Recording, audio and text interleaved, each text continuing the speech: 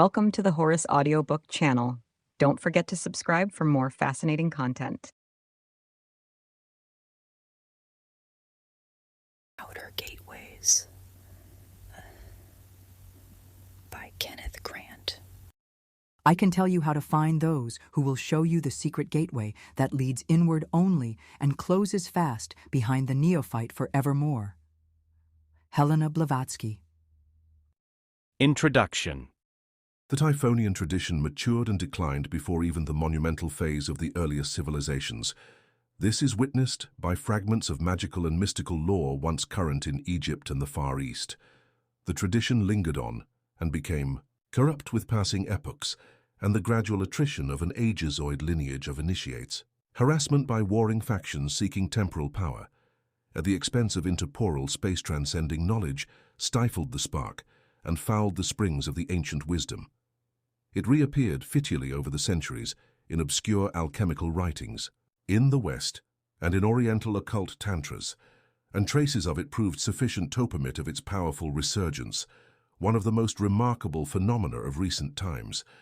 Outer Gateways is the first volume of a third Typhonian trilogy. LT culminates in the presentation of material that is comprehensive only in terms of the tradition which one have endeavored to outline in previous books. The material in question begins at Chapter 13, Wisdom of Silba. It has been included in response to repeated requests for an example of the kind of transmission resulting from magica, rituals performed in New Isis Lodge, some of which have been described in the previous volume. A word of caution is, perhaps, not out of place, although a recently received text and therefore a genuine Gabbala. Wisdom of Silba is not announcing a new dispensation or attempting to overthrow any particular systems of magic or esotericism. Nor is it claimed on its behalf that it contains a universally applicable grimoire. It is purely and simply a synthesization of emanations received under curious circumstances outside normally accepted magical procedures and subsequently translated into terrestrial language. LT has been described as a Typhonian tantra, but a more precise definition would identify it as a text of the Typhonian school, fed by Ophidian vibration semanating from the tunnels of Set. LT contains at its core a metaphysic, a philosophy, and psychomagical formulae which, under special conditions, enable occultists working with the Typhonian current to contact the sources from which it issued.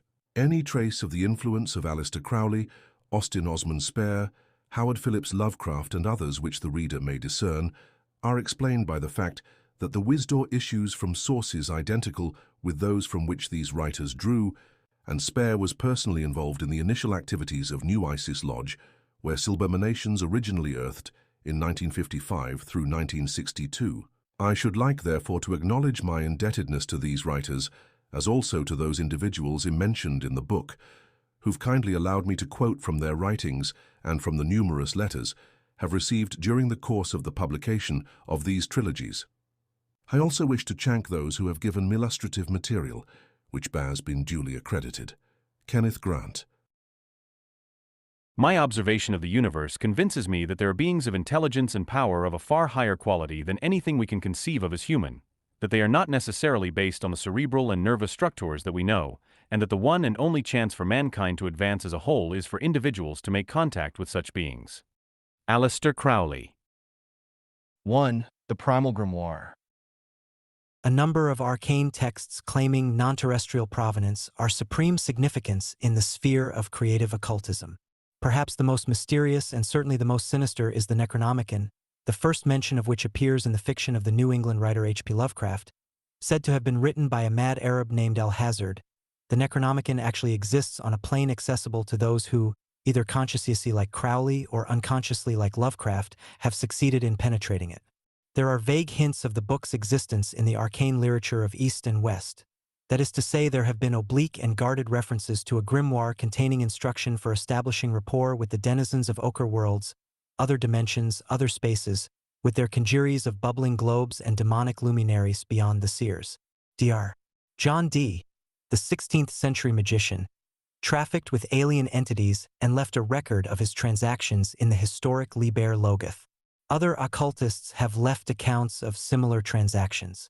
but it was H.P. Lovecraft, 1890 to 1937, who crystallized in a single concept the strands of weirdness and wonder, horror and terror that went into the making of these and yet more ancient records. He created an archetypal anomaly, the Necronomicon. The title means the Book of Dead Names or Names of the Dead. Dead, that is, to earth life but who exist in dimensions inaccessible to average mortals. Immaterial as the book is, it has led, inevitably, to far-reaching controversy, and it is no exaggeration to say that many of today's creative occultists have been influenced, not by the presence of the book but by its absence. LT is in fact the concept of magical absence that has proved to be the matrix, the mother void, of those mysterious contacts with alien entities that are Rodé placed within the category of ufology, the lore of unidentified flying or flooring objects. The label is useful for one main reasons. It affirms the anonymity of the entities in question. It further affirms their association with the elements of air and of water, which are the phenomenal symbols of space. For, in metaphysical terms, with the void, typified by the concept of outer space. What is particular, why significant, is that Lovecraft first mentioned the Great Old Ones, the chief protagonists of the Necronomicon in The Call of Cthulhu, a tale which initiated the Cthulhu myth Eichel. This tale was written in 1926, the year in which Frater Akkad vibrated the magical word Alala, which adds up to 93. Cthulhu is described by Lovecraft as an octopoidal abnormality abiding in the deep, waiting to surface and possess the earth, which is a way of describing a lurker in outer space waiting to invade the terrestrial sphere. This is a macrocosmic interpretation. From a microcosmic standpoint, Cthulhu lies dreaming in the ocean, the subconsciousness, awaiting certain astrological configurations that will both announce and facilitate its manifestation on Earth, projected via the minds of its chosen votaries. These are necessarily few and secret. The name Cthulhu, although assumed to be an imaginative appellation created by Lovecraft, bears very close resemblance to Tuchulu, a word that appeared in Crowley's Liber 418, degree which antedated Lovecraft's tale by nearly 2 decades. Here again appears a connection with extraterrestrial entities, for Liber 418-7 is the book of the Ares or zones beyond Earth. Ufology has now infiltrated the contemporary occult scene, and the new lore has lento orders such as the OTO, NIL, and orientations other than those which characterized them in the days Blavatsky, Crowley, Spare, and others. In the present book, these orientations will be examined in relation to areas of magical consciousness hitherto unexplored. We shall in fact approach the gateways between which and humanity there exists a solution of continuity that may be transcended only by the magic of the Mauve Zone. This highly specialized form of occultism, first introduced in Hecate's Fountain, is related to a formula of dream control evolved by the present writer during the years 1955 to 1962, when New Isis Lodge was founded for purposes of traffic with the Outer Ones. The efficacy of the formula will be demonstrated in the present volume, which resumes the results of numerous magical workings and occult experiments. A major facet of the formula is the role of animal symbolism, which is herein shown to illuminate a gnosis more ancient even than that of the beast-masked deities of Egypt, which veiled the mysteries of magical miscegenation. This gnosis, like its later Hebrew reflections, features the zootypes of a force not only pre-human but altogether alien to the human lifestyle. The bestial symbolism masks, in its primordial form, the mystery of intercourse between non-humans and humanity. Ancient lore is replete with references to the subject. More germane to our immediate concern, however, is a story by Lovecraft written for the celebrated illusionist Houdini, which expresses the undercurrents of a situation not quite so simple as that which Waite and others have supposed. The fact appears to have been overlooked by contemporary researchers that Waite, of all authorities the most unlikely, is vermily alone in alluding, more than fleetingly, to mysteries which are now puzzling empirical scientists and occultists alike. Arthur Machen, also, had more than an inkling of these martas. He was an intimate friend of Waite, and so did Austin Osman Spare. There is evidence that Spare's line of initiation can be traced Cruff the New England which covens. It was therefore identical with the most ancient currents represented today by, among other arcane stricams, the Lodge of the Black Eagle, which uses formulae comparable with those of New Isis Lodge. The latter received via OTO, and Zos Kia Cultus Che individual charismara of both.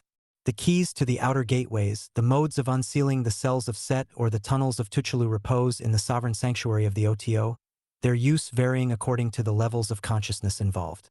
The only way of acquiring these keys is, in a sense, by becoming them. This is to say, their acquisition depends upon the ability of the initiate to mold his astral consciousness in forms, frequently zootypical, of the magical zone he intends to penetrate. Zoes, Austin Spare, used mainly feline forms. Crowley, on the other hand, often utilized bird shapes such as the hawk and the ibis. The distinction is significant. The temples of the Egyptian cat goddess Bast were dedicated to the moon and to the Mian, the stars. The temples of the Horus hawk or falcon to the sun. Those of the ibis-headed Ihoth to Mercury. The magical formulae corresponding to these levels are, respectively, of the 8-inch the Ikes and of the 8. But this analysis reveals but a single interpretation of such formulae. The solar attribution via Horus might, for example, with equal validity be referred to Mars, thereby changing to 11-inch the formula for Horus. A way of understanding the use of these keys, i.e. by examining their application to the mystices of the Book of the Loss, the Necronomicon myth cycle and Zoskia Culrus. Is my intention therefore to treat of these aspects before exploring other relevant matters. 2. Tutulu. The word Tuchulu was heard by Crowley during an initiation into the ether of Za, which he underwent in Algiers on November 24, 1909. LTS appearance in his vision of the 27th air suggests a perichoresis with the Necronomicon current. LT is probable that the word transcribed by H.P. Lovecraft as Cthulhu is a variant form or corruption of Tuchulu, in much the same way that Coranzan is a variant of Kotzer and Coranzane. Crowley stated in Liber 418 that Tuchulu Conneld not be translated. The reason for this statement is not clear because in the second ether the word is irranslated without comment. The number of Turulu, which is 66, is a number of the great work, and of new and had conjoined. Had, being identical with the god set, is the throne OC seat of Isis, whose name means precisely thar. Nuhad is therefore a form of New Isis, and so also is Tuchulu. 66 is the mystical number of the Cliffith, the world of shells which suggests the abode of the deep ones of which Krulu or Tuchulu is supreme. 66 is also the number of the angel Attaum who revealed to Mani the gnosis of the double current. Also, and by a certain system of gematria, 66 is a number of Iwas. Degree, it should be noted that the Lirani contained in Liber 418, which includes the untranslatable word Turulu, is related to a formula of Gemara which indicates the backward way and the path associated with the Tuat, the subconsciousness. Why did Crowley declare Tuchulu to be an untranslatable word? In the second ether there appear the letters Tu Fu Tu Lu, which he translates as, who will shall attain. This was an accurate translation. Tuchulu would then read, who shall attain. This may be interpreted as confirmation of the promise of Thulhu's long-awaited resumption of the throne of the Deep One, i.e., the seat of Nulsis. The inclusion in Tuchulu of Fu, meaning may have decided Crowley against translating Turulu because such a render ing could imply the use of the 93 current by the Deep Ones in their bid for terrestrial supremacy. In Cults of the Shadow, examine the point made by Frater Akkad to the effect Thart Crowley had failed to utter a word. It may be suggested, tentatively, that the word Turulu which Crowley received in 1909 in connection with the 27th ether is the word of the Aeon of Horus, or Set. A full analysis of the word will appear in due course. Here I merely draw attention to the fact that Lovecraft made Cthulhu the star of his mythos. The concept should therefore be examined somewhat closely. The depth, Cthulhu, is reflected in the height, Yog-Sothoth, as Set is the shadow of Horus. This point is significant for Lovecraft defines Yog-Sothoth as one in ale in 1 foot, which happens to have been the motto chosen by Frater Akkad when he assumed the grade of Master of the Temple, in the Order of the Silver Star. Had Akkad been aware of Lovecraft's work, he would not have failed to comment on the fact that this motto appeared later in Lovecraft's work in connection with the counterpart of Krulu. These facts are synchronicities, ordinarily inexplicable but perfectly logical in a context of an ongoing magical perichoresis involving Crowley, Jones, Lovecraft, and the present synthesizer of these elements. Yog-Sothoth, the zenith of which Tuchulu is the nadir, as solstitial points they are balanced by their equinoctial counterparts Fast and Nwist, represented in the Necronomicon cycle by Hastur and Shub-Niggurath. The full complex formulates the Great Cross, which typifies the crossing over from martyr to spirit. This is represented on the tree of life by death, and by death in the voodoo imagery of Baron Samedi. The 4 letters of the word of the Akon, the word given in Liber 418 which Crowley's supposed to be false, are Ma Ka Sha Na. Ma is Mot, whose element, air, symbolizes space. Ka is Kali, whose element, water, symbolizes blood. Sha is Shiva or Set, whose element, fire, symbolizes spirit. Na is Nigurar, whose element, earth, symbolizes matter. The word Makashanab thus resumes the formula of space-time spirit matriarch. The word Tuchalu, which Crowley forbears to translate in one place, and, in another, renders as who will shall attain, contains the keys to space-time spirit matter. The twin T's represent the double current, the Taws of the double wand one. The 3 Vavs, as Ayin, represent the Kabbalistic O, Ein Sof, or the mathematic cube root of 0 algebraically. In Liber Trigrammaton, the concept is expressed as nothing under its 3 forms. Crowley pointed out in Liber Lhi that 0, or ZRO, is the magical essence of matter. It was used, some say abused, by the sorcerers of Atlantis. The remaining letter of Tuchalu, L, designates Mot matter, whose Akon is adumbrated in Liber L. Crowley admitted to not having heard correctly certain words during the transmission of Liber L, and it is probable that he misheard the word Tuchalu. LT may have been Kuchalu, in which case it would be identical phonetically, but not Kabbalistically, with Cthulhu. The Schlangekraft recension of the Necronorcan, Introduction, p.19, suggests a relationship between Kuchalu and Kutha, or Kuru, the Sumerian underworld ocean. Thus, Kuchalu or Kutalu, Lovecraft's Cthulhu Sumerianized, would mean the man of Kutu, the man of the underworld, Satan or Shaitan, as he is known to the Yezidis, whom Crowley considered to be the remnants of the Sumerian tradition. Note the reference to the Yezidis whose power zone on the Tree of Life is assumed to Yesid, the foundation or seat. The number of Yesid is the number of Zaa, Che name of the ether containing the word Tuchalu. The number relates to the moon of the tarot. It contains the symbolism of the twin pylons, Tutulu, and the zootypes of the backward way, the jackal or hyena. Both the lunar and Bathilic languages in which is written, according to Crowley, the litany containing Tuchalu, are connected where the moon and with the sea, the abode of Krulu. Bathilic is a language of the deep ones. It is related to the lunar language as is Chinese to Japanese. The characters are common to both, but their interpretations differ. The sirens and wymps denote the elements concerned. They are related to the moon Atu18, via the par which, in its Tertullian reflex, becomes the tunnel of Culielfi. Za suggests a connection WH the Akon of Zane and with the serpent, which, combined with the A.A, further suggests the star and the snake. Whatever the interpretation of Turalu or Kuralu, there can be little doubt that Krulu surfacidio the Aeon of Za and was heard by Crowley 2 decades before Lovecraft wrote, in 1926, The Cale of Cthulhu, which was not published until 1928. These considerations do not preclude the possibility of earlier published records of the name, but they do affirm the objectivity of the concept and independence of Lovecraft's individual subjective range. The most significant numbers connected with the name are 77 and 66. The former is the name of OZ, the title of Crowley's new manifesto of the OTO, which related to the rights of man. 66, on the other hand, Denner's The World of Shells, Habitat of the Deep Ones. Us comprises Ayin and Zane, the Eye of the Snake. Cthulhu is represented in the Lovecraft mythos as a sea monster with a single eye-winking balefully from a mass terminating in air-writhing tentacles. The tentacies typify the holding pavwar, the hold, hand or womb of the mother force, Shakti, in the wearers of the great deep. The objects of attainment detailed in the Song of the Sirens, second ether, are the sword, the balances or scales, degree, and the crown.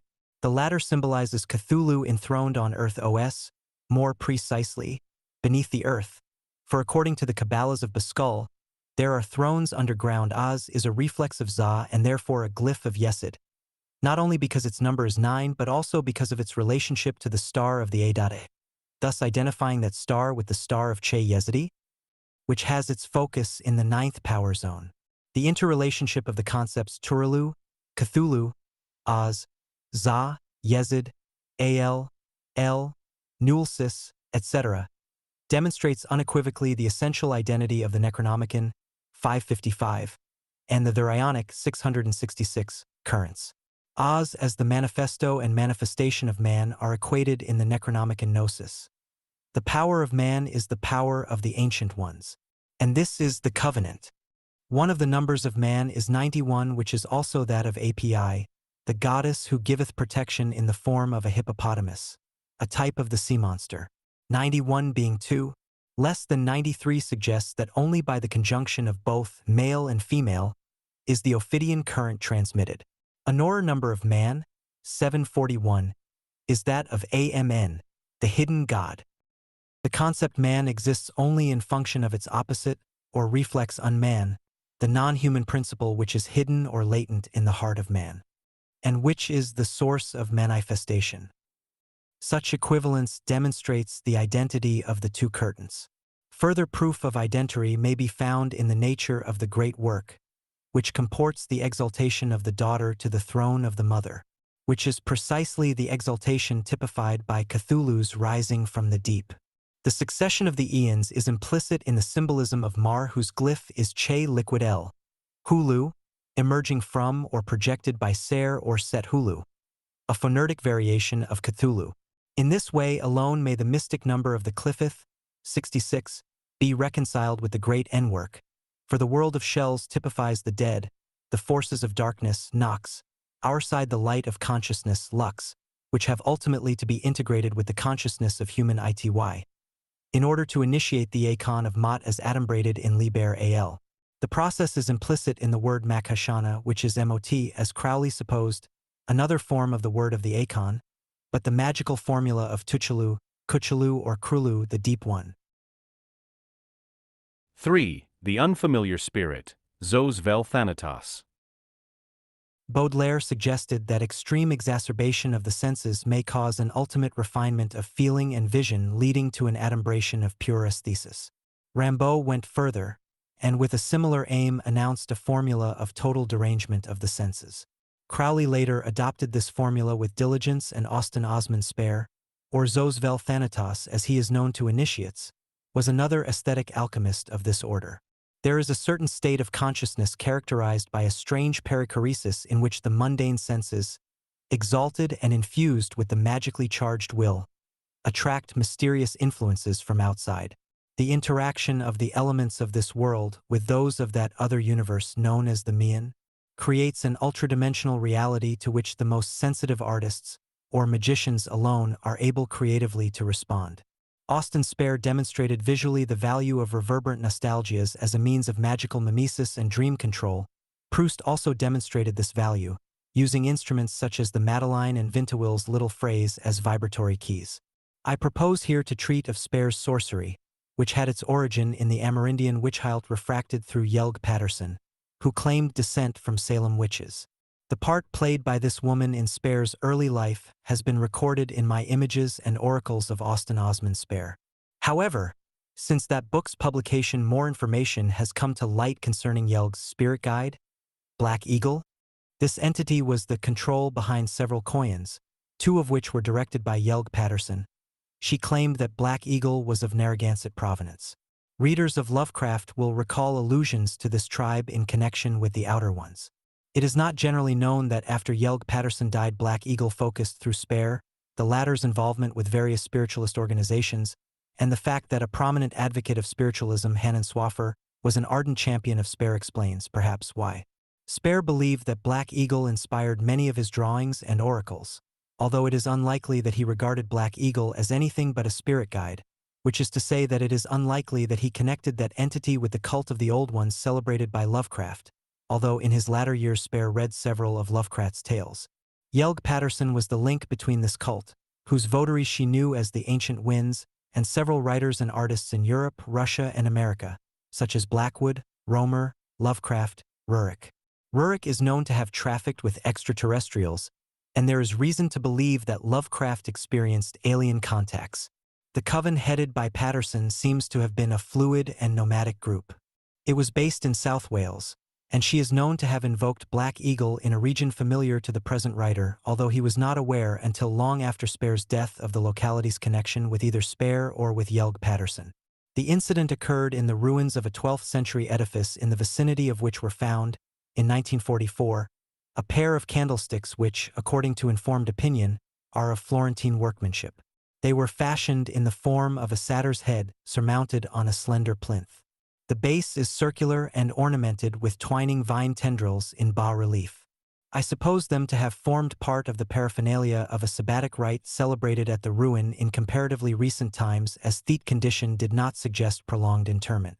At the time of the discovery I had neither met Spare nor heard of Mrs. Patterson, although I had read Spare's books in which there is no mention of her or of his association with a witch. When I showed the candlesticks to Spare, merely as oddities, he in turn showed them to a psychometrist who told him without hesitation they had belonged to a witch. Spare was amused, but he did not associate them with Mrs. Patterson, and the matter was forgotten until 1980, nearly a quarter of a century after his death. It was revived by my contact with an elderly lady who claimed erstwhile membership of Yelg Patterson's coven around the turn of the present century. From this source I derived information concerning which Patterson's link with the old ones of the existence of which, so far as I am aware, Spare was oblivious. The information explains not only her association with the candlesticks but also the really of Black Eagle in the Zoskia cultus. As an example of that cult's affinity with the ancient ones as described by Lovecraft, I shall include here a ritual which my informant supplied. It is known as the entreating of the stones and is said to have been used anciently by the Narragansett Indians in their traffic with the outer ones. Readers of the Derleth recension of Lovecraft's account of the lurker at the threshold will be reminded of the directives given in the will of Elijah Billington to his legatee, among which appeared the injunction not to entreat of the stones, nor to open the door which leads to strange time and place. There survives no written comment on the ritual, but a biblical quotation appears marginally, though not in Spare's hand. It is here included at the proper place. In a preamble to the rite, too diffused for inclusion here, it is declared that the number of stones to be used will vary according to the nature and other affinities of the elemental entity evoked. They are classified, along with the 4 elements, as follows: for water Syth Ulu, 3 stones; for fire Syth Odowag, 6 stones; for air Hru Syth, 8 stones; for farth Shognagoth, 5 stones, and so on.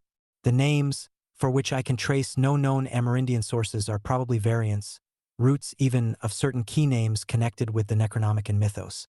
Syth Ulu suggests Cthulhu. Syth Odowag may be Yog Sothoth or Asada Gawa. Hru Syth is in Kazi metathesis of Hastur, and Shognagoth glosses Shub Nigurath reasonably satisfactorily.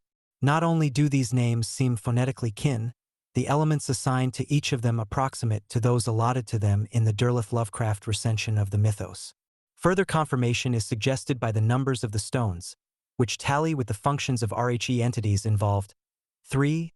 Bina Saturn, the Great Deep, abode of Cthulhu; 6. Typhoreth Soul/Fire, Yog Sothoth, root of 666, the spirit of the solar phallic current; 8. Hod/Mercury, Air, Hastur, the winged messenger; 5. Gabura/Mars, where the correspondence is with the goat of 1,000 young, Shub Nigurath, as the type of Kali goat as distinct from the panic goat of ATU 15, Tarot.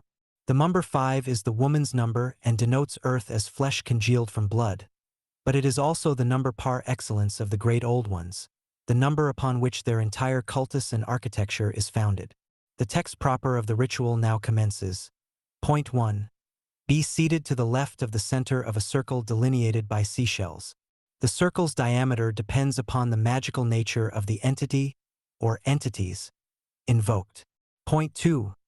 Each stonius to be named after its reflection in the Greer Deep.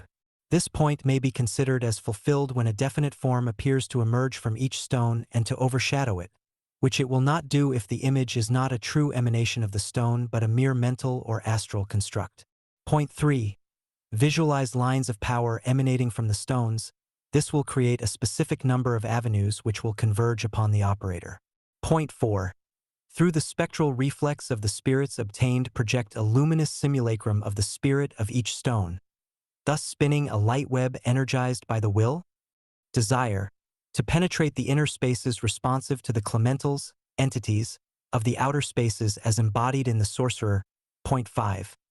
Become as a corpse, as taught by Zos Ka, and visualize the ensuing hro as a brilliant explosion near the center of the light web. Point 6. This ritual manifests the magical will of the sorcerer at the moment of hro. This will reify within as many days, hours, or minutes even, as there are stones in the circle. If the rite is performed daily, it will be found unnecessary, and perhaps unwise to think about it at any time other than during moments preceding sleep. The entire ritual should then be visualized, point by point, and the working should be sealed with the star in order to abort premature manifestation in sleep. On the other hand, if fulfillment in dream is desired, then the sea star should be traced in the astral atmosphere above the circle. If an ethereal reification is required, the stones should be sea-laved and collected beneath a full moon within the space between two tides. The document is remarkable if for no other reason than the names of the entities invoked. There seems little doubt that they are variants of key names found in the Necronomicon, and it would be of interest to know how Mrs. Patterson encountered them more than 2 decades before their first appearance in a published work. This is a mystery that compares with the inclusion by Crowley in the vision and the voice of the word Tuchalu, already discussed. Syth, set or sit, has the value of 470 and of 710. For 70 is the number of DVR Dvrim, eternity, literally a cycle of cycles, or an aeon of eons, and of Oth, time, or a period of time. 710 is the Chaldean Shith, meaning 6. This indicates the solar phallic current of which the lunar form is 666.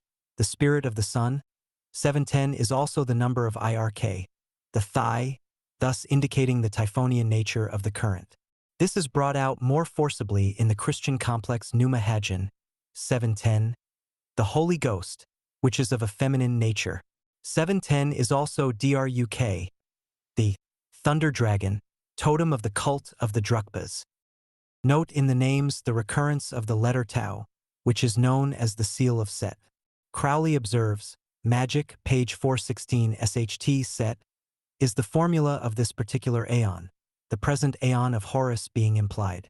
Note also that Shognagoth contains the word Shoggoth, a kind of zombie encountered in Lovecraft's recension of the Cthulhu mythos. Syth or Seth was a synonym for Typhon, and it denotes, according to Plutarch, turning back and overpassing. The tail or thigh was a type that became the feather of later symbology. Hence the feather of Mot, which denotes the end of the aeon of Horus. As Set remains a part of his mother, Typhon, her excrement so to speak. The tail indicates the source of manifestation, and as such forms the basis of the formula of the 11-degree OTO. It is emphatically not a formula involving homosexuality. The mouth of the dead was opened by the priest. In a ritual associated with the name of King Amenophis I, the adze, bolt, or instrument of opening is described as the phallus of Set. Set was worshipped as the god of the borderland, not because of an historic association with the desert where his cult centers flourished, but because of his affinity with forces from outside, beyond the borders of the cosmos. Seth is both the thunder god, disturber of peace, and a foreigner, an alien or extraterrestrial force. This explains the god's veneration in terrestrial borderlands. Set is the outsider as the god of frontiers and foreign countries. According to A.H. Gardiner, Salyer Papyrus, the Hysos, or Hekshus, worshipped Seth. King Apophis made him Seth as lord, and he did not serve any god who was in the land except Seth, and he built him a temple as a perfect and eternal house beside the palace of King Apophis.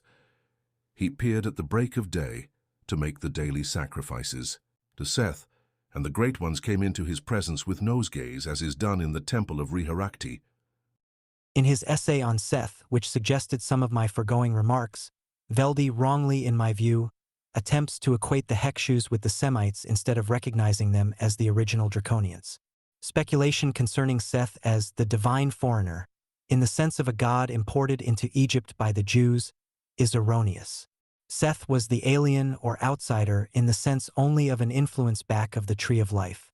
It was after the worship of Set had become overshadowed by later cults that from having been venerated as a divine foreigner and dreaded initiator into a different form of existence, he became degraded to the role of a demonic murderer, a chaotic power. With such considerations in mind, it becomes possible to analyze intelligently the names that appear in the Rite of the Stones. Syth Ulu may be valued at 780. The number of Lon, a howling animal of the desert, a name of Baal corresponding to Pan. Lon derives from the Egyptian en, the ape, a type of speech.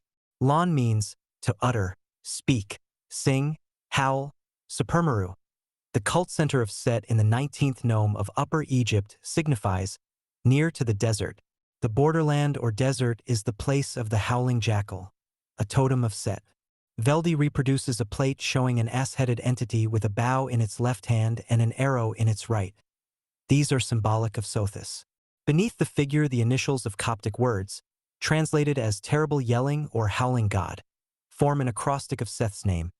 This deity became the scapegoat of religious zeal for national Egyptian gods, first as foreign or alien force and later as a desert demon evoked only by sorcerers. As in the case of Lovecraft, centuries later, the underlying dread was not of human foreigners but of those alien dimensions whose god was typified by Set.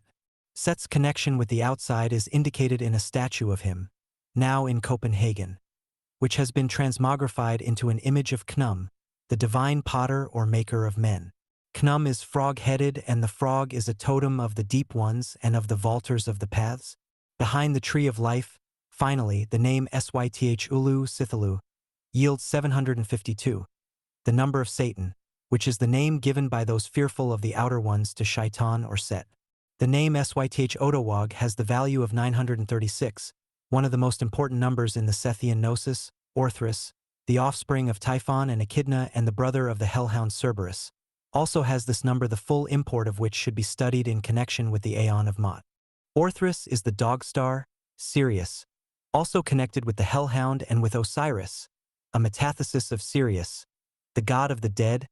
936 is also the number of Kether, spelt in full, to which is attributed Pluto, also symbolized by a dog. Another number of Syth Odawag is 696, the number of Ipsos, the word of the Aeon of Mot, and of Nagrik Samisha. Odawag contains the Od and the Yog. The name recalls Satawagwa, the black toad typical of the deep ones and the Batrachian leapers. Syth is a form of Haruset, the twin god, a variant of Hastur of the ancient winds, air being the element of Horus as the Talcon/eagle, and of Set as the crow/raven. The number of Hru Syth, 681, equals HRVOH, the sound of a trumpet, king of wind instruments, and of a joyful cry reminiscent of Hrilix, chase shrill scream of orgasm. Hrilin is the word of the dove, the bird of air also attributed to Venus. Its association with the Laman of the OTO has been explained in Night Side of Eden.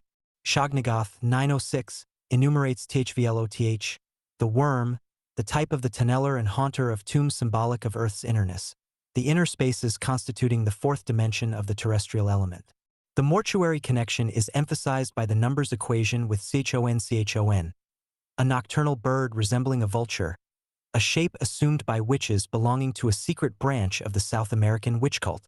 Spelled out as SAVGNIGVTH, Shognagoth is one more than 777, the number of OVLM HQLIPYTH, the world of shells and of DGON, Dagon, Lord of the Deep Ones, in this case the Inner Earth Ones.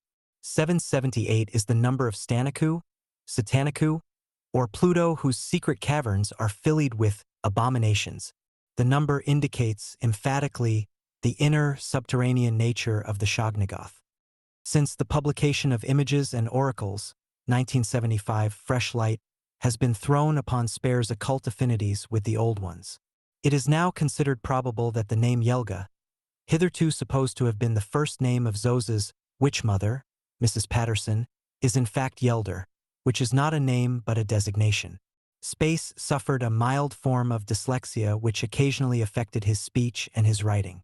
Examples are his mispronunciation of the name of his friend, Hanan Swaffer, as Swather, and his conviction that in illustrating for the Bodley Head in 1911, The Starlit Mire, he had illuminated aphorisms composed by the philosopher Bertrand Russell when, in fact, the book had two authors, James Bertram and F.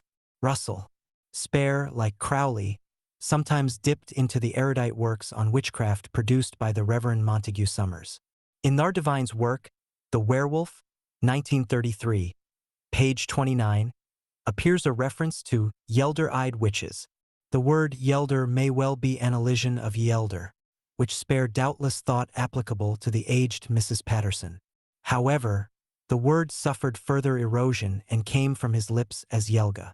In consideration of Mrs. Patterson's connection with the Old Ones and the Elder Gods, as focused through Black Eagle, the applicability of the term now seems to have been singularly appropriate. What is certain is that through Mrs. Patterson, Spare was first enabled to traffic with occult entities that were survivals of ancient witchcraft, and, based upon his experience of them, to evolve a unique system of sorcery. At page 186 of The Lurker at the Threshold appears the following. The Indian wise man, Misquamicus, charmed the demon to a pit in what had at one time been the centre of Billington's circle of stones, and had there imprisoned it under, the word is illegible, but it is probably slab or stone, or something similar, carved with what they called the Elder Sig. They called it Osadagoa, and explained that it was the child of Sadagoa, which suggests instantly one of the lesser-known entities of the myth pattern we have been examining, Tsathoggua, sometimes known as Zothagua or Sodagui, which is described as non-anthropomorphic, black and somewhat plastic, protean in origin, of primal worship, but Misquamicus described it as sometimes small and solid, like a great toad the bigness of many groundhogs, but sometimes big and cloudy, with no shape, though with a face which had serpents grown from it. IR is then pointed out that this description might fit Cthulhu, or perhaps Nyarlathotep. But it also accords with descriptions of Yog-Sothoth. In one of his letters, Lovecraft referred to this entity as Tsathoggua, Sodokwi. The numbers of these names and their variants are illuminating, especially apropos the reference to Billington's Circle of Stones, which suggests a connection with the ritual under discussion. Osadagoa is described as ye child of Sadagoa, and a frightful spirit as came down from ye stars. One of the numbers of Sadagoa, 251, is that of Vribble, the mysterious magical force mentioned by Bulwer Lytton in The Coming Race. 251 is the number of MNBSNMT, the father of Ankh Nakansu, which suggests a connection with the Kuil of Newick and with the stellar ambience of Osadagoa. It is also the number of Rimu, which is translated by Budge, Book of the Dead, as the City of the Fish, which is significant in view of the fact that 251 is the number of Anadotus, the repulsive one. An alternative number of Osadagoa is 281, which is that of Resta, the tomb, the abode of the dead, and of the worms or serpents of the earth which guard the corridors or tunnels of Set in the kingdom of Seeker. The worms lived upon the bodies and fed upon their blood. Book of the Dead. 281 is also the number of Sangpa, the valley in which Dickhoff and others locate the fabulous Shambhala, the underground city. As 461, Osadagoa equates with a form of Aosic, an old one presently focused by the outer head, or the head in the outer of the Ordo Templi Orientis OTO. It is also a number of OHSPE, a modern revelation that tells of traffic with entities beyond the earth. The name Tsathoggua has the value of 574, which is that of a Chaldean word having a general meaning of movement, IRCHSHVN, which is applicable to the toad-shaped leaper, another link with the deep ones. A variant form is Sadagoa, the parent of Osadagoa. Its number, 220, is that of Agartha, a form of the Restau or underground city of worms, and fish. 220 is also the value of Mpilum, the sons of Anak the giant or great old one. To Thelemites, the significance of the number 220 is paramount, being the number of verses in Liber Al. This great grimoire was in fact, and for that reason, designated Liber CCXX before the later name was ascribed to it. It is also the number of GRZI, desert land or waste places, typifying the abode of Set. Finally, a form of Sadagoa Zothagua has the value of 501. It is described in the Lovecraft mythos as the toad-shaped abnormality from Nkai. Nkai is described as black and lightless, It's from Nkai the frightful Tsathoggua came, the amorphous toad-like god creature mentioned in the Necronomicon. The number of Nkai, 81, is the mystic number of the moon and the formula of witchcraft presided over by Hecate. It is the number of KSA, the full moon, the first day of which typifies the point of turning back. KSA also means a throne, symbol of Isis and of Kulki. The white horse on which Lord Mithraea will appear with a drawn sword blazing like a comet. The sword is Zai. The comet is the vehicle, UFO, in which the Ionic avatar of Mot will return to Earth. When this occurs, Cuthali, Cthulhu, dead, but dreaming, will rise from the deep. Nkai is the deep dark place, the Amenta of the Kamites, the Kia of Spare, the place of shades which is, like the body of Osiris, remembered in the ritual. As it is written in the Magan text, remembering is the most important and most potent magic, being the remembrance of things past, and the remembrance of things to come, which is the same memory. In addition to Spare's formula of atavistic resurgence, there are various systems based upon the magical memory. That they appear to relate predominantly to the arts is due largely to the fact that visual and written records of the processes involved are more likely to survive than less obvious forms. The achievement of Marcel Proust is perhaps paramount. His great novel demonstrates the function of unconscious or involuntary memory awakened by chance sensations which evoke in the present a profound nostalgia potent to reify the sleeping past. As Anna Kingsford observed, He to whom the soul lends her ears and eyes may have knowledge, not only of his own past history, but of the past history of the planetas beheld in the pictures imprinted in the magnetic light whereof the planet's memory consists. For there are actually ghosts of events, mains of past circumstances, shadows on the protoplasmic mirror which can be evoked. Arthur Machen's theory of protoplasmic reversion brings the magical mechanism into the realm of actual physiological transformation, as exemplified in his tales, The Great God Pan, and The Inmost Light. In the field of the visual arts, Salvador Dali stands supreme as a magician who perfected a similar formula to which he added a process of paranoia critical activity, energized by delirious obsessions pertaining, as in Spare's system, to a personal erotic aesthetic which he elaborated into a fantastic body of mystical nuclear art. Rimbaud, Baudelaire, Mallarmé, each contributed to this magical current. Rimbaud, with his systematic derangement of the senses for the production of true poetic vision. Baudelaire, with his theory of synesthesia and his system of correspondences. And Mallarmé's subtle evocations of presence through absence, a veritable mystique of Lunent. Later, the surrealist writer André Breton enunciated theories of automatic drawing, adumbrated by Spare, and writing which he quintessentialized in the slogan, "Beauty will be convulsive or not be. Convulsion, derangement, delirium, obsession, reversion, nostalgia, ecstasy." These were the major elements of the current. Spare embodied the kernel of the doctrine in the Book of Pleasure. At that time, 1909 to 1913, Crowley was publishing The Equinox, to which Spare contributed illustrations, two only of which appeared, which accounts for the list of titles in the Book of Pleasure of chapters and illustrations that were omitted from The Equinox. Spare had intended using the illustrations, but he never wrote the chapter suggested by them. Their substance, in the form of notes inspired by Yelda Patterson, was destroyed during World War II. When I got to know him, I persuaded him to reformulate the lost material. He did so, and it survives in the form of the Grimoire of Zos, parts of which I included nearly 30 years later in Images and Oracles of Austin Osman Spare. It is therefore necessary to recognize and to disentangle three strands in Spare's work. The influence of Crowley's Equinox is evident in several of the chapter titles above mentioned, as well as in various passages in the Book of Pleasure which touched upon magic, usually in a decissory manner. For example, projected chapters entitled The Black Mass, Black Magic with Protection, Vampirism, were undoubtedly suggested by the case of Mrs. Horrocks, an account of which appeared in the Equinox. But the major occult influence in Spare's life flowed via Witch Patterson. The doctrines which she taught are easily recognizable in chapter heads such as prophecy, omens, oracles, superstitions, excitement of love, use of spells and incantations on men and animals. The third influence, the most elusive yet perhaps the most powerful, came also through Mrs. Patterson, although it is doubtful whether she or Spare was aware of its provenance.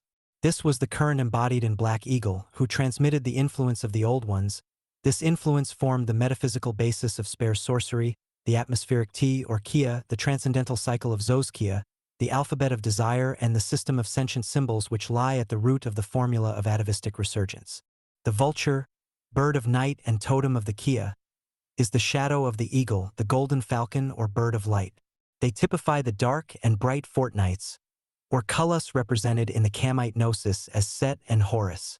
Black Eagle united in one image the dark light, substance shadow elements. The current of Salem witchcraft was continued via Mrs. Patterson. It stemmed directly, and almost certainly unknown to her, from the infinitely ancient sorcery typified as the third strand. These currents became inextricably fused in Mrs. Patterson's sorcery, and many of the ideas they conveyed were later enshrined by Spare in the form of the painted discs and circular yantras found listed in the catalogues of his exhibitions under the generic title Flying Saucers. One can also detect hints, as in the chapter heading, The Feast of the Supersensualists of the Abominable Repasts of the Sorcerers of Leng, and again in the modus operandi at the Joy of the Round Feast. A glance at the catalogues of his later period, 1949 to 1955, is sufficient to dispel any doubt as to the origin of Spare's use of the term flying saucers. It was based upon Kenneth Arnold's description of phenomena which have since formed the basis of a new science and a new mythology. But Spare's adoption of the term was not a merely humorous acknowledgement, but an affirmation of the revival of that ancient sorcery embodied in the magical current transmitted from outside by Black Eagle. In recent years, the occult significance of the eagle has been perhaps best expressed by Carlos Castaneda. But the symbolism of the vulture has not, to my knowledge, been evaluated in terms relevant to the old ones. Spare's intimate association with the vulture seems to have been ratified for him beyond doubt when his right arm was paralyzed by a bomb blast during World War. This bird is the totem of the sorcerers of Leng and their necrophile repasts. It is also emblematic of the death posture, a major factor in the formula of atavistic resurgence, or resurrection, which is central to Spare's sorcery. The death posture is not a mere parallel of the yogic magnetic sleep. It is the asana of negation that excludes all influences from outside. It is a positive projection of the forces of Amenta, the world of the dead, the vibrations of which were celebrated by Spare in the Song of the Negative Degree. The title of the book containing it denotes the infernal or inner earth, Amenta. Concerning the symbolism of the vulture, the semantic equation should be noted. In Little Essays Toward Truth, Crowley identified the Kia with the will, Thelema 93. It is significant that Spare's Kia, the atmospheric eye, has the value of 31, which is the key of the Book of the Law, and which is the root formula of the Supernal Trinity Alabama LALA vibrated by Frater Akkad in 1926 as the word of the Aeon of Mot.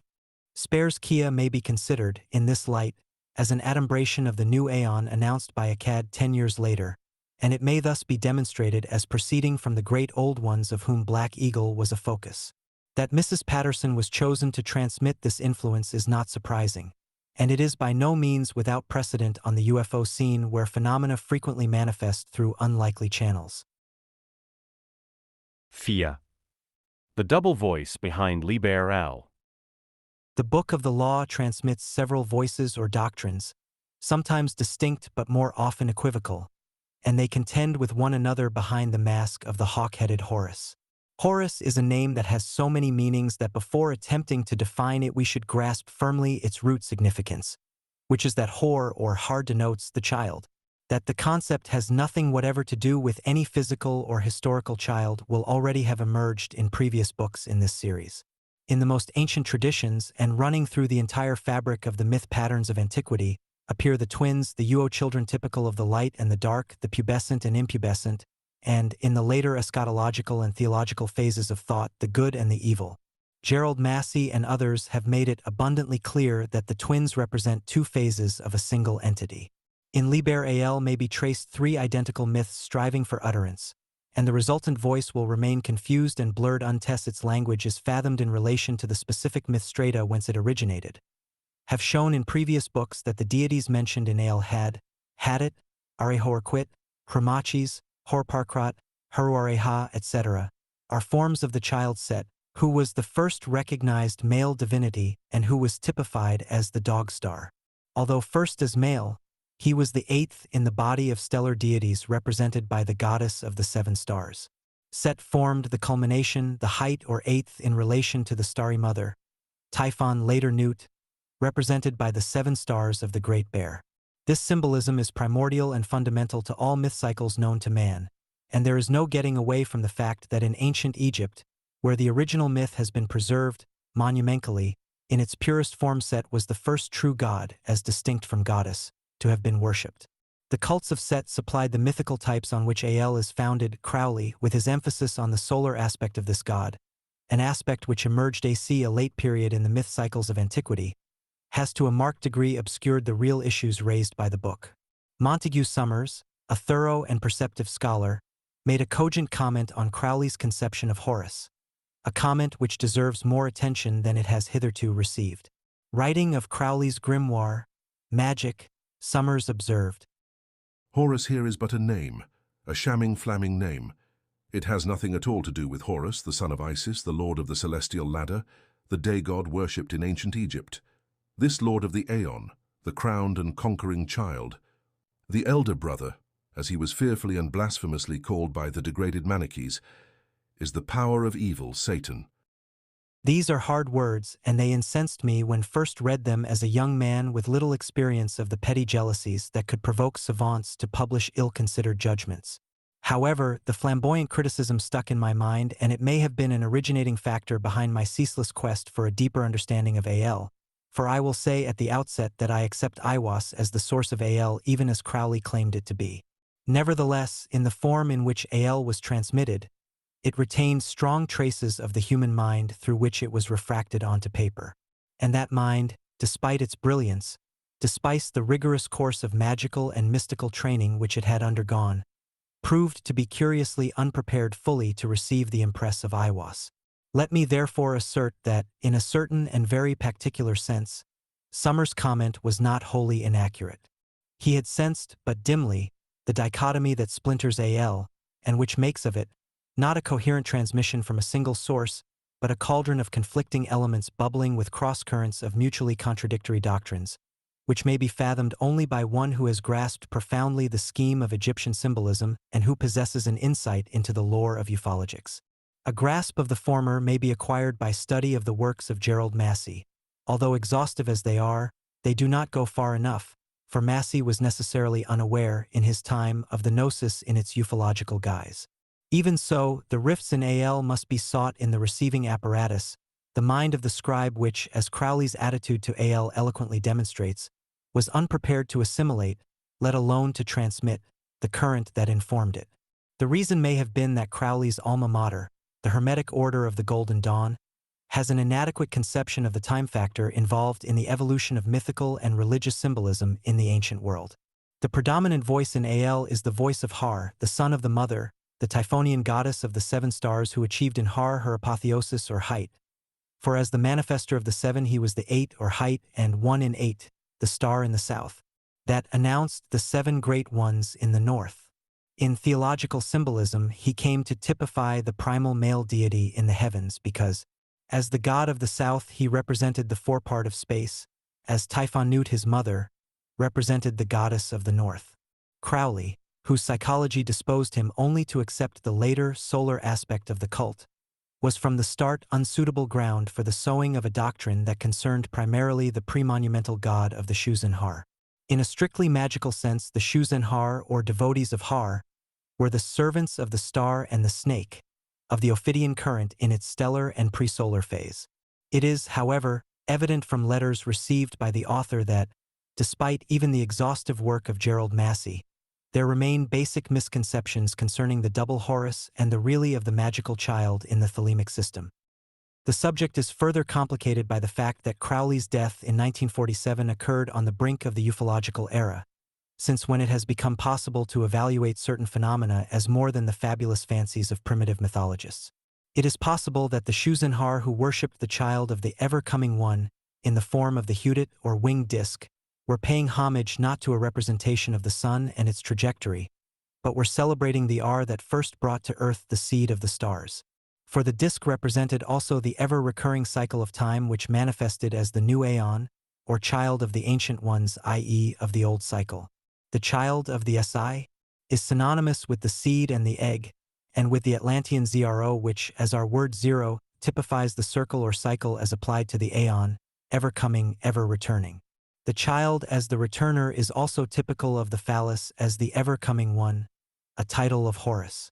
The conflict between the devotees of the two Hars, the Har, son, of the mother, Set Typhon, and the Har of the father, Horus Osiris, was not, as some authorities have supposed, a racial but a religious conflict. Celestial, not terrestrial, lineage was the matter of contention.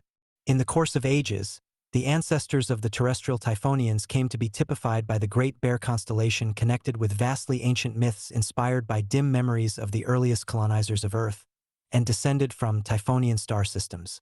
The solar lineage, so-called, was in a later mythos represented as coming via the moon, to pave the way for those of whom they themselves were a pale reflection or a distorted projection. Those, whose provenance was confused with the sun, came from Sirius, the sun behind the sun. They were the later invaders, and they descended from the star of Set, which typified the height, or most exalted star, born of Typhon as the eighth of her brood and the first male or solar reflex of the mother. In this sense only is Horus the solar god. This basically simple situation is the cause of all the confusion and of the split in the most ancient terrestrial theologies concerning the child in question, the child of the later-day systems such as those represented in Al. For this son is the son of Sirius, Set, not the ostensible son of the worshippers of Ra. Until the elements of this double strain have been properly sifted, until we have understood that two distinct evolutions of an identical seed have been contending for supremacy since Earth became the battleground, that the twin currents stem from a single source, we shall remain unable to interpret the symbols of the ancient myth cycles or to understand the more recent transmissions of the mysteries, of which Al is perhaps the least distorted grimoire. The most ancient legends are replete with references to animals that are supposed to have been the progenitors of specific human races, tribes, or families. The bear, the dog, the ape, the crocodile, etc., are all well-known zootypical totems of various primitive peoples. The myths of the American Indians teem with examples. The Scots, the Eskimo, the Africans, the Indians also have a rich heritage of types which denoted, originally, the constellations or other worlds in space and beyond. There is evidence to support the thesis that the legends involving them contain the confused remnants of atavistic memories enshrined in the myth cycles of remote antiquity. The myths were transmitted by word of mouth, and they antedate by long ages their recorded counterparts, or legends. The latter contained but imperfect memories of a race, descended from the stars.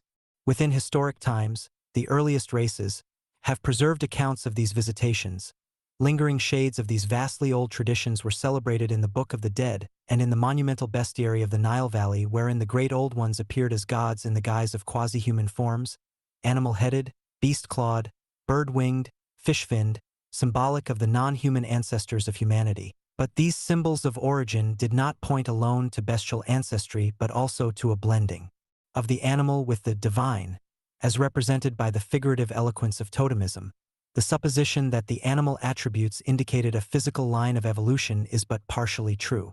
The hybrid forms, though monstrous to modern eyes, commemorate man's descent from the stars via a system of totemic symbolism suggested necessarily by the fauna of the terrestrial environment wherein the images were first minted. The beasts indicated, also, another line of evolution which did not have its beginnings on Earth. Along the line of ascent the development is tolerably clear, but the line of descent is a matter of conjecture. Massey has demonstrated unequivocally that Egypt preserves indubitable evidence of two distinct traditions. Adherents of the one claimed descent from the mother alone. They were the Typhonians. Those of the other claimed descent from the father. They were the Ammonites and Osirians. For Massey these traditions were wholly terrestrial, whereas they are here interpreted as signifying descent from the stars via Sirius, and from some unspecified locus symbolized by the sun via Orion, a line emphasized in the Central American mythos. For Massey, again, the conflict comported disruption caused by a clash of rival theologies on Earth, those which based their sociology on the primordial descent from the mother, and the later line depending from the masculine or solar sociology. But within the framework of Massey's interpretation, in what precisely did this conflict consist? It consisted in the distinction between the son of the mother and the son of the father, after the physical causes of paternity had become known, i.c., after lineal descent had been transferred from the female to the male line. In astronomical terms, between the descendants of Ursa Major and Sirius and the descendants of Orion. The latter were subsumed to the Sun, and itis this ascription that has created confusion. It becomes apparent, therefore, that the object of veneration of the so-called Aten or disk worshippers signaled the reintroduction of a vastly ancient cult. The disk typified, not the solar orb but a cycle of time described in space, literally by the revolution of the 7 stars of Typhon, who brought to birth, and was thereby manifested by her son, Set or Sirius. Massey observes that the word Aten derived from Az, an ancient name for the child and of the god Har, or Horus Behudit, god of the hut or magical disk. The winged disk, or disk borne on the wings of the vulture, Horus Behusit, is thus the original of Horus Behadit, the hadit of Al of, the disk of which Horus exclaims, "Therein am as a babe in an egg," and with whom he identifies the hidden or invisible god. Amen. Massey notes that the Aten disk was the emblem of the divine son, who was solely the seed of the woman. He also reminds us that Amen is not a name, but a title which had at one time been applied to Sebek, the Typhonian sun god, of which divine dynasty Amen was the hidden, unknown, or coming one. The seed is synonymous with both the woman and the child. The seed in Egyptian is Ser, the circle, or Zur, the sign O, 0, the disk, and the soul of man is regarded as the seed. An eaglet, says Horapollo in his Hieroglyphicon, symbolizes the seed of man and a circular form. The Atlantean word for semen is Zro, another form of 0. Su is the seed, the egg, the child. The winged disk is thus the vulture's egg or seed of the void, typical of the children of outer space. The outer ones whose totem is the vulture of Neith and of Mot, Zra, Chaldean, means to propagate, race, and the winged seed typified the race of the stars propagating its seed in terrestrial spheres. The number of Zro is 277, which identifies it Kabbalistically with Urantia, an extraterrestrial complex associated with the order of Melchizedek. Jacques Vallée describes Urantia as the 606th inhabited world in the local system of Satania. 606 equals the number of Earth, and Vallée observes that one of Urantia's ministers on Earth was a tall, strong woman in her late 50s, dressed in purple and mauve, which suggests a probable link with the magic of the mauve zone. There is no conclusive evidence that the sun of the Egyptian theologies was the solar orb with which Earth dwellers are familiar, or even the sun behind the sun, Sirius, which played so vital and obsessive a role in their celestial reckonings, greater even than the sun. Since those distant days we may be said to have made slight progress, enough perhaps to consider the possibility their Che moon, hitherto regarded by us merely as a reflector of solar light, may in fact be the focus of energies other than those emanating from the central star of our solar system. Over vast cycles of time, the images of animals, and blends of fabulous and factual beasts, were identified with the stars that formed the backdrop of the ancient world. Massey emphasized perpetual conflict between two celestial theologies symbolized by one, the Great Bear and Sirius, the Great Mother Typhon and her son Set, the woman and her dog, and by two, the later solar cults typified by Horus. An interesting sidelight on the tarot designed by Crowley reveals IRS essential identity with the Typhonian tradition, and the fact that Crowley was aware of the identity. The original design for the second ATU depicts the magician overshadowed by the bear. Crowley rejected the design and produced a solar version. It seems evident that the Mexican, Peruvian, and Central American traditions carried over the solar cult, while the Indian cults re-reigned the earlier mode typified by the Kepsh, Kofi or Gopi and cognate stellar tradition of the goddess. The mother-woman Shakti element in these cults is to be interpreted as the type of the Great Bear, and her son is her manifester, as the dog star manifests Ursa Major. In the later cults, the child manifested and typified not the mother, but the father. May there not have occurred an invasion from Orion which coincided on Earth with, and perhaps even established, the facts of human paternity, and the determination of Rhe Sun as Earth's perine star. This may have been true of Physica, evolution, but there is little doubt that the sun was not the parent of terrestrial civilization, which prerogative may be accredited, if one may so express it, to the star system of Sirius. This fact is indicated in Al. People tend not to accept personal, i.e., subjective, revelations unless they are substantiated by science. But now that many such revelations have been substantiated by science, people are no more willing to accept them. This fact is discussed in Chapter 8. There are no incontrovertible facts, and there can be no revelation that is not originally of a subjective nature. The mind, however, is satisfied only by facts amenable to rational analysis. But we know that values are constantly changing, and the criteria of one era are not necessarily the standards of its successor. But there is another faculty of human consciousness, the intuitive or insane faculty. One might almost describe it as the fourth dimensional faculty. It is a faculty that appears sometimes in the artist, the poet, the occultist, and in a certain kind of scientist, and it functions also, rarely, in almost everybody. It is epitomized on the tree of life by the third Sephira, Bina, the sphere of understanding.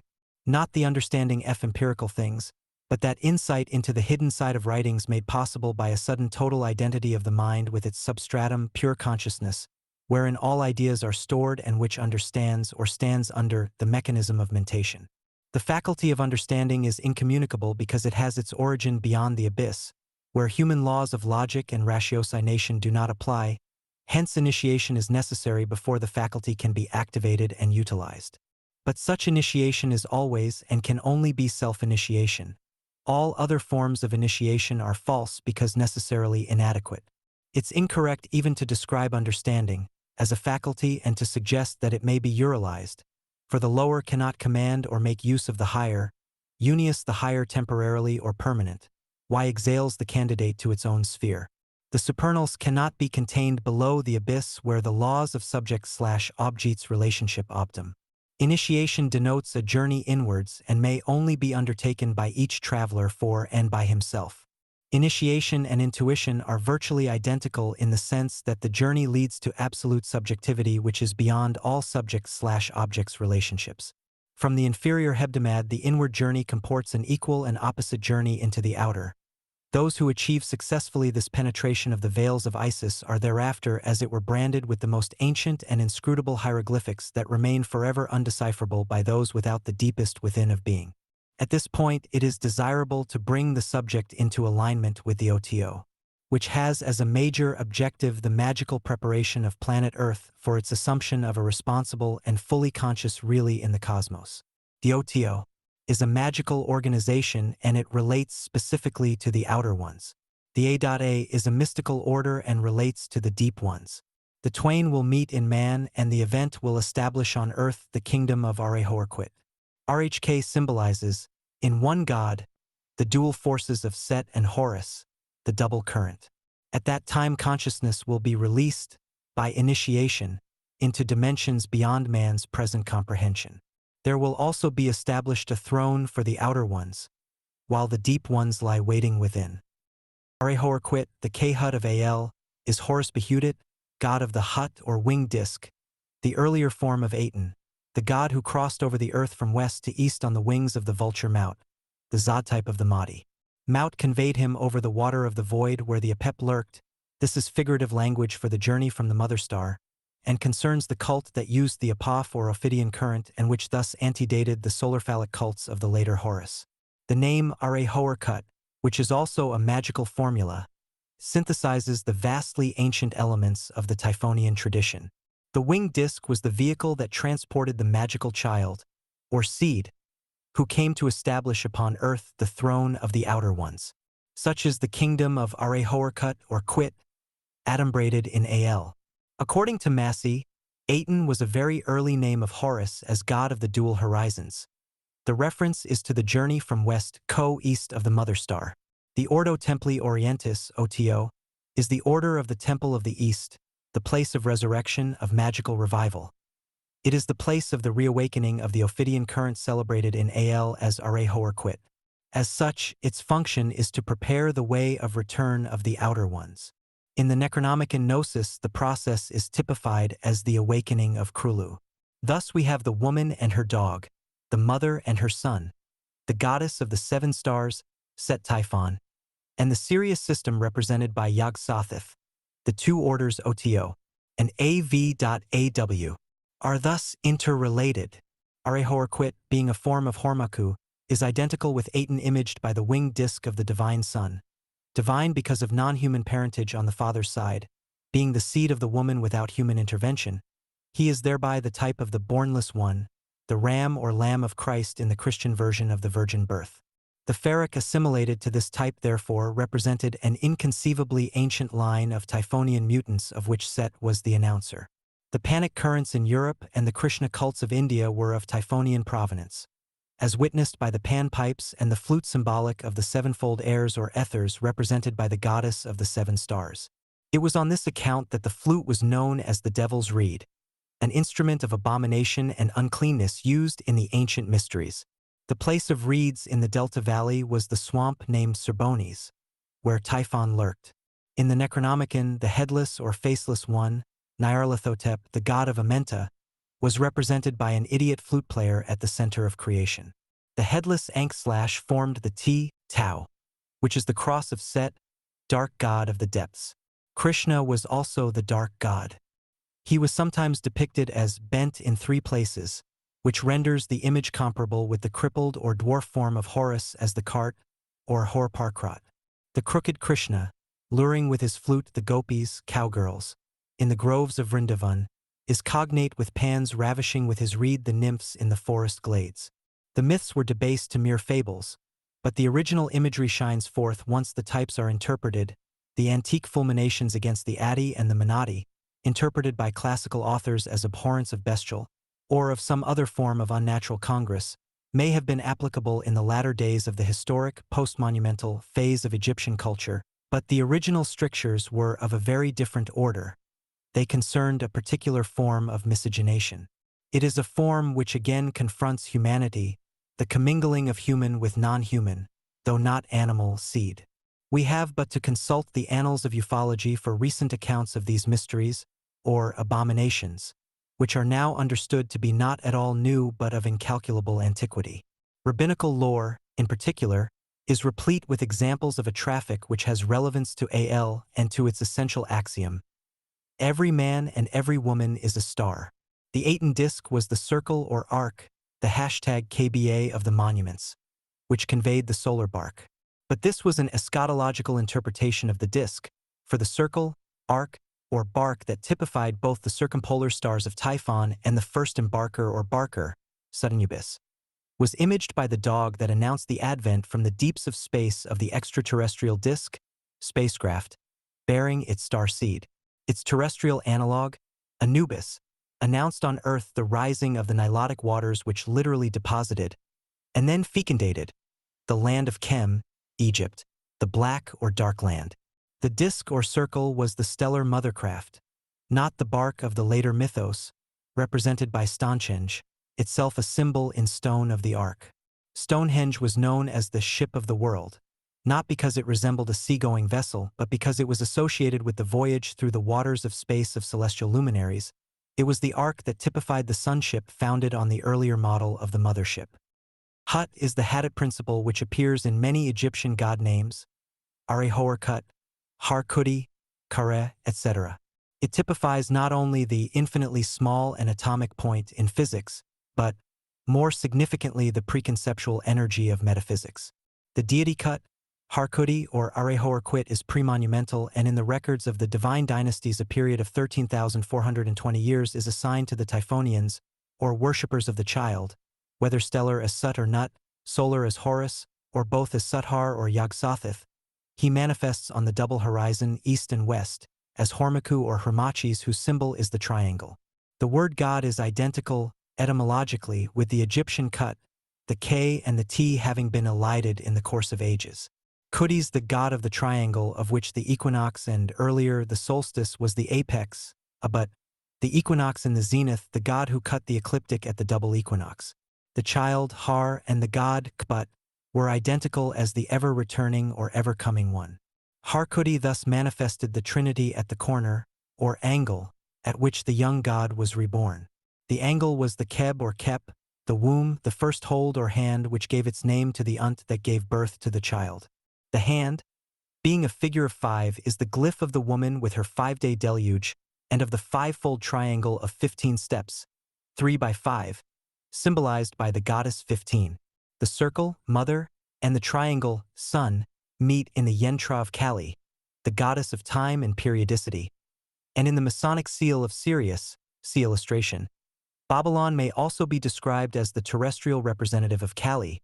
The Kbut or But is also the height apex, being the eighth god as a culmination of his mother, the goddess of the seven stars.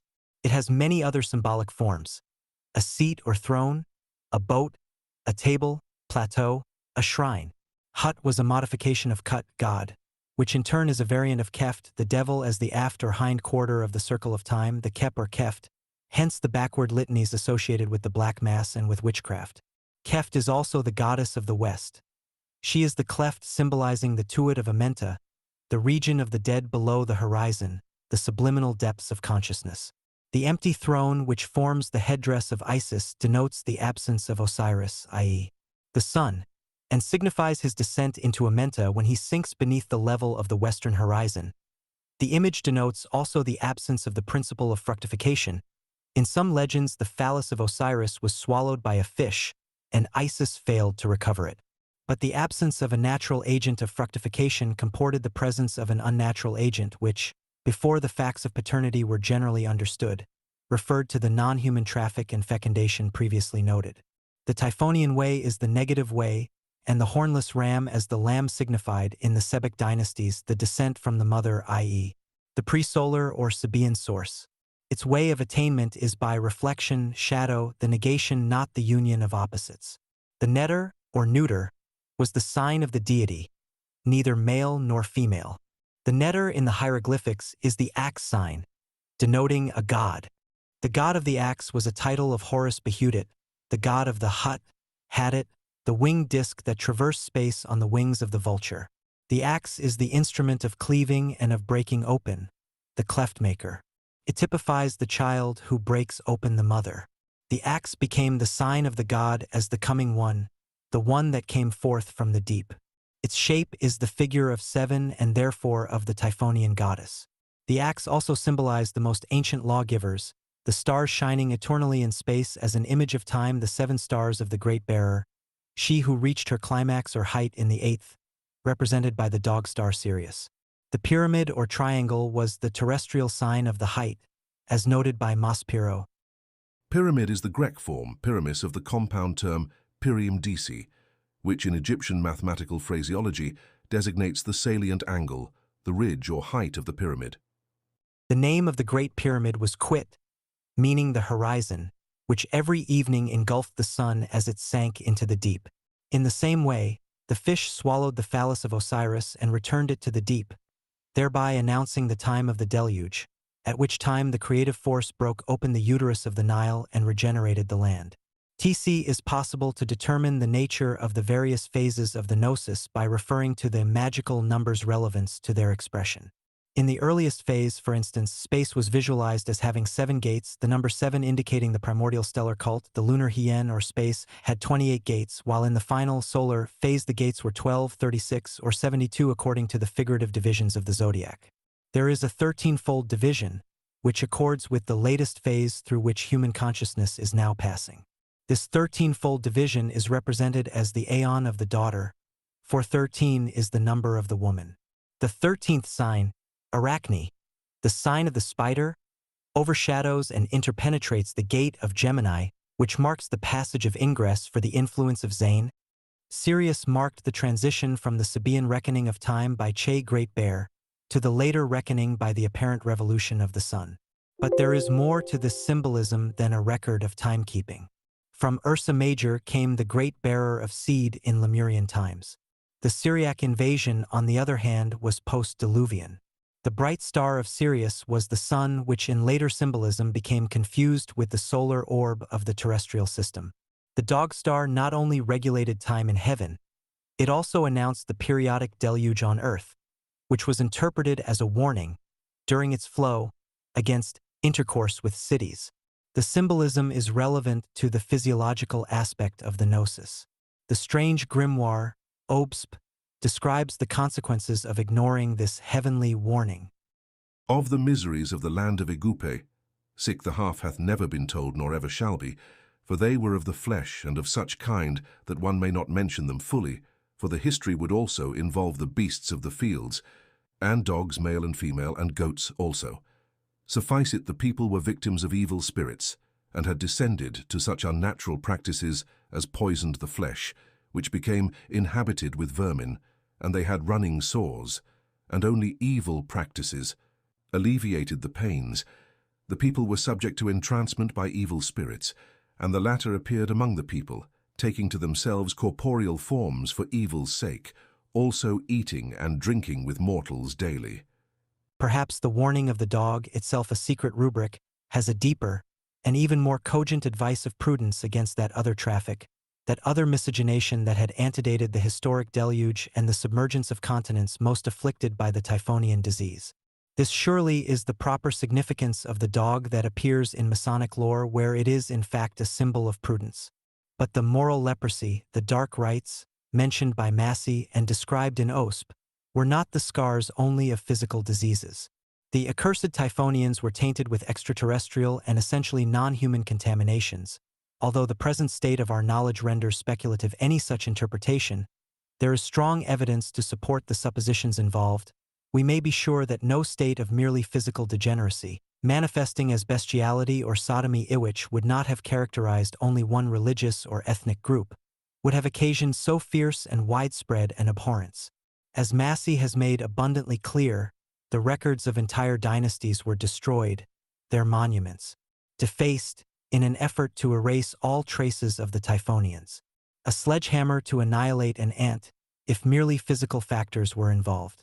But there is ample evidence to show that the Ammonians or Solarites owed more than half their pantheon to a strange and ostensibly repulsive form of magical miscegenation of which the quasi-bestial deities of the Nile Valley are thinly veiled mementos. The great old ones appear in ancient lore, first as the superhuman powers represented by Typhon, Ursa Major, and the dog star, Set.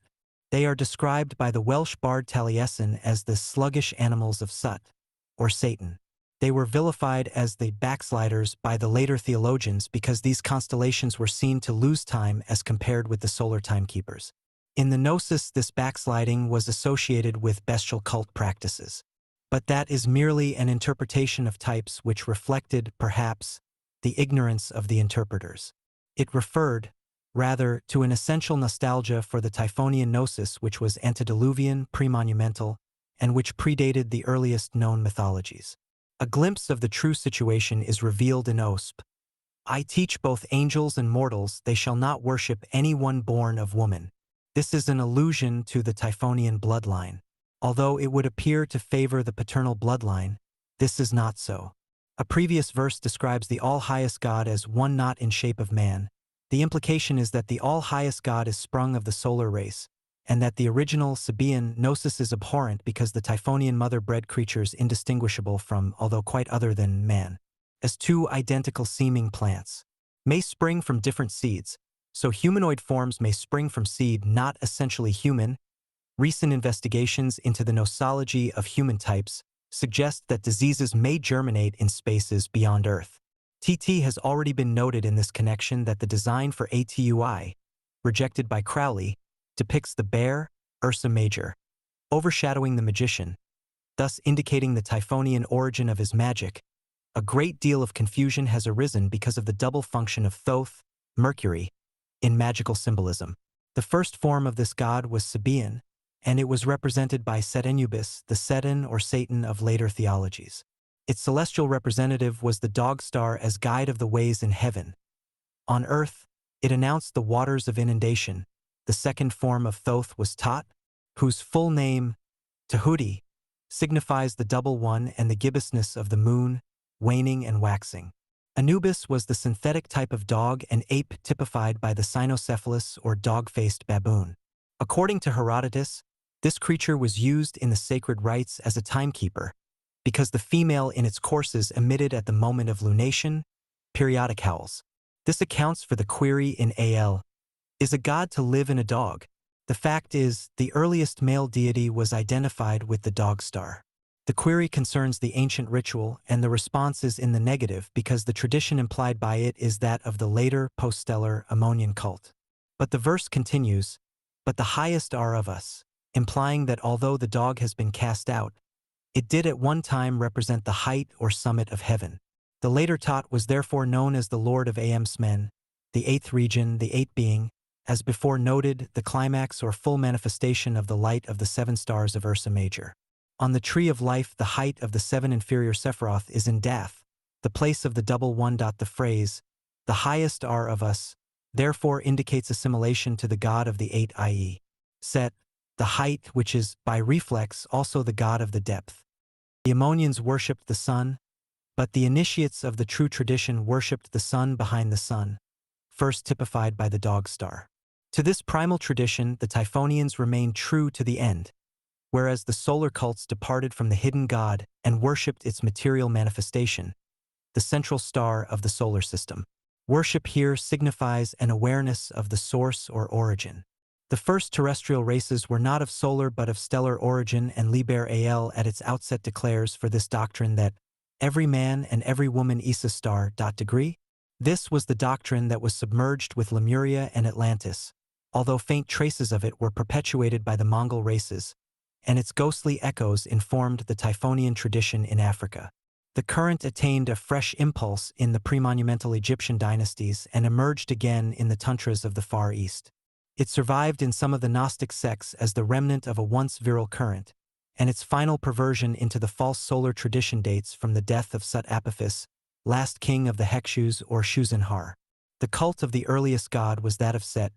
Hail unto thee, Set Apepe, in the boat of millions of years, overthrowing enemies before the boat of the sun, is the ancient salutation to Set as Sothis, the dog star.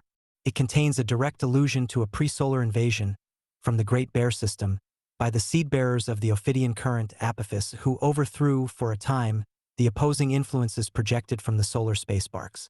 This event, recorded in the heavens long ages past, was repeated in reverse upon Earth within historic times as the overthrow of Sut Apophis, the last king of the Shuzenhar in Avaris, thus terminating the 18th Egyptian dynasty. The twin types of Suthar, Set, and Horus were Sothis and Orion, whose totems were the dog and the wolf. Hence the composite image, at one phase of Egyptian theology, of Sut Anush. The conflict between Sut and Har had its origin in the two star systems, the denizens of which strove for supremacy in a conflict of which the coveted prize, and the field of action, constituted the earth itself. The stellar tradition in Egypt retained its allegiance to Sut, but the followers of Horus transferred their loyalty from Orion to the sun, the solar race having absorbed Orion. Sut Anush then became Suthar under his sun and Sirius type, his final planetary representative being Saturn, the Rena, Zrn or child of Sut. Moreover, Kput was a modified form of Kept or Kepsh, and Harkenkudi was the son of Kepsh. Are Harkut therefore is the solar version of Hor Parkrat, the dwarf deity who was silent or dumb, Harpocrates. The impubescent babe incapable of uttering the creative word, when the sun god was dreaded for his destroying fire, rather than adored for his fructifying rays, he was assimilated to the god Shu, a form of Set, and to the ass, a Typhonian totem of Set. Shu is a derivation of the inner African Eshu, a phallic creative deity and also a destroyer. Egyptian myth, however, features another Shu who came forth from the waters, ocean of space, and this may indicate a transsolar provenance. The Japanese sea goddess of Enoshima, Enospuma, may stem from this source, in which case the dog star is indicated. Furthermore, the voodoo connection is confirmed by the fact that the name Khepra was applied by the Egyptians to Shu. Lucas notes the similarity between the names Khepra and Elagbara, an alternative form of Eshu. Khepra means literally the Kepsh or hindside of Ra, i.e., the nocturnal or hidden sun, which is symbolic of the sun in Amenta, the god in the southern hemisphere, viz. Set. Another Yoruban equivalent is the derivation of Typhon from the African Abalyafon or Oba Yufon. The designation Ab, meaning overflowing or swelling, was given in Egypt to the inundation of the Nile. This phenomenon later became known as Python, the enemy, hence Ab's association with the serpent. The Ab and the Python, a metathesis of Typhon, together include the name Obayufon.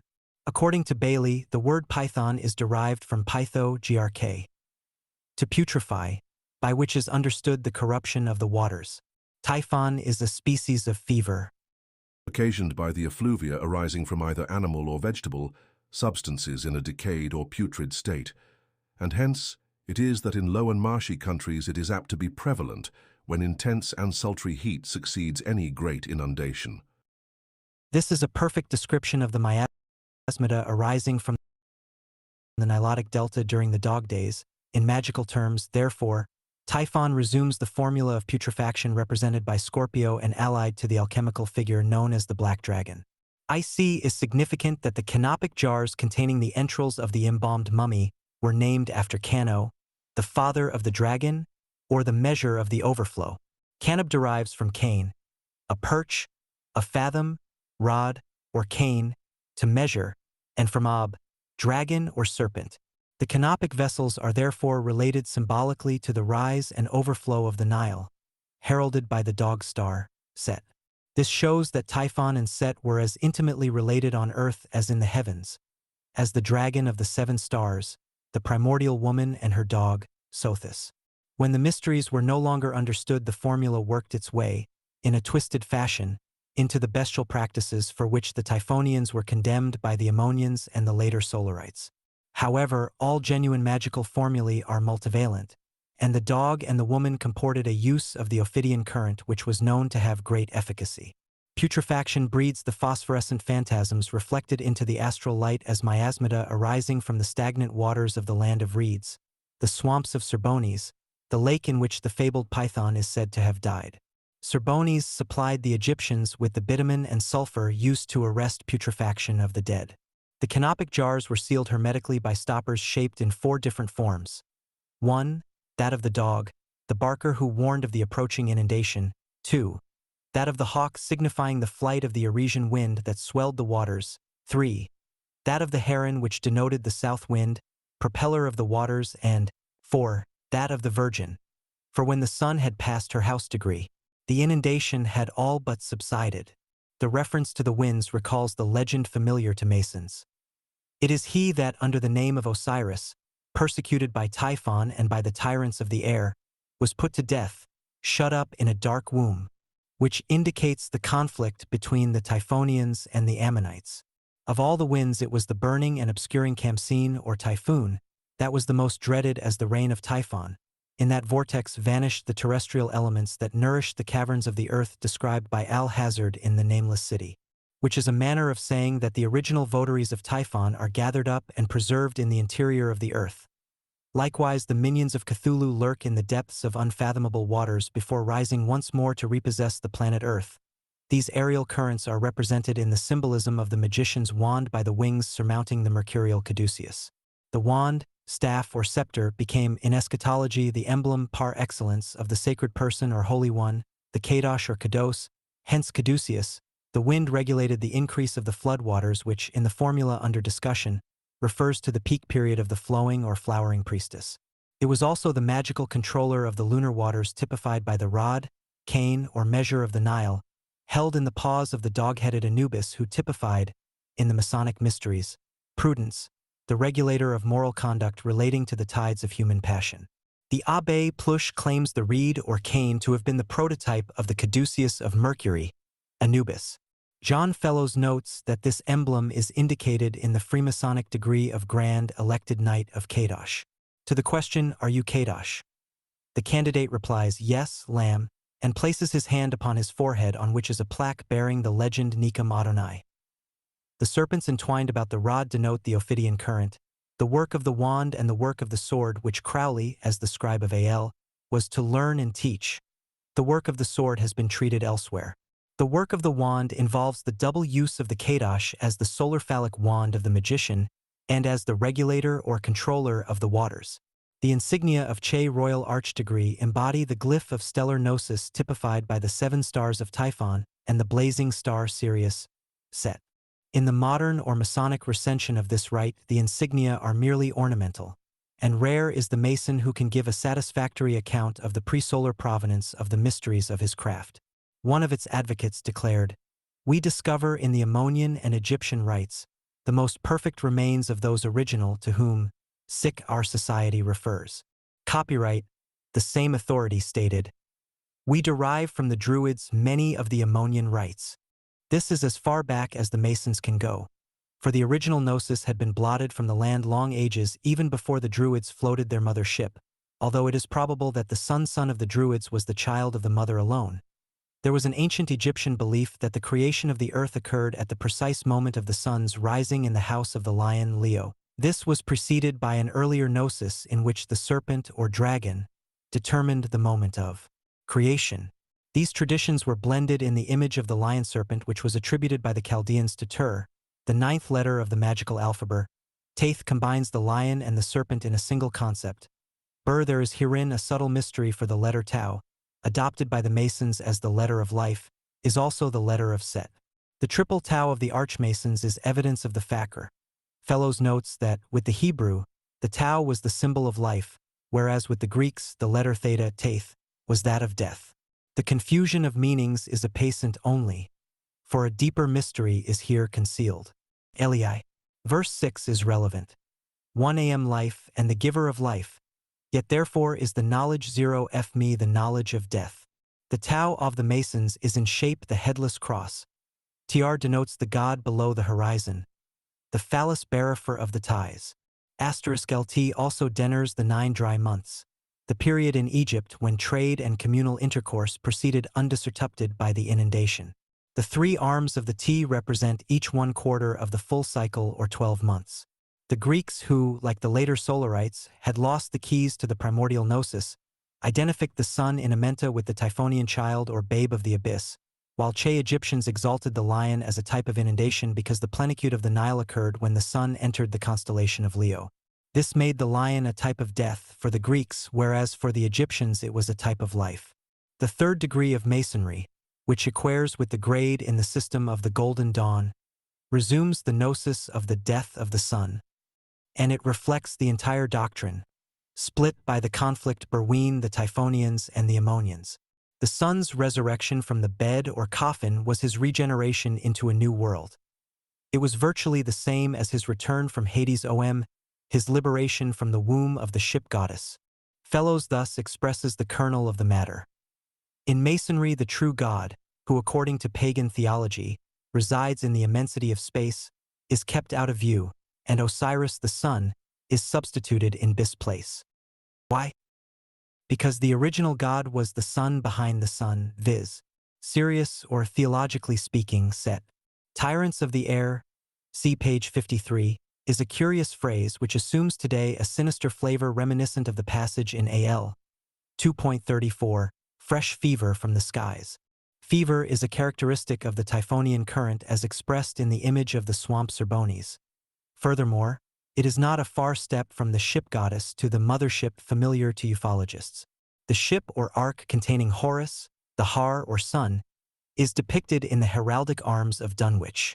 The Dunwich in question is in Suffolk, England, not in New England, where Lovecraft placed it as a setting for several tales of the Cthulhu mythos, where it appears as a center of pestilence, of alien influences. The important factor is that the notion of one god compounded the greatest secret of antiquity. It formed the basis of Druidism.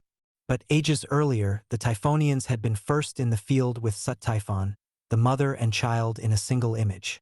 We may, today, laugh at the idea of a plurality of gods, but have we understood, even yet, the reality of which monotheism is a symbol, the unique concept of the one self or consciousness in all? In the Necronomicon, this concept appears as Yog-Sothoth, the one in all, the all-in-one. Sent even today, it seems this is a highly secret doctrine, for very few understand it, even intellectually. And it is also a highly dangerous doctrine to the unprepared mind. The gods, a plurality of selves, will continue to form the people's pantheon for the simple reason that the people are in bondage to the illusion of separate selves, and by inference of separate gods. The single self, God, was the great secret of Masonry, and this God was symbolized by the self-shining one, the sun. But the inclusion in the insignia of the royal archdegree of the Great Bear constellation identifies unequivocally the veritable source of its doctrines. The vulture that bears the winged disk, Horus Behutit, Hatter, typified the sun and the solar fire in the abyss of the infernal hemisphere. The sun in the south, Set. That which is symbolized, however, is not the light of the sun of our solar system but of the stars whereof Sirius is the sun supreme. A passage in Maspero provides a clue that is worth examining. Maspero declares that fire symbolized not only solar heat but also the zodiacal light. The equation is confirmed in a footnote in which he alludes to the title of a work by Brugsbay which contains a triangle, the symbol of fire. The zodiac represents the circle of time, or clock of the void, hence the Yulcher as bearer of the disk denoted foreknowledge, concerning the cyclic return of certain stars. These were imagined as animals, and the vulture, Neophron Paranopterus, represented the great mother Neith whose guide and companion was the jackal. There is here a bridge between the thelemic gnosis transmitted by Crowley and the ancient typology of the Typhonian tradition. One of Crowley's more important visions involved an intelligence named Abuldas. The vision terminated abruptly owing to a breakdown in communication, and Crowley was left with a slowly fading image of an ostrich egg under a palm tree in the desert. It is interesting to compare with this a myth of the Koi Koi related by Hahn in Tsunigor, pg 84. If the jackal discovers an ostrich nest, he will scream for the white vulture. This bird then follows him, and when they come to the nest which is covered by the ostrich hen, the vulture claws up a stone and ascends the air vertically over the nest to drop the stone down plumb on the breeding hen. The ostrich, startled and frightened by the blow, scuttles off, and then the jackal breaks the eggs, and both he and the vulture feast on them in the most friendly manner. The plumes of the ostrich denote Maat, goddess of the two truths, the double truth applicable primarily to the unity in duality represented by Typhon. The stone and its mysteries have been analyzed in outside the circles of time. Here it is necessary merely to remark the twin vultures implied by the symbolism, the vulture of Neith and the vulture of Maut. The Koi Koi myth indicates that the aeon of Maat is transcended and reabsorbed into the Sirius Neith, jackal-vulture complex. In other words, the aeon of Maat is a reflex of the original Typhonian gnosis. Crowley was assured, in the Abuldazamalantra visions, that it is all in the egg. We have just shown precisely that what was in the egg was the aeon of Maat, and the demonstration is confirmed by the fact that the vulture, i.e., the white vulture, marked the passage of the sun in Aquarius and the veritable point of the full moon. This is the reason why the vulture signifies victory, Netzach, which is Trotty, tinily attributable to this bird's keen scent for blood. It is the mother blood that is indicated, the blood of Neith, but Aquarius involves both Maat, mother, and Ma or Mu, daughter, the black and the white vultures of the primordial gnosis. The bird as Mu was an ideograph of the gestator, the woman of the two truths symbolized by the double stream of Aquarius. On the other hand, the Nu or Neb, the letter of the black vulture, denoted the foul bird St of Set, the sun. Both leaders, Mu and Nu, typify water. The letter N typifies the great fish, symbolic of the deep ones. Their combination Mn equals 90, which is the number of Tsadi, the fishhook that saves souls, fish, from the deep. In New Aeon terms, the Tsadi represents the magical implement that fetches from the ocean of space the spirits of the deep ones. Ready to incarnate again upon earth, it is written in Al. Tsadi is not the star of Newt being the source of the spirits shining upon, or manifesting on earth. According to Horapollo, B.K. Lee, the white vulture was believed to have been impregnated by the wind. The wind typifies the activity of certain forces in space known as the outer ones.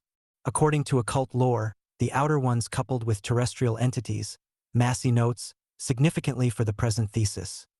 This kind of spirit not only entered the womb of Neith, Icent also went out of the human body in a whirlwind. The process was symbolized by the spiral-necked vulture who bore the winged fire, the butet or hadit. Not the fire of the sun, but the Famir zodiac ale associated with the star of Set, Sirius, one of whose types was the radiant triangle known as the Kuti. Hence the connection between Ra, the ancient one, the sun, Horus, the sun, and Kuti, the stellar radiance resumed by the formula of the sun behind the sun, Arehorquit. This team, heavily loaded in thelemic tradition, is amenable to a variety of interpretations, all of which comport predominantly Typhonian factors. Massey notes the hawk or vulture on the pedestal or papyrus was indefinitely older than the human type of Horus, the child in Egypt. One of the names of the vulture of Neith is NR hashtag. According to Horapollo, the Egyptians symbolized the mother by a vulture because there is no male in this race of creatures, which could be interpreted as meaning that the vulture represented a type of conception not wholly human.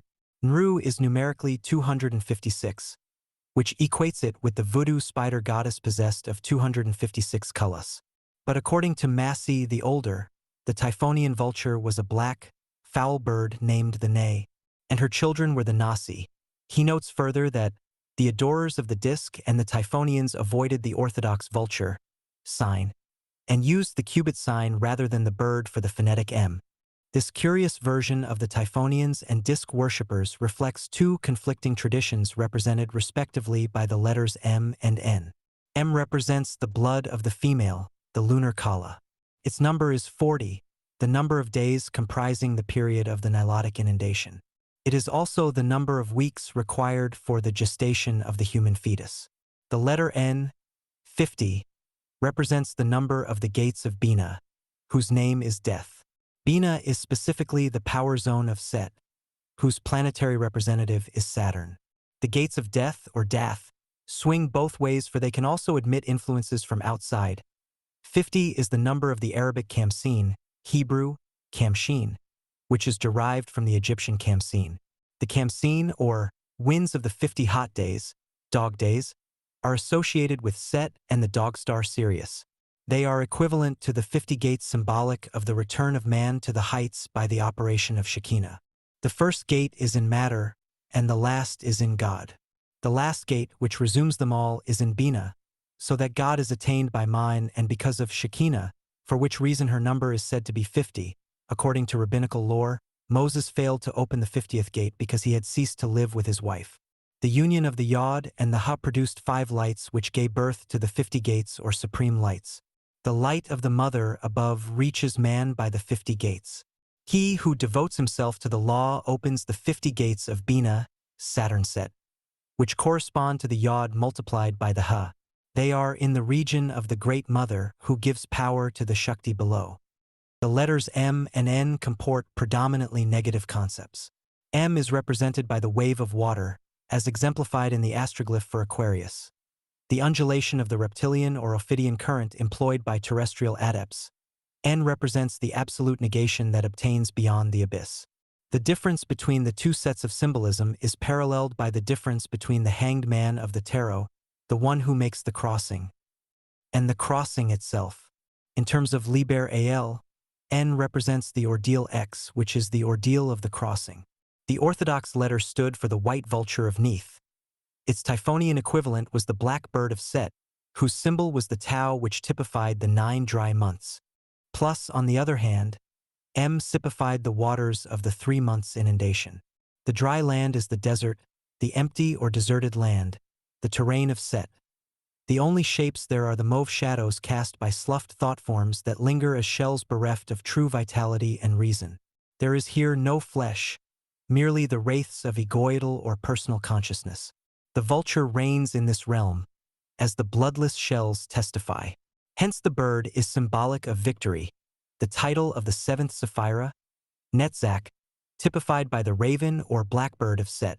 The denizens of this desert are drained of blood, hence the vampire type as lord of the mauve zone, the vulture as the type of the mother, Typhon, the dog as the type of the sun, Set. Resume again the symbolism of the woman and her dog, a symbolism that has descended to the present day. In a thelemic context, the Nabsi are the dogs of reason, for reason is typified by Dath, beyond which the human intellect cannot penetrate. The mauve zone marks, on its terrestrial side, the limits of the rational. The Neb veils the mystery of the double negative glyph in Egyptian by the new sign, a wave of water, the mystical water symbolizing blood. The Nu or Nu has the same function, metaphysically speaking, as the double negative of the Chan Buddhists who transcended phenomenal existence and who make the leap to the other shore. It is due merely to the availability of types that caused the Egyptians to denote the process by the image of the foul black bird. The notion of annihilation was anathema to the Ammonites, who did all in their power to preserve egoidal consciousness, and all because of a mistaken interpretation of the ancient symbolism. This it was which caused them to embalm the physical body in the erroneous belief that the process was essential to the continued existence of the body's metaphysical counterpart. The extreme lengths to which they went to ensure the preservation of the mummy and the name are matters of history. There was a time, however, in the prehistory of Egypt when the mummy was viewed merely as the symbol of the shade, or astral vehicle, which survived the death of the physical body and which lived on in Amenta. The Ne and the Nasi, therefore, were ideographs of abhorrence to those who, having lost the true gnosis symbolized by the disk, sought in the preservation of the body mummy, a magica basis for the immortalization of the soul. The Solarites, the Ammonites, the Osirians lost the key to the primal gnosis, which the Typhonians alone preserved in the symbolism of Sut Typhon, their Bayun god. Such was the situation in terms of theology. In terms of astronomy, Sut Typhon represented Sirius and Ursa Major, whose earthly representatives are the dog and the woman, the son and the mother. In magical terms, they are the practitioners of the 11 degrees O, T.O. In Taoist terms, the subject, i.e., absolute subjectivity, and all objects. In Tantric terms, they are Shiva and Shakti, and, mystically, the one deity in all deities, the one self in all selves. And this sole deity, this one self, is not. As A.L. declares, I am alone. There is no God where am. 2 verse 23. This is pure Typhonian doctrine, having discussed the more important Afro-Egyptian strands woven into Liber A.L. We shall now consider some of the book's Oriental components, which demonstrate even more sharply, perhaps, the double voice behind A.L. 5. The Madhyamaka and Crowley. A major element in the magical philosophy of A.L. is based upon the formula 0 is equal to 2, which is fundamentally identical with the Hegelian dialectic. Since Crowley's death, however, it has been demonstrated physically that the realm of phenomenal structure is not transcended by a synthesis of two opposites to produce a third, but by the abolition of both components. The formula is not, therefore, +1, plus, -1, but the negation of the non-negative, plus, and of the non-positive, minus. The resulting absurdity is total absence without trace of duality. This is not the case when 0 equals 2. The Buddhist doctrine of anatta, alone of old Aeon doctrines, expresses this total transcendence of duality. Nagarjuna elaborated its implications in the Madhyamaka philosophy. It is worth remembering at this juncture that Blavatsky, whose work Crowley continued, was instructed by Buddhist teachers. But although Crowley claimed to have continued her work, he did not in fact base his system on anatta but upon the Hegelian dialectic. Nagarjuna's Madhyamaka, on the other hand, contains an effective means of liberation from phenomenal existence, which positivist systems cannot achieve, nor can they ever do so. Koranzan, the functional aspect of the negating factor, is now forcing its entry into the terrestrial sphere. The system of occult philosophy represented by Blavatsky was reared upon the Buddhist doctrine of anatta, and it can in no way be reconciled with the positivist systems. Madhyamaka maintains the proposition of absolute 0. Crowley's essay on ontology degree tended to confirm this, but he did not continue long to uphold this position. Instead, he adopted the Hegelian dialectic with its union of opposites of which the product can be only and inevitably yet another entity. The result of the union of two phenomenal entities is a third phenomenal entity. Even when this is not, it contains within itself the seed of duality. For on this system 0 is equal to 2, and we are not thereby released from the phenomenal framework. The doctrine of Chan, known sometimes as the wordless doctrine, is suggestive of the wordless aeon, which involves the negation or resolution of phenomena. The process is symbolized by Koranzan or Koranzane, a name which signifies the perichoresis of two distinct dimensions, the phenomenal and the noumenal. Zain, or Zein, is the serpent of chaos typified by the ayin, the I. Noumenally, the T. Crowley notes that the only power that may overcome Koranzan is silence. This is because silence is his ultimate nature. Iwas is the minister of Horparkrat, the god of silence in the ovoid of space, the babe in the egg referred to in AL. The name Koranzan also comprehends Chronos, elemental time, and Zain, the sword which divides intemporality, noumenon, into time, phenomena. The Christ declared that he came to bring not peace but a sword. which is an allegorical mode of adumbrating the Aeon of Zain. As this would follow upon the Aeon of Osiris, it is evident that Zain equates with Horus, or rather with his twin Set, the silent or wordless Aeon Hor-Parkrat. It would seem that Horus typifies not an Aeon Bert, the power that initiates the wordless Aeon of Khoranzane. We may have here also a key to the mysteries of Mot, for Mot is the balance. She represents the Aeon in which the woman stands, girt with a sword Zain before me. The scales of the balance hide a symbolism suggestive of the squamous robes of the deep ones, as the world of shells suggests their habitation in the deeps of space. 10. The number of the ether in which Khoranzane appeared to Crowley is significant in this connection, for the one beyond 10, i.e. 11, designates the world of shells. The number 11 typifies not only the Cliffith, but the mode of evoking them via the double current. The two ones that are none-zero is equal to 2. None or none by paranomasia is the fish, degree the zootype of the deep ones. It may be noted that, all along the line, the symbolism confirms and establishes the cult of Cthulhu as being identical with that of Khoranzane, of time and of that which is beyond time. In other words, the Aeon of Aiwass, or Hor-Parkrat, remains outside the circles of time. Are we not justified, therefore, in alluding to the Aeon of Horus as the Aeon of Khoranzane? Yes and no.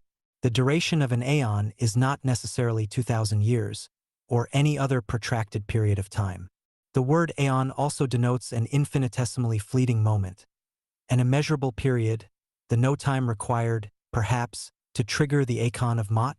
This would explain the dread pertaining to the notion of Khoranzane, of Horus, and of Aiwass, minister of the god of silence, resulting from total negation. The Reverend Montague Summers considered Crowley's use of the Horus concept with reference to the present Aeon as a shamming flaming name, having nothing at all to do with Horus, the son of Isis, the lord of the celestial ladder, the day god worshipped in ancient Egypt. This lord of the Aeon, the crowned and conquering child, the elder brother, as he was fearfully and blasphemously called by the degraded Manichees, is the power of evil Satan. This erudite divine indeed divined a certain wrongness in the notion of Horus thus represented, but by virtue of his conditioning he was unable properly to identify the power behind the phenomenon of disintegration. This he naturally assumed to be the devil, and he recognized in it the appalling specter of destruction that haunts humanity today. Human societies have always tended to deteriorate, but it has, hitherto, been possible in many cases to apply countermeasures. However, now that the evolutionary impulse is waning, there can be expected a massive regression to primitive, communal forms of society wherein the individual as such is virtually abolished. One can accept such a state of affairs and ebb with the tide, or one can assert one's individuality, as creative artists have ever tended to do, in an attempt to combat the entropy. This will not now succeed, as occasionally it did in past phases of history, because humanity is approaching the nadir of the Kali Yuga. There is, however, one viable alternative. This is the negative way exemplified by Advaitin forms of metaphysical culture and, in particular, by the Chan Buddhism of the Sheshtayana, supreme vehicle. The negative way demands personal disidentification through the realization of anatta with the phenomenal/noumenal worldplay. It is noteworthy that Aksata equals 71 equals Lam, and that Anatma equals 102 equals Lamal, a palindrome that expresses the true Qul of Lam as the transmitter to Al of La, not via Ma. 102 is the number of Nu plus Mu. Asterisk Mu is a synonym of Lemuria. It is significant in this connection that the Aranakula hill in South India dates back to Lemurian days. Asterisk the Vedantic form of Anatta, i.e. Anatma, is 493. The number of Zadmanis Ziba, nothing manifests in any form. Its other number, 253, is that of Al-Hazard, the name of the mad Arab who transmitted the gnosis of the Necronomicon. It is necessary at this point to introduce seemingly diversive considerations. The three most powerful cults in the world of matter today appear as three distinct expressions of the number 31, which in combination constitute the 93 current. They are 1. Crowley's cult of Al with its talisman, the Book of the Law. Al 2. Frater Akkad's cult of La, with its talisman, Liber 31. 3. Austin Spare's Zoskia cultus, with its psychology of ecstasy culminating in the neither-neither in cults of the shadow indicated affinities between the cult of Ma 46 and Akkad's concept of 31 as the negative reflection of Al. Frater Akkad formulated, by means of his mirror magic, a Kabbalah of the negative which has profound affinities with the theory of protoplasmic reversion utilized by Arthur Machen in several of his extraordinary tales.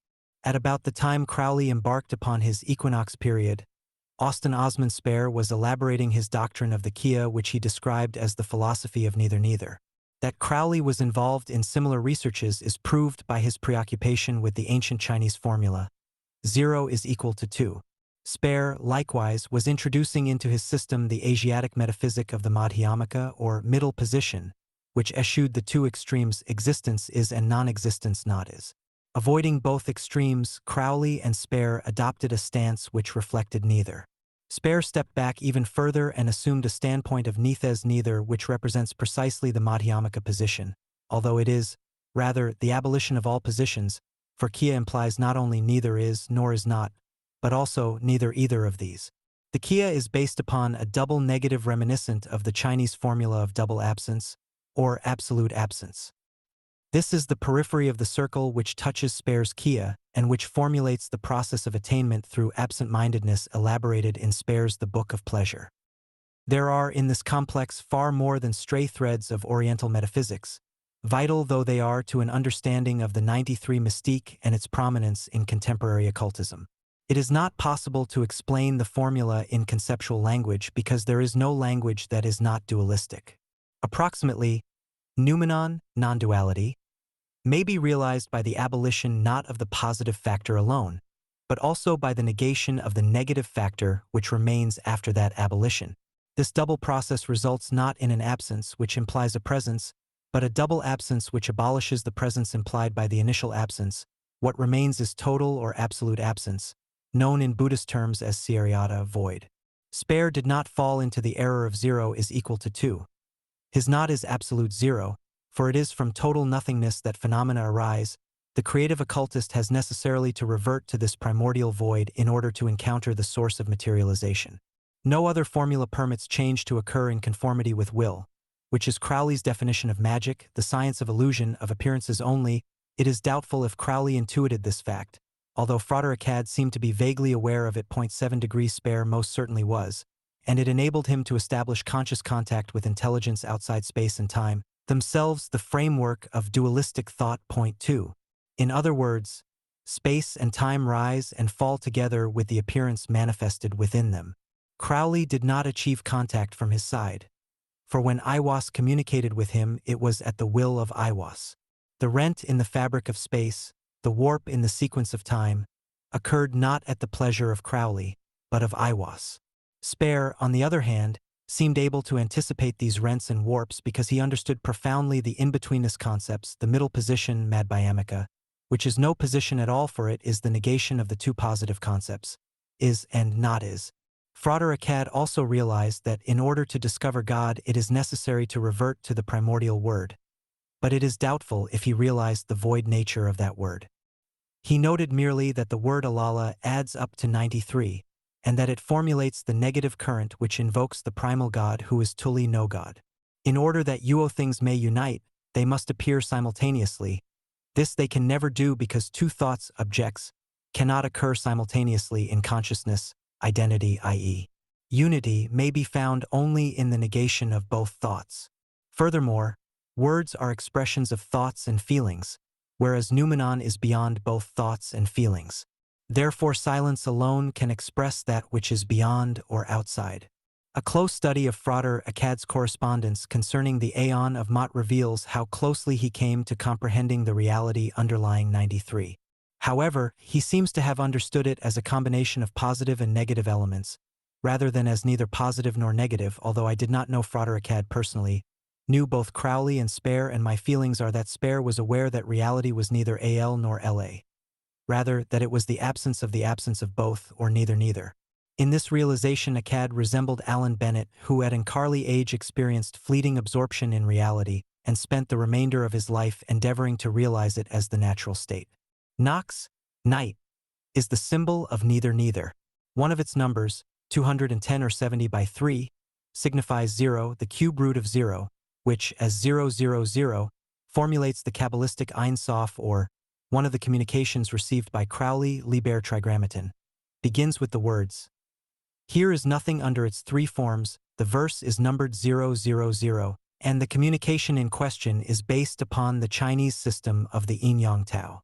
Liber Trigrammaton was described by Crowley as an account of the cosmic process, corresponding to the stanzas of Zion in another system. This particular communication is numbered 27, the number not only of DYZW, Zioni, but also of Aku, the moon god, worshipped in some places under the name of Sin, and of Body, the hideous gnomes referred to by Blavatsky. I have previously noted, in another context, that Ba/Ti may be a contraction of Bablasti. The gnomes suggest the tunnels of Set and the thrones underground mentioned in the Kabbalahs of Baskul. That Crowley was aware of the implications of this apotheosis of the irrational is evident from a passage in his Confessions.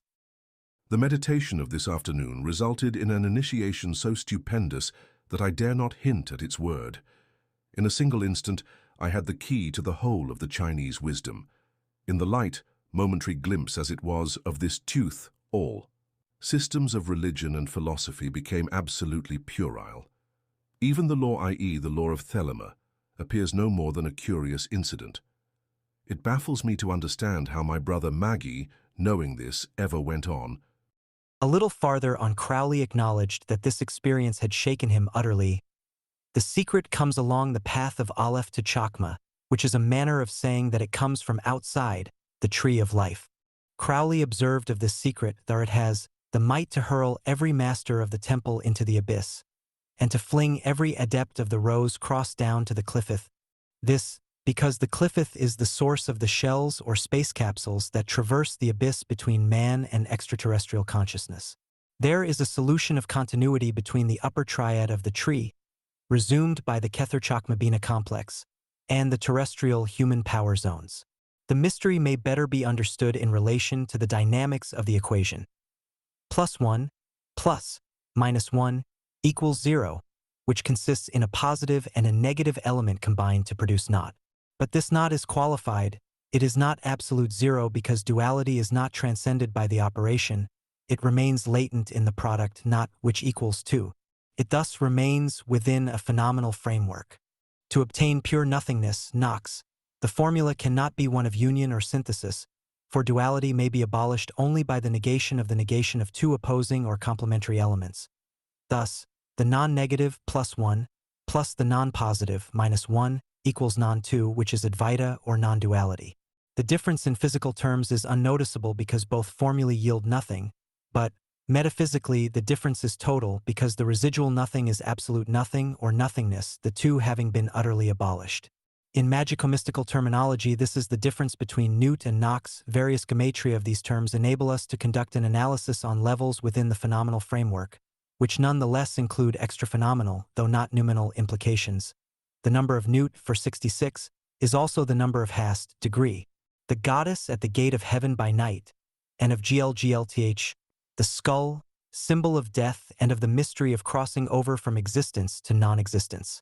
180, a number of Nox or night, is a number of silence asterisk, and is therefore connected with Lam and the silent aeon. Another number of Nox is 116, Nun equals 50, Vav equals 6, Samek equals 60, MBOD, meaning outside, and of Sadatai, the whirlpool. 116 also indicates Kalina, the tree of crucifixion in the Dogon cult, and a form of Golgotha, GLGLT. 116 is one less than Lam, 71, plus Mu, 46, and, according to the Necronomicon, Lamu is the name of the first of the twins born of the Ancient Ones. Lam concentrates the Yuan or double current, and Mu represents the deep or outer ones. Another form of Nox, Nu TZ, is 146, or BBA-QMA, the first gate. The number 146 is also that of Kensu, the great strider through the night sky, and of SVP, to make an end of, put to the sword, another reference to Zane. But the most important number of Nox is 210, the reflex of 012, the formula of creation, thus denoting the oblivion resulting from putting to an end.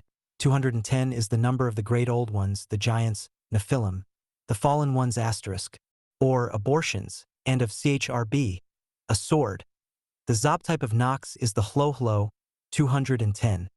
The spider idol glyph of the Arachnean Gnosis. 000, 70 plus 70,470 is equal to 210. Or, nothing under its three forms, embodies a cosmic doctrine identical with that of Zion Zane. 210 is also the number of Lalmim, ages, or eons. These concepts refer to the formula of non-duality, not two. The total negation of subject and object, of self and other. That Crowley was unable to accept the doctrine of non-duality may be seen from Magic Without Tears. Lovecraft, too, recoiled from the full implications of the doctrine of Advaita, no less than from its negative application in the Buddhist doctrine of anatta. Lovecraft declares, Merging with nothingness is peaceful oblivion, but to be aware of existence, and yet to know that one is no longer a definite being distinguished from other beings, that one no longer has a self, that is the nameless summit of agony and dread. However, both Crowley and Lovecraft missed the crux of the matter, which is that without the self-subject, there can be no objects, no existence, and no entity, and therefore no identity. The self cannot be a thing, because subject cannot be an object, and we can know and conceive only objects. It is surprising, but the most rabid abhorrence and the most hopeless confusion are engendered by this subject in minds otherwise crystal clear and diamond sharp. Franz Kafka, for instance, has this to say about the matter. Indian religious writings attract and repel me at the same time. Like poison, there is something both seductive and horrible in them. All these yogis and sorcerers rule over the life of nature, not because of their burning love of freedom, but because of a concealed and icy hatred of life. The source of Indian religious devotions is a bottomless pessimism. That which Crowley describes as the power of the vision to fling every adept down to the cliffeth, and which Kafka describes as bottomless pessimism, is the doctrine of anatta presented by the Madhyamikas. Both writers have failed to understand the doctrine. It should, however, be remembered, chat, when Crowley wrote on Buddhism, certain vital Mahayana texts in English translation were not available. J. refer particularly to the texts of the Prajnaparamita school. Crowley shows no acquaintance with the work of Nagarjuna, who was among the first to penetrate the essential philosophy of Buddhism and to present it stripped of accretions. The formula of Nagarjuna's dialectic is free of the positivism leading, as in Crowley after Hegel, to further unresolvable conflicts, and it paves a way for the true formula of 93 which Frater Akkad developed from his word of 1926 Alala, or more precisely Lalal. Being al rests on not being. La not being, lay rests on not being, la la al. The supreme triad, therefore, is la la al, 93, lay, 31, lay, 31 al, 31. The world of phenomena is called sangsar by the Hindus. It means the moving or the mobile. Motion, however, is illusory because there is no thing, no object to move. Objects are mere objects of consciousness and cannot exist apart from it. The illusion of movement is created by the mind's inability to entertain more than one thought at a time. Hence, thoughts, things, appear serially and are apparently projected by the mind into space, where they assume objective existence. But the space in which they seem to appear is itself a thought and, together with time, constitutes the mechanism of manifestation or duality, i.e., subject recognizing objects. Ultimate subjectivity contains the seed of samsara, as deep sleep contains the latency of thought, dream, which appears only when subjectivity objectivizes. Sleep then becomes dreaming. The final process is one of objectification, as distinct from objectivization, which causes the illusion of a waking state in which the thoughts or dream objects are experienced as real, total absence of objects, as in deep sleep, is thus the total presence of subject, whose manifestation then appears phenomenally as sangsar, the universe. But this fact is lost sight of when subject objectivizes, i.e., dreams, or objectifies, awakens. Total absence of sangsar is therefore total presence of self, and vice versa, which explains why the Jivanmukta sees nothing objective. Time and space rise simultaneously with the ego, which splits subject, self, into subject and all its objects. The universe therefore appears to exist in totality, although the mind, ego, can but serialize it sequentially. It is this process that creates the illusion of movement, of time, past, present, future. In deep sleep, all this is latent. I hashtag Toto, as in the acorn is the oak with all its branches, leaves and twigs. It evolves or appears to emerge only when thought produces the illusion of movement in coasciousness, and thus comports the notions time and space. When these appear, then Sangsar appears, but all three are just that, mere appearances. The eighth sphere mentioned in the older occult writings is typified on the tree of life by the 11th Sapphira, death. This is the eighth sphere, counting upwards from the earth.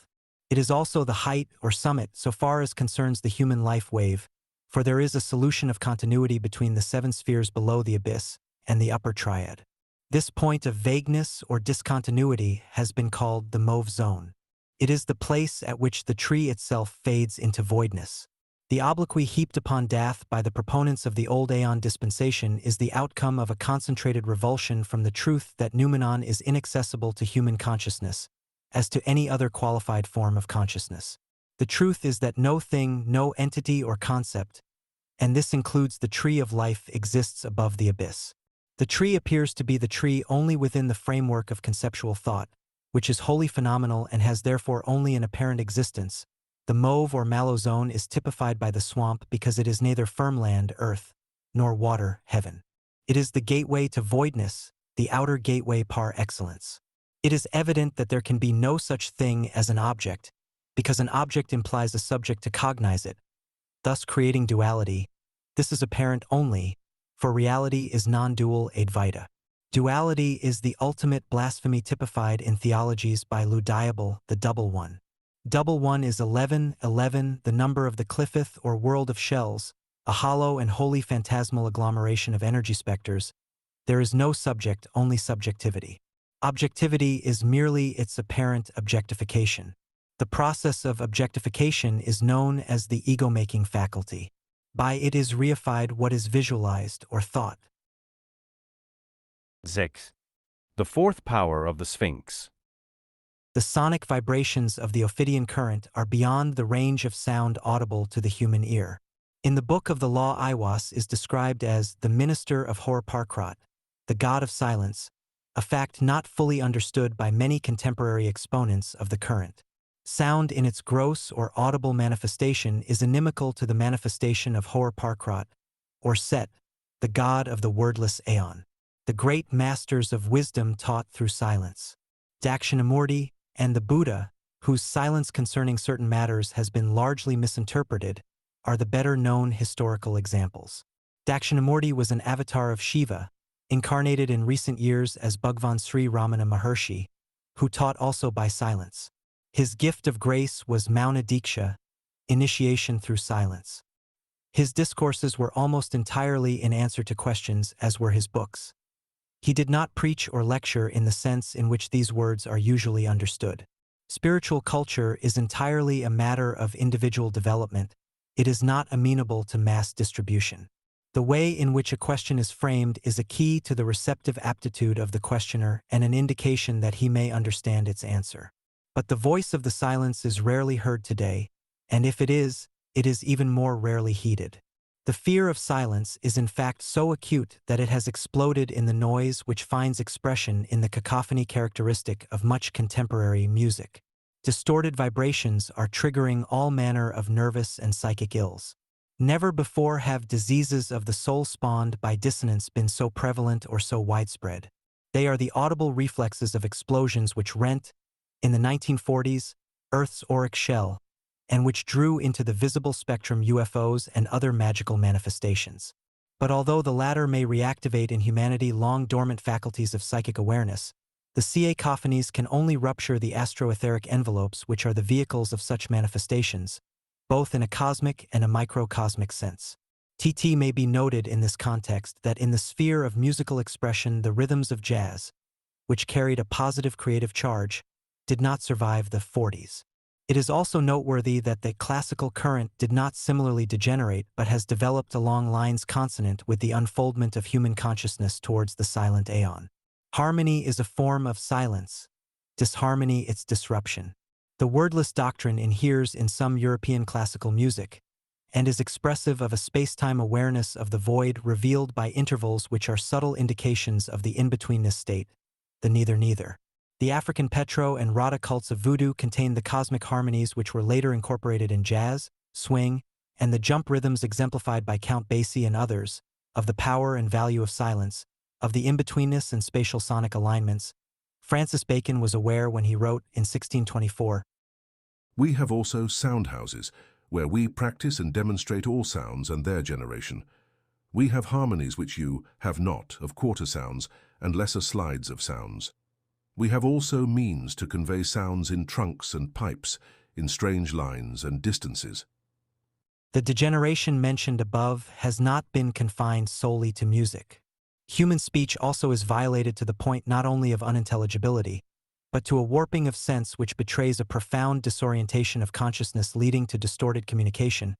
People have always tended to talk too much, but the tendency to defame, denigrate, curse, blaspheme, and wound has never been so universally rife as it is today. Deformations of speech are a direct expression of the malformations of the subtle fabric of sound caused by the devastating detonations of destructive and corrosive nuclear radiation. Kafka said of certain forms of speech, Swearing is something horrible. Swearing destroys man's greatest invention, language. It is an insult to the soul and a murderous offense against grace. But so is any use of words without proper consideration. Words involve a decision between life and death. i.e. may seem to a casual reader that rock music and the abuse of speech is of laughable inconsequence compared with the urgency and imminence of nuclear devastation. But the more perceptive reader is aware that the effect of certain vibrations may be as fatal as the more obvious military missile. Vibration is the basis of the science of mantra. Malefic mantras correctly vibrated are as destructive to the subtle envelope of the earth as are nuclear necromancies, pollutive poisons, and sonic radiation. To abuse language, rhythm, harmony, is to pervert and to warp the subtle grid or yantra on which phenomenal structure is based. Kafka again. Language is only lent to the living for an undefined period. All we have is the use of it. In reality, it belongs to the dead, and to those who are still unborn. One must be careful in one's possession of it. An offense against language is always an offense against feeling and against the mind, a darkening of the word, a breath of the ice age. The same applies to the abuse of all forms of vibration, which is why silence is best and has, in the most exalted arcane schools, for long ages been employed as the mode of transmission of initiated knowledge. Liber al counsels, talk not overmuch. And Frater Acad has interesting observations on the formula of not talking. Speech is a highly potent form of vibration, and its abuse is an abomination. As Wei Wu Wei has observed, Talking is probably the greatest hindrance to the development of man's spiritual possibilities, and of all the forms of activity, the one which most efficiently bars his way to that higher state of consciousness which is his unique possibility, his right and his only certain justification. The Chan masters evidently knew it. The fact is recognized in Christianity by the Trappists, and in India, yogis impose on themselves long periods of silence. people talk too much. This is by far the most common cause of mediocrity and leakage of magical energy. By talk is meant any agitated projection of energy, because this is always accompanied by vibration, of which speech is a form. Silence, true magical silence, is creative. It is not a matter merely of saying nothing. The silence must be total if it is to open the ultimate gateway. At the threshold, not only speech but thought as well slips into perfect quietude. The vow of silence, in its outer form, is merely symbolic of the resolution to approach the source of creative energy which abides outside space and time and which is consciousness itself. We can experience it because it is our true nature. We can even express it, but we can never define it, for it is not a thing, a state, an entity, or an object of any sort. Thought and its handmaid, speech, do but veil it, but it is discovered in the timeless interval between two successive thoughts or at the moment of waking from dreamless sleep. It is apperceived in the split-second instantaneity of preconceptual awareness. We cannot cognize it because it is all that we are. We can realize it only when thought ceases, when perfect silence prevails, as in dreamless sleep or in samadhi of the highest, i.e., non-volitional, kind. It is the aim of all genuine spiritual cultures to realize our true nature which, in the Typhonian tradition, is represented by Hor Parkrat. His god form is that of the child seated upon the lotus blossom, with thumb or forefinger pressed against his lips. He is the Lord of silence and of strength, and he epitomizes the lightning path. Strength, Oz, is 77, the eye, and the sword degree, representing the Ophidian current vibrating in the void. The serpent power hidden in the flower eye of the deep. 77 as Nubti is a title of Set, and a number of Nuth, Greek form. It is also a number of Cthulhu, Cthulhu. Of all the gods and spirits, Cthulhu alone cannot be summoned, because he is the sleeping lord. He is the very fire of the earth, and power of all magic. When he joins with the abominations of the sky, the outer ones, Tia Mat, will once more rule the earth.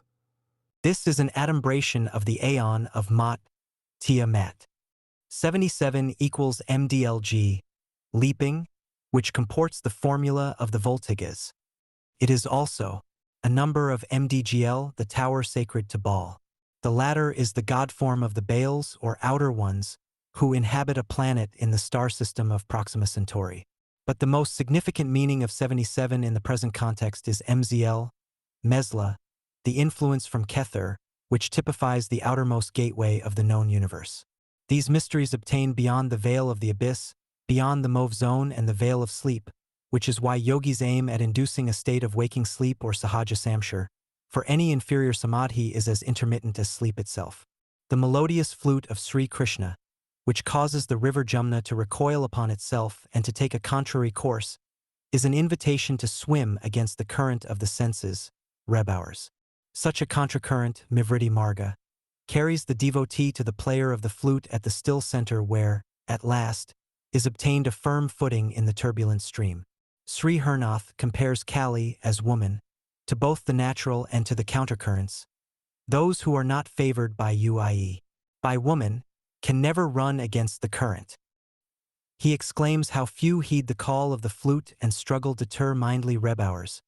Crowley described all magic as being a reversal of the natural order, and he envisaged the receptacle of the force as being somewhere outside, i.e., contained in the body of an independent entity, his magical partner or scarlet woman.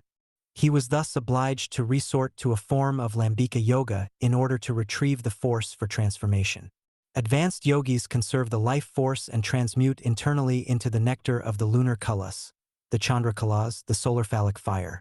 Outwardly expressed or flowing, the energy becomes suitable for magical or worldly purposes, but when the current is reversed it becomes spiritualized and productive of the elixir of immortality. However, this does not mean that the physical body is thereby preserved forever from the inevitable ravages of time and decay. IC is in the nature of the Ophidian current that the serpent discharges nectar or venom according to its direction. If one lift up my head, I and my Nuit are one. If I droop down my head and shoot forth venom, then is rapture of the earth, and I and the earth are one. AL 226. Thakur Hernath observed that snake venom both kills and saves life because the snake has these opposite qualities. He also declared, they do not know that the nectar-producing moon contains also the life-destroying yenim. And again, venom and nectar mingled together. Very delicious, very delicious. In considering the fourth power of the Sphinx and the vibrations of silence, we are led inevitably to a consideration of the symbolism of the Graal and the vibrations of the Kullas. In Crowley's design for ATU 7, the Graal, a crab is depicted on the helm of the central figure whose armor suggests the carapace of the crustacea, symbolic of the deep ones. In the earliest known zodiac, the sign of the crab was preceded by that of the beetle. This creature emitted a droning sound suggestive of the bee, and in some arcane systems bee and beetle are symbolically interchangeable. The beetle is emblematic of a type of evolution destined to supersede on Earth the present human life wave.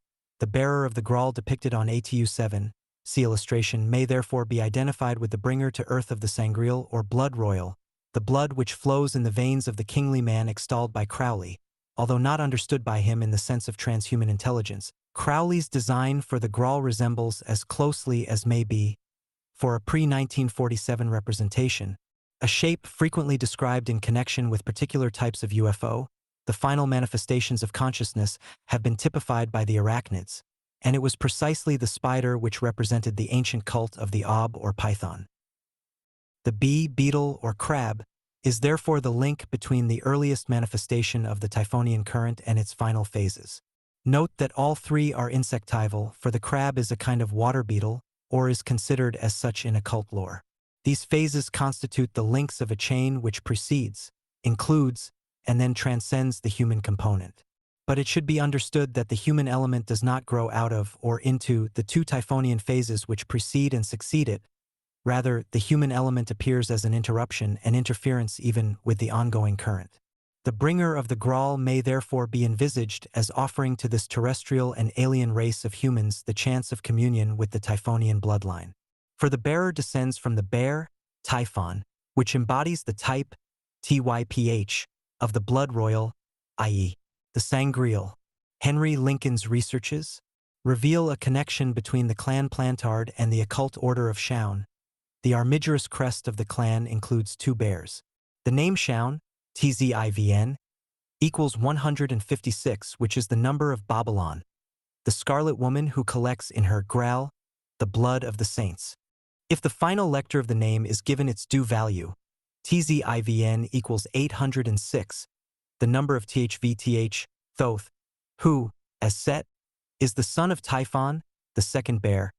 806 also denotes the Impuzi, the vampires, whose emblem is the Calyx Baroris, the cup of horror. 806 as 86 equals KVS. Cup, KVS, Kush, is the Chaldean form of the Egyptian Kepsh, the haunch emblematic of the Thigh constellation, Ursa Major, the Kepsh being the place of outrance on Earth for the seed of the stars. 8 plus 6 is equal to 14 equals ZHB, a metaphor applied to the heavens. 14 denotes the door or gateway, and as such it is a concentration of 86. 14, 1 plus 4, equals 5, the number of the old ones, and the basis of their Kabbalah. It is also the number of woman, the cup. 5 suggests the Quinator, a beast of Neptune, which, Lincoln tells us, was the designation given to the marine entity connected with the founding of the Merovingian dynasty, which plays a vital role in the Graal Gnosis. Lincoln also tells us that one of the most sacred of Merovingian symbols was the bee. Lincoln's researches have undoubtedly illumined certain phases of an ancient myth cycle intimately associated with the Typhonian current. They reveal a possible connection between an historic lineage, the Merovingian, and the Typhonian tradition. In The Holy Blood and the Holy Grail, the authors reproduced the family crest of Clan Plantard, the contemporary representative of which was, until recently, the Grand Master of the Prieur de Chaun, an order which, according to Lincoln, dominated the Order of the Knights Templar and various other highly influential institutions which, at certain periods of history, included the Vatican. The crest, which supplies the key to the current represented by the Merovingian bloodline and the Order of Shaun, comprises the symbols of the Typhonian line of descent: the 2 bears, 11 bees, and the fleur de Tiwais. The motto incorporated in the crest reads ET in Arcadia Ego. Arcadia equals 127, which is the number of the Egyptian goddess Hecht, who is typified by the lower part of the back, or haunch. The 2 bears denote the mother, Typhon, and her son, Set. The image of the bee pictorializes the buzzing or humming vibration peculiar to the outer ones, or their vehicles. 11 is the number of those who are without or beyond the tree of life, thus identifying the outer ones. According to occult lore, the bee and the beetle are zootypes of the race destined to supersede the human cycle of evolution. But the symbols of the outer ones are here linked with those of the deep ones, for according to tradition, even exoteric tradition, Meravi, the first king of the Merovingian dynasty, was sired by an unidentified marine creature, known to the mythographers as a Winator. The number 5 is the number of the old ones. Thus Meroyi's blood was infused with the current of a non-human life force. The constellation represented by the bear, Ursa Major, was, in the draconian phase of Egyptian theology, the totem of Typhon, Lord of the Deep, and myths of descent from the bear survive in the legends of the American Indians. We have here two predominating elements, the outer ones typified by the bee, and the deep ones typified by the quinator, the bull of the five, which, together with Typhon and her son, constitute the 7 stars of Ursa Major. The stellar gnosis, especially in its Egyptian phase, is replete with references to the sun as the bull of the mother. In its decadence, the symbolism appears in the rites of Mitra. In pursuing the line of this descent, or fall, it should be remembered that the function of the Graal is to contain the holy blood, the royal blood, the sangreal. The real or true blood is not human. It is depicted in the myths in connection with royalty which, in the ancient world, was identical with divinity. The word divine derives from an Aryan root, dev, meaning shining or radiant. The Graal has been described as a shallow dish or saucer-shaped vessel, which suggests the shape of the mysterious vehicles associated with extraterrestrial visitation, which nobody hitherto has been able satisfactorily to explain. They are described as or associated with shining or radiant phenomena, and, in some cases with a curious buzzing vibration, resembling the amplified humming of bees. After all these factors have been considered, is it too outlandish to suggest that the real bloodline that penetrates the planet via orders such as the Prior de Chaun and the Ordo Templi Orientis issues, not from any human dynasty, but from the Typhonian current emanating from the Great Bear? Such orders are mythical realities which have been projected upon religious and/or political history until they are so intertwined that it is as difficult to distinguish the mystical from the physical as it is to distinguish between mind and body. The founders of such religions and cults, whether mythical or historical, and whether or not named Krishna, Christ, Rosenkreuz, King Arthur, etc., were aliens or non-terrestrial entities incomprehensible to human intelligence. This lent to them their miraculous and irrational characteristics. Confusion invariably arises when terrestrial history is fostered upon an essentially non-historical situation. This is not to say that Christ or Rosenkreuz, Krishna or Arthur may not have been historical characters, but the history for which they are remembered is not mundane history. They are projected into the orbit of humanity on an arc that overlaps or cuts into human consciousness at a particular point in time. Their activities constitute a form of perichoresis which is not translatable in terrestrial terms. As personalities, they were considered larger than life, gigantic, royal, holy. The kingly man of Al is in this category. The case of King Arthur is typical of this kind of interpenetration. His name derives from Urt, Urs, or Ars, which is a designation of the stellar representative of Typhon, the constellation Ursa Major.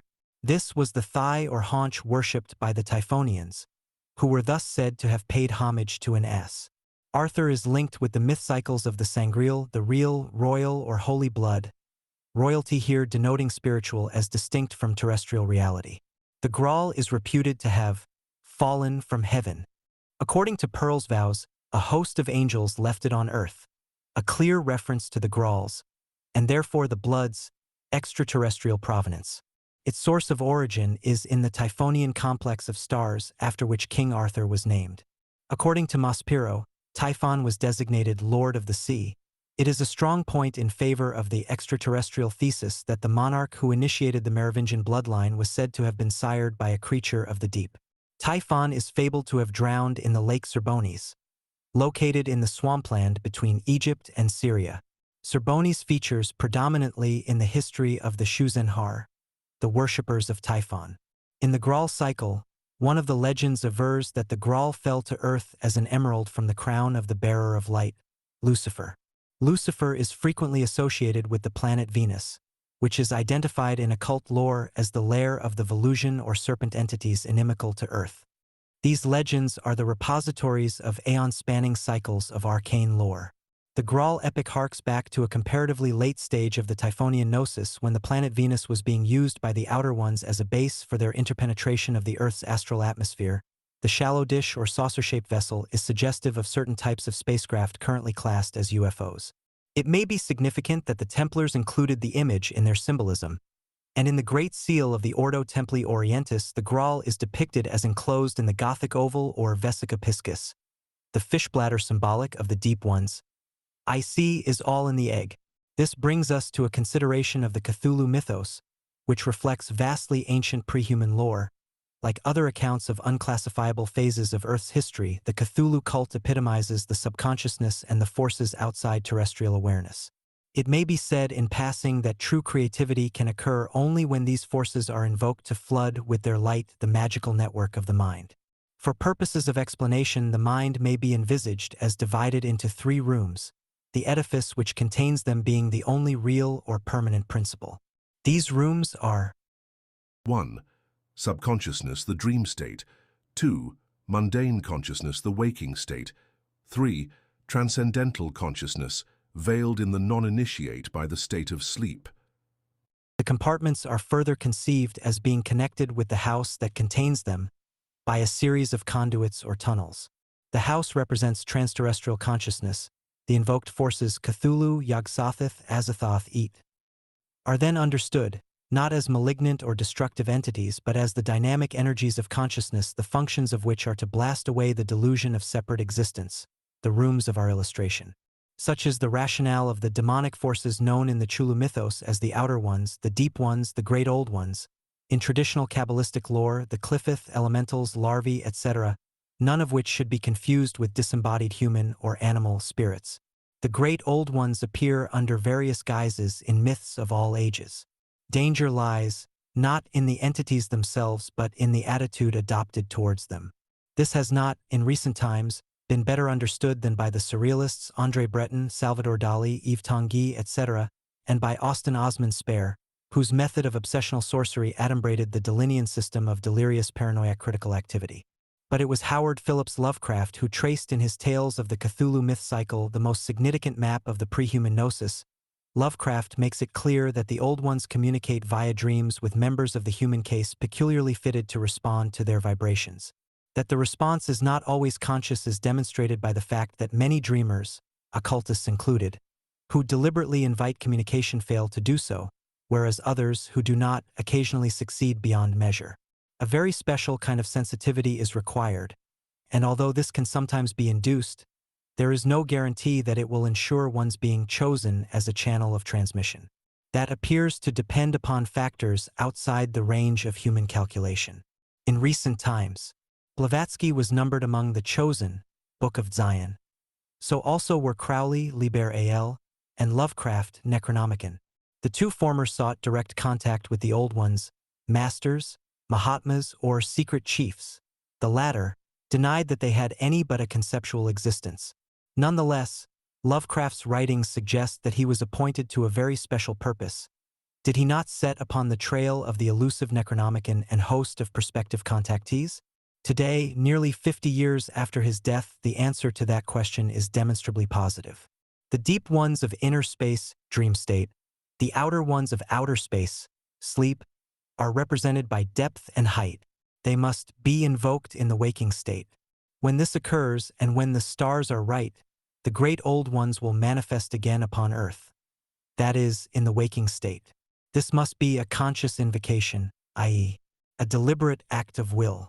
Then the eye will open. The significance of this formula is implicit in the initials, OTO. In this context, the two OS underscore denote the old or outer ones.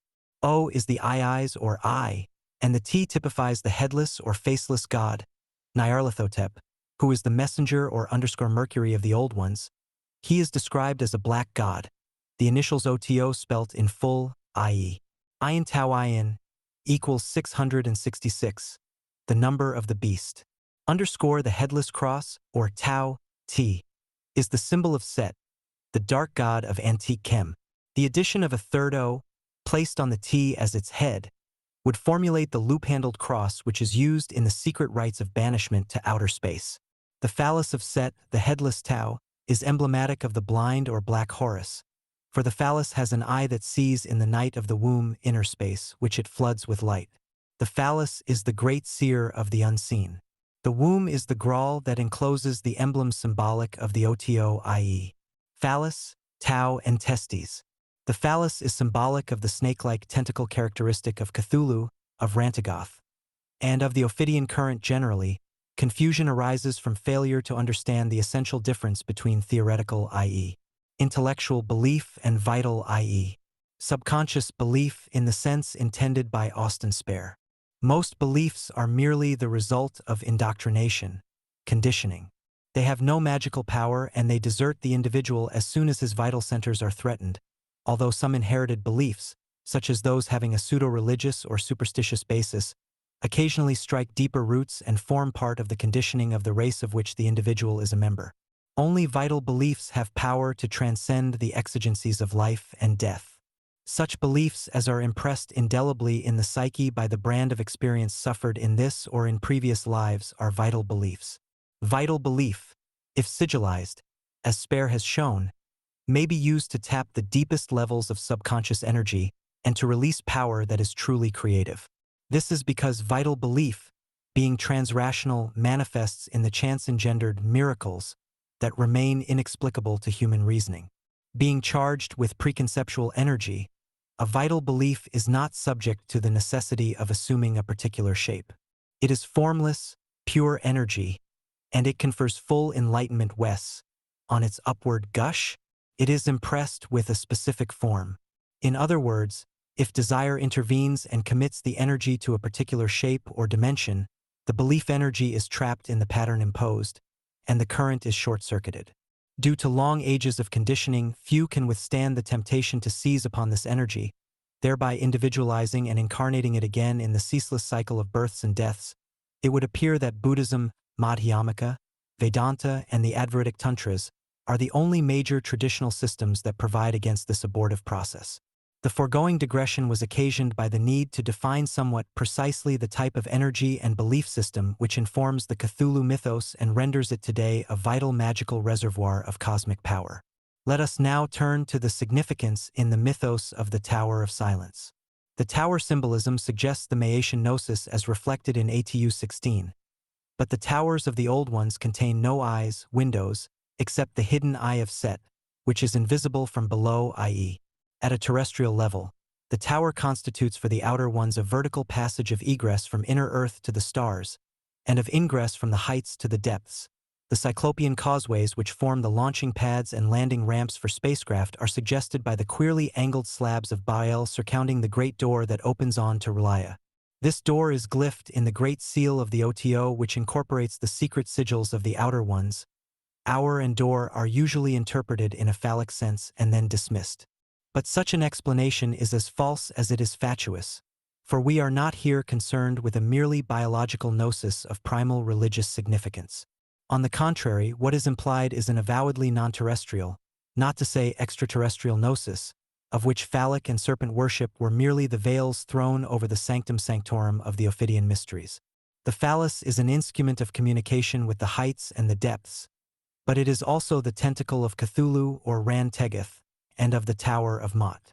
The testicles dependent from the phallus of Set typify the congeries of bubbles associated with the symbolism of Yog-Sothoth.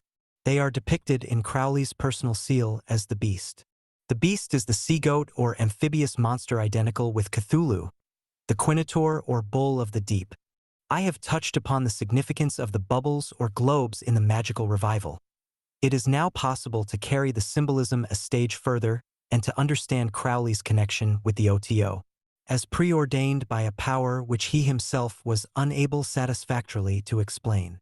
Similarly, Lovecraft also failed to explain the dreams that spawned the Cthulhu mythos, to which he denied any but a conceptual validity that served him as a purely aesthetic or literary device. As Austin Spare was unaware of the Salem provenance of Black Eagle, so also was Crowley unaware of the true identity of the beast of the tower and of the deepest significance of the old aeon of Osiris. Osiris was the black god whose terrestrial emissary was Nyarlathotep, the faceless or headless god, the god below the horizon, the god of the mystical hollow earth.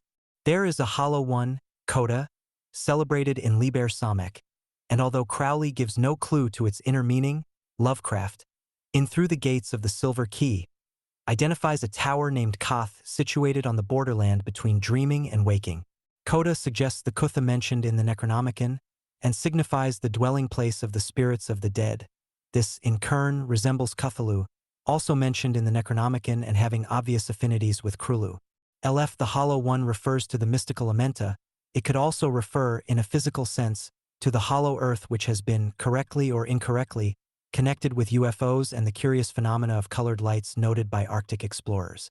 It has been suggested that these colors or culus are due to massive clouds of tropical plant pollen driven by great winds to the Earth's surface through the polar gateway, the culus from outer space issuing from inner space. This equates as nearly as may be coda and amenta, and if the hollow one refers to planet Earth, we have a working explanation of the topography of the Book of the Dead. The number of coda is 491, the number of the father of Ankef Nakansu, whose name is recorded on the Stele of Revealing, described in Al as the abomination of desolation, a reference to the empty place, the abhorred desert of Set.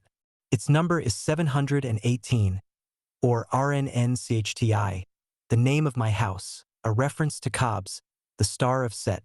There is a deeper mystery here, for 718 is the number of in desolationum per nefandum, meaning into desolation through or by abomination, i.e., through the unspeakable or wordless aeon.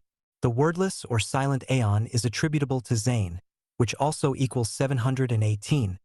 This is the one-eyed sword mentioned in the Necronomicon. The above correspondences link irrefragably the Necronomicon, Kamite, and Thelemic currents, showing the three strands as a continual linear development, in both a chronological and a magical sense.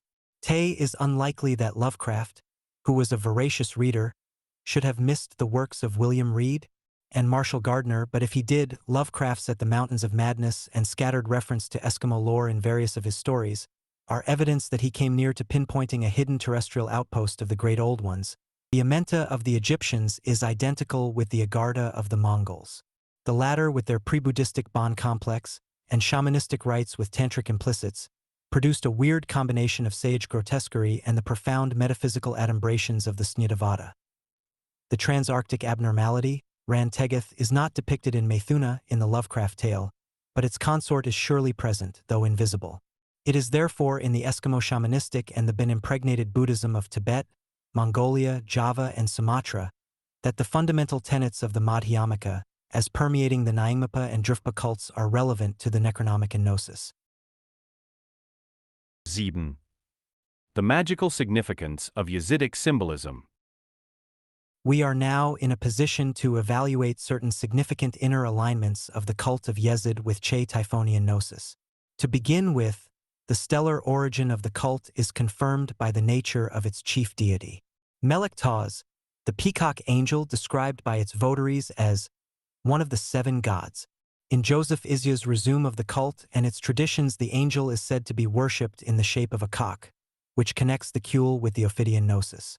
We have here, as in the Mithraic ritual discussed in Chapter 9, an example of the double current terrestrial and extraterrestrial veiled beneath the image of the bird and the angel. The peacock is an emblem of the Order of the Silver Star, whose presiding angel, Iwas, is the vehicle of the stellar current manifesting through Sirius, theologized as Set or Hor Parkrat, whose minister he is. According to the sacred book of the Yezidi, the black bird, Anfar is a cognate type. Anfar has the value of 333, which links it to the Coranzonic gnosis centered in death. The mysteries of Yezid may therefore be fathomed by using the method of exegesis employed in the analysis of the Mithraic cult of the disc. The sacred book of the Yezidi, known as the Black Book, alludes to the descent of the god upon the Black Mountain, there to reveal to Sheikh Adi, the head of the Yezidi order, a book that is already written in heaven, the number of Adius 15. In the Tarotic tradition, Atu 15 is ascribed to the devil. But 15 is also the number of the primal goddess, whose sigil comprises the 5 triangles symbolic of the 15 angles, or yonis, from which flow the culus of manifestation. In the Thurionic tarot, Atu 15 exhibits the image of the phallus or cock of Baphomet, which is also the emblem of the peacock angel described by the Yezidi as the chief of all, hence the devil worship of the cult. The book that is already written in heaven is a reference to the book containing doctrines of time and space, or the stellar gnosis of cyclic eonology. It is said that Adi's receipt of the book would result in his rejecting Mohammedanism and embracing the religion of the Sabaeans, the primal stellar cultists. A myth associated with the Yezidi is revealing in this connection. It alludes to a quarrel between Adam and Eve concerning the origin of the human race. Adam claimed that it descended from him, Eve from her. After incessant wrangling, they agreed to deposit in a jar their natural essences. The vessels were then hermetically sealed and opened after a period of 9 months. In Adam's jar were found 2 children, while in Eve's receptacle rotten worms writhed and emitted a foul stench. Adam then copulated with Eve and produced 2 more children. The Yazidi claimed descent from Adam, who typified the vital current which, in conjunction with the substance of Eve, manifested the twins. The symbolism is clear, and it highlights the difference between the formulae of the 8-degree, 9-degree, and 11-degree OTO. The 8 degrees and 9 degrees comport manifestation of the light, the 11-degree of the darkness. It is however noteworthy that to Eve's solitary emissions were ascribed the origin of the Jews, the Christians, the Muslims, and other nations. In other words, Eve is depicted as the genitrix of barbarous or alien sex. This should be borne in mind, because although Melech Taras came down to earth for the Yazidi, the seed of the alien races was attributed to the woman, Eva, that is Jehovah, the Yod-He being represented by Atu 15, the devil, as woman herself represents the goddess 15-inched. Another significant legend allegorizes a more probable origin of the Yazidi. After being poisoned by scorpions, Mu'arid or Muawiyah knew his wife. Although a woman of 80 years, she appeared one morning, by the power of the great God, as a woman of 25. She conceived and bore our God, Yezid. The long-awaited prophet, Yezid, was thus born of a witch and the venom of scorpions. This symbolism signifies transformation via the Ophidian current. Yezid equals 31, which, apart from its thelemic implicits, is the number of a Kbu or star beta in the Perseus group. The denizens of this star were known to the Arabs as the ghouls because they fed on the shades of the dead in the netherworld. 31 is also the number of Kia, whose zootype is the vulture that feeds upon the Akbu, the dead, i.e., the spirits. Another value of Yezid is 36, the number of the Ijajai, referred to in the Necronomicon as tenanting the forbidden realm in which the votaries of the dragon cult worship the star Draconis, together with the stars of the dog and the sea-goat. According to the Necronomicon, the cults of Set, Typhon, and Cthulhu are cults of the dead, for they are worshippers of the Ancient Ones, and forever try to let them in, for they have a formula of which it is unlawful to speak. Furthermore, the race of Draconis was ever powerful in ancient times, when the first temples were built in Magan, and they drew down much strength from the stars. The formula comports a use of the lunar current, as is made clear by the injunction. Remember to keep the moon pure, and in another place, I have seen them tune the moon's rays into liquid, the which they poured upon their stones for a purpose I could not divine.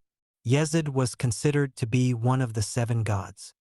He is reported as declaring, I was, am now, and shall have no end, which compares with an almost identical utterance made by the old ones recorded in the Necronomicon by the mad Arab, Alabama Hazard. Anfer, which is 1 less than 333, is alternatively rendered as Angar, which, as 255, equates it with Iram, the city of the pillars, the cult center of Great Krulu amid the pathless deserts of Arabia. The bird appears again as the vehicle of the white pearl who created out of his most precious essence. Out of this pearl came the great old one accompanied by 7 angels, of which Taz Melech is the chief of all. The white pearl exploded. From its scattered shards were created the stars. From this essence of Adam proceeded the complex known as Azazel equals Melech Taz, whose reflex on earth is the cult of Yezid. Azazel equals 56 equals Nu. It is equivalent to Azazel, which is 77 plus 77 plus 31 is equal to 185 equals 37x 5s. The number 37 implies the manifestation to man of truth, Mot. The number 5 is the number, par excellence, not only of woman but also of the ancient ones. 185 therefore signifies the manifestation of Nut or the void in her Maation phase. In yet another myth, God sends to Adam a bird which pecked at his anus and made an outlet. This contains a play upon the name Adam which, as DM, denotes menstrual blood and the left hand, or lunar path symbolized by the anus or backward way. It hints at a magical formula of the 11-degree familiar to initiates of the OTO. Yezid is referred to as our God, the barbarian, who gives a sealed decision to the God to come down. According to the same tradition, Christ is said to have come down to earth after making a sign. The sign is the sealed decision. Adam was unsealed by the bird that pecked at his anus. The Christ is the Anointed One, symbolized by the phallus which impregnates earth with its light. The symbolism appears in AL as I peck at the eyes of Jesus as he hangs upon the cross. The cross being not only the phallus but also the place of crossing over the abyss. I.E. Death on the tree cross of life and death. The Yezidi worship 7 great gods of which the chief is Luciferos, which identifies Lucifer as the chief of all the fallen angels. According to Massey, these were the 7 primal timekeepers in heaven assumed to the 7 stars of Ursa Major, the Great Bear. They were known also as Melek Taus, who is portrayed by his worshippers in the form of a cock. The Arabs adored a god known as Nasr who appeared under the form of an eagle. In Egypt, the Nay or Nab was the black eagle or vulture emblematic of the black god Set. Adored by the abhorred Nabsi, NSRRA equals 511, which is also the number of Luciferos, thus equating the eagle and the peacock in the single concept, Lucifer. In the Yezid myth, Luciferos held in his hand a great white pearl with which he played and eventually tossed into the sea. The world was created by this act. The world was born of the pearl. The sacred image of the peacock angel was referred to by the Yezidi as Sanjak, a Turkish word denoting banner. Its number 132 equates it with the Babylonian Mznu, the god of chaos. It is the number of Bayan, the basic unit of living matter. 132 also equals 93 plus 39, i.e., the 93 current born along by the affirmation of the aspiring soul. 2 elements in the above equation comport the notion of the primal curse. 132 is the number of LQB, ad maledicendum, and 39 equals LT, he cursed. Both have lunar implicits which indicate the formula of the 11 degree. According to more than one tradition, the great god created the Yezidi as a peculiar people of Azazel. Zazel equals 55. Azazel equals 563. 55 is the number of KLH, the bride. KL signifies all, i.e., pan/God. The addition of the feminine letter, H, reveals KLH, Kala, as Kali, goddess of the Kalas. 55 is also the number of the Nagas, which are described as human serpents especially associated with the worship of dragons, i.e., the Ophidian current, the Nagas incarnated as the semi-fungoid, semi-crustaceous entities known in Tibetan lore as the Migo. They were inimical to the Great Old Ones and differed from them in material constitution, coming as they did from remoter gulfs of cosmic space. According to Mohammedan tradition, Azazel was the original name of the devil, and the Amerindian traditions refer to a people of the bat, their great devil Zats, as the Zatzal. As Romer noted, the bat was a primal symbol of the unclean rites of voodoo. The symbolism has been explored in Kujts of the Shadow in connection with the formula of Viparita Maithuna, or upside-down sexual congress. The peacock, the eagle, the vulture, the bat are key Zod types in the Yarius recensions of the Typhonian Gnosis. Another value of the name Melek Taus is 100 plus 707 is equal to 807, alternative values being 176, 416, 567.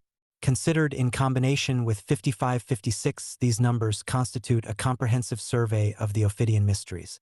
807 combines Dath, 474, and Kornzan, 333. It is also a number of An and Wn, Hades, or Tartarus.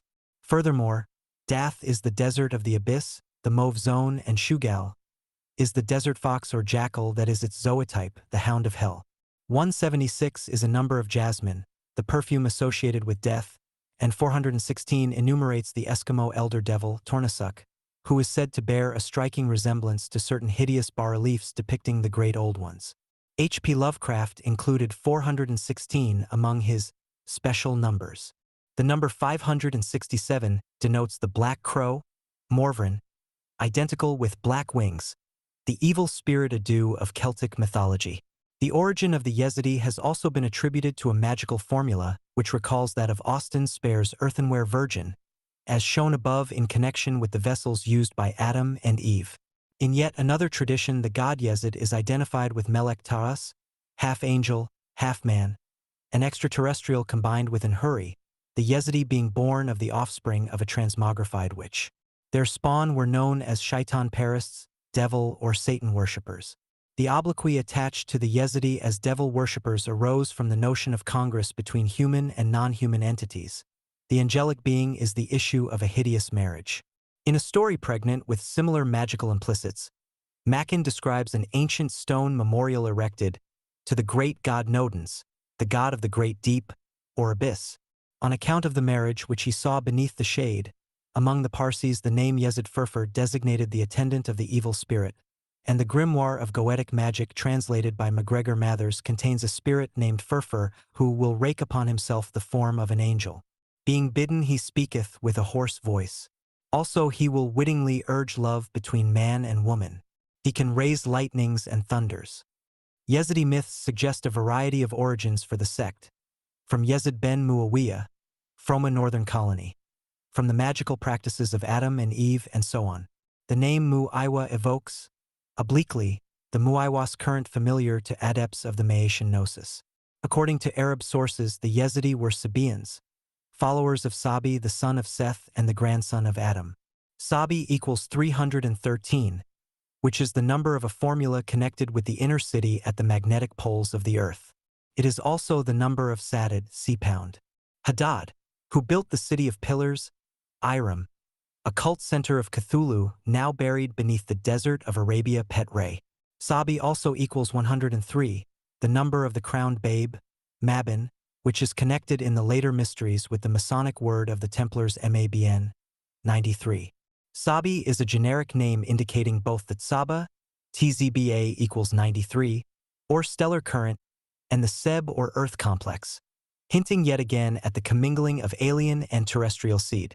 The son of Set typifies the star seed, and Adam Diem is the earth. Thus, star and blood, fire and water. The Sabaeans continued the primordial stellar gnosis. They were said to worship the stars secretly, i.e., in an occult sense, in volleying the starfire or kulus which they shed, because at that era the solar cult had superseded the more ancient worship of the stars which was then abhorred. The Qibla of the Sabaeans was orientated towards the south, from whence the wind blows, again an indication of the Torrid Kbamzin and the cult of Set, and incidentally emphasizing the northern background of the Sabaeans and the realm of the bear. They were worshippers of angels, worshippers of stars. They were those who departed from Judaism and Christianity and worshipped angels, i.e., extraterrestrials. They were, in fact, the forerunners of the contemporary sects dedicated to the return of the outer ones. The original sect followed Seth, and their cult activities included the worship of birds, a belief in sacred wells and fountains, holy trees and sacred stones. The Yezidi kissed the stones and made vows to them. They suffered obloquy for violating the laws of morality during their festivals. Immoralities practiced also in the mosque at Mysia, according to Hergrange, the practice in question may be a survival of the institution of Kadeshes, a probably distorted or variant form of the original 11-degree formula which had its parallel in the agape of the Gnostics. Degree, the Yezidi adored a deity of the first degree, God, and a deity of the second degree comprising 3 persons. Melech Taras, Adi, and Yezid, 01. In Kabbalistic terms, 807 plus 15 plus 31 is equal to 853. 853 is a number of Tiamat, or Tiamat, she of whom it is written in the Necronomicon, that when Sehulu joins with the abominations of the sky, Tiamat will once more rule the earth. Her other number, 71, is the number of Lam, and of the Kami, a name bestowed in ancient Japan upon the old ones whom the Egyptians named the Sami. It is also the number of Anatta, the supreme formula of self-denial that rests at the heart of Buddhism. Alternate numerations are 222 and 462. 222 enumerates the word fever, which, in the present context, suggests the verse from Al previously mentioned. Another prophet shall arise and bring fresh fever from the skies. Another woman shall awake the lust and worship of the snake. Another soul of God and beast shall mingle in the globed priest. Another sacrifice shall stain the tomb. Another king shall reign, and blessing no longer be poured to the hawk-headed mystical lord. The number of this verse, 34, is the number of a deity which is defined by Blavatsky in The Secret Doctrine as the mother space coeval with darkness. The abominations of the sky seems to fly closer, especially when it is realized that 222 is also a number of Tsagathua, described in the Necronomicon as a frog-like abnormality which, together with Yog-Sothoth, who shall bring his globes and other old ones, shall take possession of earth and all things that live upon it. The second number, for 162, is that of Sada, the serpent, which, like Tsagathua, dwelleth in the uttermost parts of the earth. Sada typifies the Ophidian current in its most material form, an interterrestrial analogue of Cthulhu. It is the snake that giveth knowledge and delight and bright glory, and it is to be worshipped with strange drugs, of which Israr for 6-2 is one. The Yezidi have a tradition that on New Year's Day God sits upon his throne, calls the gods unto him and delivers power into the hands of the God, who is to descend to the earth. The Yezidi also have a transcendental conception of deity. In the Kurdish tongue, God is called Kuda or Gouda, an obvious form of the word God. He manifests in three forms: as an old one, Sheikh Adi, as a bird, Melek Tawas, and as a child, Yezid equals Arihorquit. Melek Tas appears in Al as the kingly man, or angel, Iwas. Much of the paronomasia to be found in Al entail not only phonetic similarities but also isopsephisms. Iwas is a case of the former. Crowley's insistence on the fact that his work continues the Sumerian tradition, and his identifying himself as an avatar of Yezid point, as I have suggested in the introduction to the Al comments, to Liber Al being the book from eternity referred to in the Yezid Black Book. The book from eternity is the book from the stars, a literary device connoting the current from outside. Another Yezidi legend represents their chief angel as Azazel, also in the form of a peacock. The author of Devil Worship explains the choice of bird being due to the banishment, or fall to earth, of Adam and Eve, who had eaten the forbidden wheat in Eden. Eve was cast upon Arafat, and Adam was banished to Ceylon, which is preeminently the land of the peacock. The truth, as we know, is far simpler. The peacock became the totem of the cult because of the symbolism of the tail and the eye. The tail typified the Kepsh or haunch constellation, Ursa Major, and the eye was the eye in the triangle, the meatus of the phallus, which is why the cock was typical of Yezid.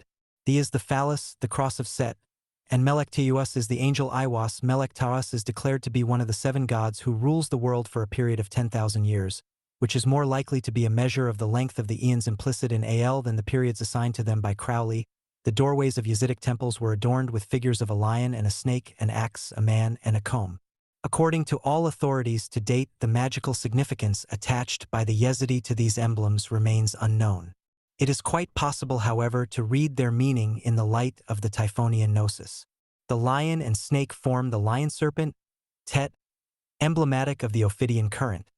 The axe is the sign of Neter, the neuter one or child god who cleaves open his mother. The symbolism of the man is considered below. The comb denotes the virile force that tires the hair, which symbolizes the fecundity of the goddess. AC, the altar of Adi, 360 lamps were ignited every evening. 360 denotes the full circle, cycle, or perfect aeon. It is also the number of HMSHIH, the Messiah, and of Shin, a later form of the Atlantean Zin, a name of Typhon and of the moon. Of the name Psi, George St. Clair tells us that it comports a certain forcible and impeding check, opposition, a turning upside down, which immediately suggests AL.1.41, the word of sin, and the formula of Karetza in conjunction with that of Viparita Mithuna, all of which concepts point to the secret gnosis of the cult. 360 added to 15 Adi yields 375, which denotes Sekbem, the place in which magical operations are performed upon the spirits of the dead. Sikkim also denotes the power of resurrection, of rising in a subtle body of light which has been typified by the erectile power of the phallus. 375 is the number of a city of Edom, associated with the kings of the Cliffith, and of Oshh, meaning all forms of beginning, particularly in relation to Shoh, also 375, a measure of time. The Egyptian Shah was the clepsydra, thus strengthening the links of this number with the lunar current. The ceremonies performed before the altar were accompanied by flutes and pipes, wind instruments associated with rites evocative of the outer ones, space/air, which is significant because another equivalent of the number 360 is the Greek term Ipaboa, meaning spatial projection. The Yezidi commemorated the Sheikh Adi on the 15-20th April, a 5-day celebration of the goddess 15 initiated at the full moon. The 5 days represent the lunar eclipse, or days hidden from the sun, hence the 360 lamps in the shrine of Adi, 15. On entering the shrine, the votaries kiss the serpent depicted on the wall to the right of the temple door. The tomb of the sheikh is concealed by a cover of green typifying renewal or resurrection from the earth. A point of interest concerns the Yezidi Kabbalah. As with the Kurds, the Yezidis sometimes change the Arabic aleph to ayn, and in some localities the ayn is pronounced aleph, just as the raf is changed to aleph. It is noted by Badger that these usages are not confined to the Kurds, such changes being made also by Arabic and Syriac-speaking peoples. Let us therefore consider the magical implications of identifying aleph with AI hashtag and with Qaf. Alapai is the letter attributed to air or space, and AI is both the void and ayin, an eye. The eyes in the tail of the peacock, or the meatus in the phallus of Yezid are equally connoted, and are resumed in the glyph of the eye in the triangle which forms part of the emblem of the OTO. Kapil signifies both the palm of the hand and the Qaf ape, which typified among other things the open eye or the exposed meatus of the circumcised penis in a state of erection, thus denoting the ever-wakeful one. It is said that circumcision, the Eucharist, and baptism are the 3 religious rites administered by the followers of Yezid. Ayn, the eye, and Qaf, the palm, together equal 90, Che number of Tzadi, the letter attributed to the deep ones. The addition of Aleph yields 91, the number of man, other than which there is no God. Degree, the eye and the hand are magical instruments used by man in the reification of desire in the service of his will. Degree also, the Necronomicon declares, the power of man is the power of the ancient ones. And this is the covenant. 91 is a number of Api, the Typhonian goddess who giveth protection. She manifests in the form of an hippopotamus, a primal totem of the deep ones, and she illumines the ocean of space with her 7 stars. Man in reflex becomes Nam, which in the Chaldean tongue means speech, oracle, utterance, prophecy. It is the primal word, the thus saith the Lord, and it derives from the Egyptian number with precisely the same meanings. It is significant that the name of a pre-human language, Nakal, also has the value of 91. Another equivalent is Ako, the moon god, worshipped in some places under the name of Sin. But, above all, 91 is the number of Amen, the hidden god of Amenta, and of Mlka, the daughter, virgin, or bride. In the phraseology of occultism, the unawakened or entranced priestess. The doors of Yazidic temples are adorned with wild scarlet anemones and red lilies, emphasizing the lunar component of the rites celebrated within. The lily or lotus together with the rose is typical of the circle of the goddess, the circle of the 360 kalas and the hidden 5. 360 is the number of Shni, scarlet, a color symbolic of the red earth of reification associated with woman. The Ophidian current is implied in the symbolism, and it is again underlined in the variant form of Yezid. Azid, the number of which, 22, is the number of the scales of the serpent of the Cliffeth. The Yezidi interred their dead with face turned toward the North Star, confirming the predominance in the cult of the worship of the outer ones and the deep ones, and the cult's essentially stellar provenance.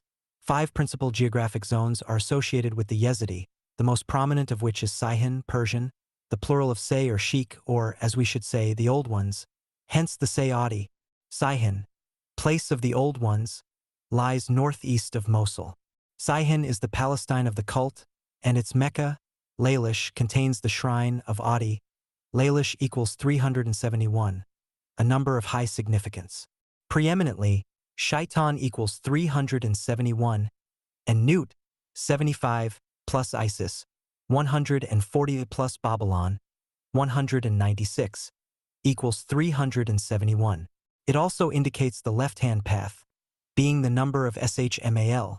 Note the reflex of Lam, Sinistrum, 371 plus 418, i.e. Shaitan and the Great Work, or the Great Work of Shaitan equals 789, which is the underscore value of Ipsos plus Alala. 371 also connotes Lashtal and Spral, Seper Al, the Book of the Law. Also charged with high significance is the name of another of the 5 cult zones, that of Warinsat or Gorin Ser, meaning the sunken city, which recalls the sunken city of Relia where great Cthulhu waits dreaming. Note also that 371 is equal to 300, fire, Sirius, plus 71, lamb.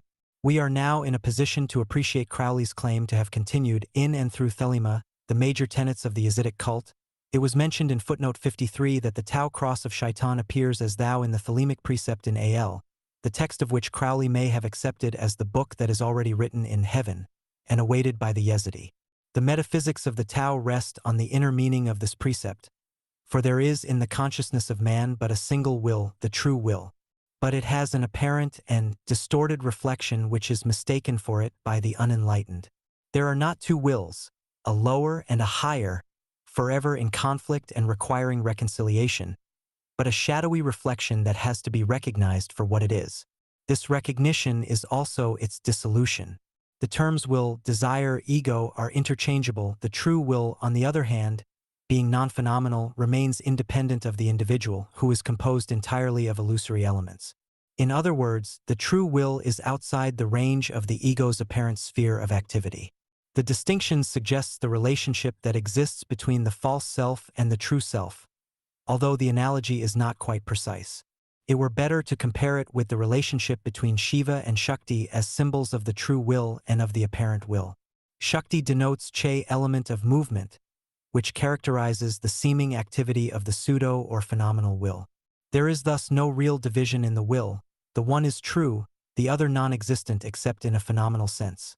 And being a part of phenomena, it cannot in any way affect it, control it, or direct it. When it is realized that the true will alone exists, and that we are it, its counterpart will be understood as the phantom it is, and we shall cease to identify with it. As with a facial reflection in a mirror one face only is involved, so with the reflection of the true will in the mirror of the phenomenal or apparent universe. But although the image is illusory, it is the reflection of something that exists. The reflection is not an entity. Its reality exists only in the face that projects it. Shiva and Shakti may be considered in a similar manner. The only way of discovering the true nature of the reflection is by tracing it to its source, the owner of the face. This cannot be achieved from the vantage point of the mirror or the image reflected from it. It may be achieved only by the consciousness of the true identity of the being reflected. The method of inquiry known as Atmavikara or inquiry into the self is therefore the only method that reveals the real nature of the self and of the true will, Thelema. The formula of Atmavikara is explicit in Al. The relevant verse gave Crowley quite a headache because when he heard Aiwass dictate it, it was so incomprehensible to him that his mind refused to accept it. Aiwass therefore directed him to alter it, and the alterations comported implications, some of which have already been examined in connection with certain comments made by Frater Akkad. The number of the verse in question, I.E. 26, is the sum of the letters of the lost, or unutterable name, Ayad,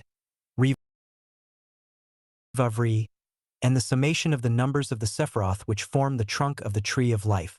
It is also the number of the true name of Satan which is said to be JHVH reversed, and which is a manner of expressing the process of reversion which opens the gate to the back of the tree. But the word is lost only to the phenomenal universe, for it is not itself phenomenal. IC is the negative or noumenal source of the world of appearances. 26, Ayad, Rivavri, is the number of Avagdu, black wings, the evil spire associated with Yugath. 26, by the tarot, is the path denoted by the letter Ayin and I, and the winged eye is emblematic of Isis. It is also ascribed to the goat, a Zod type of Shub Niggurath, the black goat of the woods with 1,000 young. In the Tarotic system, she bears the title Lord of the Gates of Matter. Matter and antimatter eternally alternate in the gnosis of Newt. The and the I are resumed in the symbolism of the watcher or witness, Saxby. The number 26 is the number of CHZVH, sight, vision. The quest, who am I, therefore involves the seer and the seen vision as such. For Newt declares that the sign shall be the consciousness of the continuity of existence, the omnipresence of my body, matter, But before the last 5 words, the omnipresence of my body, she had declared that she was the unfragmentary non-atomic fact of my universality. This concept the scribe, Crowley, was enjoined to put in whiter words, the words which appeared in the final version of the verse, as printed in A.L. White is the color of Kether, the outermost gate of the known universe, matter. As in the case of the true will and the false, the self and the ego, there prevails at the present time a tendency to confuse the creative and the reproductive systems, which pertain to planes as distinct as those of Prema and Kama. This false identification bedevils the whole subject of the true will and of the magic which is the means of its expression. The creative power has its terrestrial chakra or center of emission in the human cerebellum when the power descends or is brought down intentionally into the center at the base of the spine. It undergoes sexualization and is thereby transformed into reproductive energy. The mystic endeavors to avoid this process because he is concerned with energizing the center at the crown of the head, the locus of true being, reality, royalty. The magician, on the other hand, is intent on reproducing in concrete form his magical universe. This process is not identical with, although it is analogous to, that of the reproduction of the human image. Between the spheres of the mystic and the non-initiate exists the entire range of phenomena comprehended by the term magical, for they are essentially illusory. The true will is rooted in the impersonal which transcends the fantasies of magic. Nevertheless, we speak loosely of creative occultism, meaning thereby reproduction, not of the human but of the magical child, which is a mental as the former is a physical product. Yet they both exist within the sphere of illusion, and in both cases the creative energy has been activated by love under will. The foregoing notwithstanding, there is a very special magical operation which manifests a child of an altogether different order of existence. This is the child, crowned and conquering, celebrated in A.L. It is the magical child par excellence, the image of light born not of the union of opposites and complementary polarities, but of the negation of both. The designation crowned indicates the true royalty, the reality that interpenetrates the human life wave only at the highest center, crown. This transcendental chakra at the Kether sphere is the seat of enlightenment in man, the seat to which Isis has given her name. When the magician exclaims, "Do what thou wilt shall be the whole of the law," he is exhorting Set, whose sacred sign is the Tau, synonymous with the thigh, seat of Isis, to shed its light upon him. Kabbalistically, both Thn, Tau, and Athh, thou equals 406.78 as previously explained. The difference between the true will and its illusory and temporary counterpart is somewhat analogous to that between Prema and Kama, or pure, objectless, love, and desire, possessive love. Prema is frequently rendered as divine love, Kama as lust, or sexual love. Prema is desireless in the sense that it has no desire to possess, for there are, for Prema, no objects. Kama desires possession, and this desire is based upon an erroneous belief in the reality of objects, and of a subject who desires them. Prema is the basis of mysticism, karna of magic. As one desires to possess only that which one imagines one lacks, the magician, by his use of Kama, admits his inadequacy. The mystic knows no defect, for he is one with the total current, the true or cosmic will. Thus it is that magic is but a stage upon the way to mysticism. Love, as Kama, is love limited to objects. It is therefore imperfect, demands satisfaction, lives to take. Prema is love without a limit, seeing nothing to take, giving eternally, as the sun shines regardless of any objects. But the willed direction of love, as implied by the maxim love is the law, love under will, also implies imperfection, for love is made subservient to will. A state of duality is evoked. Prema is not so, divided. Only if the will is the will of Set, do what thou wilt, is the resulting child crowned and conquering.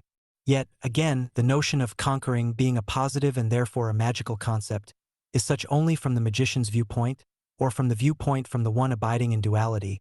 The lesser magic is therefore of Kama, acquisitive, inadequate.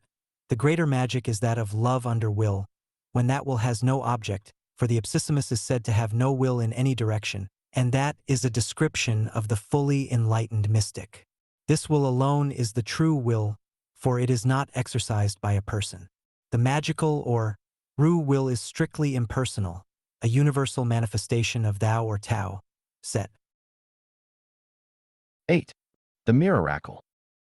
The question of miracles has always bedeviled the occult scene. Alfred Sinnett and others plagued Madame Blavatsky to persuade the Mahatmas to perform miracles that should once and for all convince people of the existence of a world beyond the senses, and that they, the Mahatmas, really existed and possessed the powers attributed to them. The plea has often been repeated before and after Blavatsky's time, and with other Mahatmas, Eastern and Western. One of the reasons why Blavatsky lost face in the eyes of many otherwise sympathetic people was due to her good-natured attempts to supply by her own craft what in most cases, though not in all, the Mahatmas declined to produce. Sinnots down the ages have been advised, repeatedly, that no amount of miracles will prove of any use in convincing those who, unable to produce them themselves, are too obtuse to accept the vast accumulated testimony of tradition and the thousands of well-attested cases of transhuman phenomena. However, since the middle of the present century, the masters would seem to have decided that the massive exhibition of mysterious phenomena is, at last, in order for what otherwise explains the frequent and sometimes alarming appearance in our skies, during the past 40 years or so, of inexplicable lights and unidentified objects. Are they not miracles of a kind even more remarkable than those solicited by the Siennets of the world? These weird phenomena have been cited not predominantly by occultists, magicians, or metaphysicians, but by ordinary people following the pursuits of ordinary people, soldiers, sailors, policemen, airmen, farmers, lorry drivers, and so on. A glance at any one of literally hundreds of books on so-called UFOs should convince any but the hopelessly purblind that numberless, because uncounted individuals and groups of individuals alive today have seen with their own eyes phenomena equal to, if not surpassing, anything witnessed by the few who were privy to Madame Blavatsky and her Mahatmas. But has there yet been a general acceptance of miracles? Are not the words of Kut Humi to Sinnett as true today as when they were first communicated to and published by that undeniably sincere and intelligent occultist? Many may claim that there has been a positive reaction.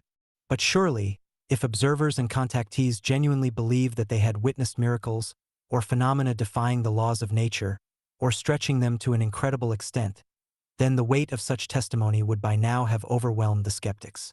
Yet there is still no general admission of such phenomena. The reason for this may be simple.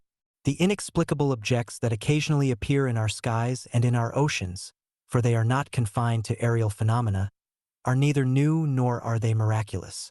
Earth's atmosphere has always swarmed with them. Man in the mass is only now becoming aware of them because something has triggered within him a faculty that has, for long ages, remained dormant, almost to the point of atrophy. This something occurred in the late 1940s, an event which suffused the planet's subtle atmosphere with a current of energy that reanimated in innumerable people the powers of clairvoyance, clairaudience, and clairsentience. In other words, the third eye began again to come into its own on a massive scale. This is the mirror eye, and human consciousness will soon be inundated by visions and deems of the cyclopean cities in fathomless seas, which dreamers such as Lovecraft were able to see unaided by the radioactive energy specters that have recently reawakened it.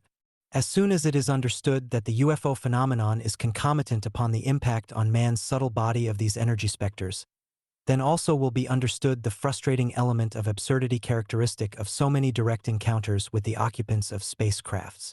The absurdity is due to a muddle of concepts, as when dreaming and waking experiences are confounded.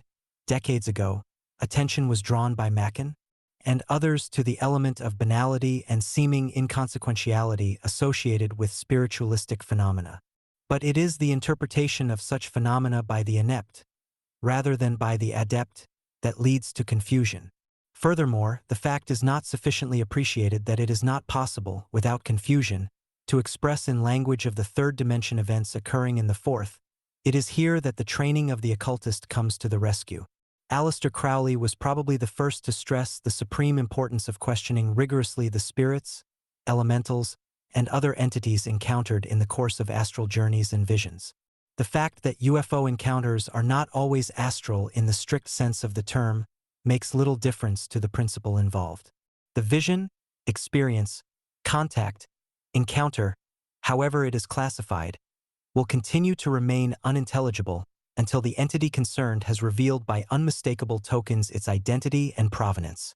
Contactees claim, in some cases, that this has happened, but there is scant evidence that any satisfactory test has yet been applied. The acceptance of information is not good enough, merely because it appears to be offered voluntarily or in response to random questioning. The spirits of the seance room are notoriously deceitful, and so also, if encounter accounts are veridical, our euphonauts' spirit manifestations resemble encounters with euphonauts rather than with the kinds of entity evoked by magic. The euphonaut and the specter usually come unbidden. Perhaps this is a token of their objectivity, but not necessarily so. Although magicians may summon to visible appearance a wide variety of seemingly objective phenomena, those do not include euphonauts, although the latter have been reported as arranging with their contactees a return visitation. But it is usually being directed at witnesses. These may, however, be streams of force reflected back to the witnesses by a sudden convulsion of their subjective radioactive energy specters. As with germs within the body, these do nor neces sorrily indicate a morbid condition in the contactees. They comport merely an agitation of the newly planted particles absorbed astrally from the recently enhanced radioactive atmosphere of the planet. The subject, in its infancy so far as concerns the human lifewave, demands a reassessment of energy specters. Anyone who has read with attention accounts of UFO encounters will have noted the high percentage of sightings involving the color orange, the blending of red and yellow in the cologrammer of occultism. Orange is associated with Path 17, the path of the double current. LTS magical aeon or angel is zane-sipified by the sword or scimitar. UFOs are frequently reported as being crescent-shaped when not egg-shaped or lenticular. The sword and the egg play a dominant role in Crowley's Amelantrobulda's visions. This factor and the preponderance of the color or kala peculiar to Zane and the wordless acon suggests the silence usually associated were UFOs, as also the absence of ears noted by a number of contactees who have given descriptions of the physical features of euphonauts. The carless and egg-shaped head of Lam is one of the masks of Iwas, minister or angel of the god of silence, Hoa Parkrot, 71. The number of Lam is the mirror number of the path of the twin or double current, Zane. The sensation of fear induced by encounters releases in the astral consciousness the demonic specters reflected in the auric shell of the contactee. Che blue devils are a product of this fear, relevant in this connection ace the words of the psalmist. The fear of the Lord is the beginning of wisdom. Of all the emotions, fear is primal and itis the most important factor involved in opening the outer gateways. Wisdom is attributed to Chakma, the cult center of the Starry Wisdom sect. This cult projects through the veil of the mauve zone the vibrations that are sensed within the blood as fear or terror, which is denoted by the word PCHD, a name of the power zone of Mars. PCHD is 92, the number of SBKI, the killer of the giant, the Sebacaw or crocodile dragon, typical of the Ophidian current. Sensations of panic charge the system with radioactive energy specters. These gear consciousness to receive radiations from outside, for although Chakma is beyond the mauve zone, Gabura remains within the phenomenal framework. Great skill is therefore required to transmute into space capsules or vitality globules the vibrations of this turbulent zone. Hence the fanaticism, violence, paranoia, and general imbalance of so many who fall foul of this path. Which explains why, in a contexture of encounters, the corresponding contact is invariably seen as hostile, abduction, rape, physical assault involving severe burns from radiation, and, frequently, loss of blood. Some contactees complain of having been used as guinea pigs, blood, semen, menstrual fluids having been extracted from them. Cattle mutilation on a large scale has also been reported by ranchers who claim that animals have suffered mutilation and the loss of sexual organs, ears, teats, and so on. It is difficult to know where paranoia begins and how far the experiences, though genuine, are misinterpreted through lack of correct and the abundance of incorrect information. The undoubtedly sexual nature of many of these depredations is the sole element of certainty. It may be a morbid terror that causes people to sec in space for marauders whose handiwork identifies them rather as denizens of Earth. Even so, one is reminded inevitably of AL 2.12, sacrifice cattle, little and big, after a child.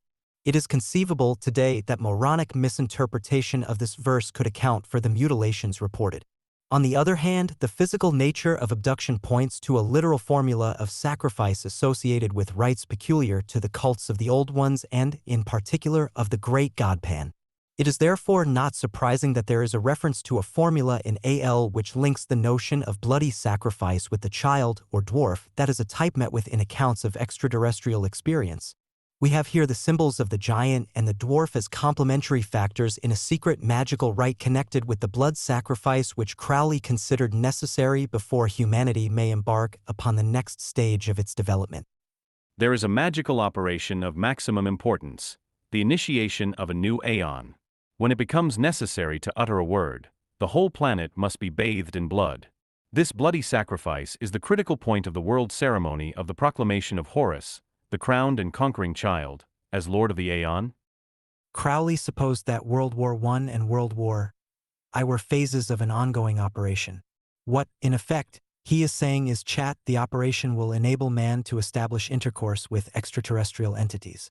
The whole planet is now bathed in blood, in the sense that radioactive energy specters have enveloped it, have formed a magical merzer in which it is possible for humanity to see the oracle, the word. This miracle is the miracle that the bloody sacrifice has initiated. Crowley's death in 1947 coincided with a massive wave of energy specters, vehicles of the outer ones evoked by the second phase of the bloody sacrifice to the magical child. The nuclear energy released into the Earth's atmosphere in the mid-1940s reactivated in man his latent astroocular potential. It may not, yet, have been ascertained just how the reactivity resulted from the radioactivity, but it has become evident that the UFO embodies a type of phenomenon which, although always present in our atmosphere, has until recently remained unsuspected by humanity in the mass. It is not possible at this stage to be more specific. Research may demonstrate that not only the UFO is being massively sensed, but also the ghost or double, which before the 40s numbered its viewers on a comparatively limited scale. It is necessary in this area to draw certain lines of demarcation. There are many kinds of ghostly and spectral phenomena, and there are also many kinds of unidentified flying objects. The substance of manifestation appears in the latter cases to be of an etheric as distinct from an astral nature. This supposition is suggested by the tangible quality of many of the objects observed. Sightings in this category appear to be far in excess of those in which the occupants of UFOs are considered to be flesh and blood beings. Again, cases have been reported in which UFOnauts are sighted by one or two individuals, only in a crowd alerted to the presence of abnormal phenomena. Except in cases in which UFOs are directed by automatons or by remote control, that suggests that UFOnauts are of a substance more subtle than their vehicles, as the astral body of man is more subtle or less dense than his physical body. Such might be the case, for example, if an astral entity fabricated for itself an etheric shell or capsule, as in the practice known as the magical assumption of god forms. Ancient Sanskrit literature contains references to space vehicles in the form of birds, flying dragons, and other aerial creatures. The winged disk, or vitality globe, of the sun god in Egypt, the Horus falcon and other animal-shaped vehicles, are cognate phenomena. Furthermore, there is evidence that the Shining Ones or Devis of Indian lore are radiant extraterrestrials, and that the Egyptian Hamimit or emanations of the solar light known as the radiant sun are also cognate symbols. The motivator of these spacecraft is the magical will. In Egyptian typography, this was represented in the form of an egg and a concave receptacle suggestive of the ovoid pattern of space capsules. The Ku, or Shining One, was represented by a bird, and the sphere of radiation, aura, by a shell-like semicircular glyph. The world of shells would be an apt designation of the source of such phenomena, but such hypotheses are unnecessary if, as here suggested, there is posited a reactivation of psychic or clear-sighted, clairvoyant vision that has for long eons remained generally dormant. Are Hor Ku, the phenomenal reflex of Hor Parkrot, declares in AL, "I am the warrior lord of the 40s. The 80s cower before me and are abased."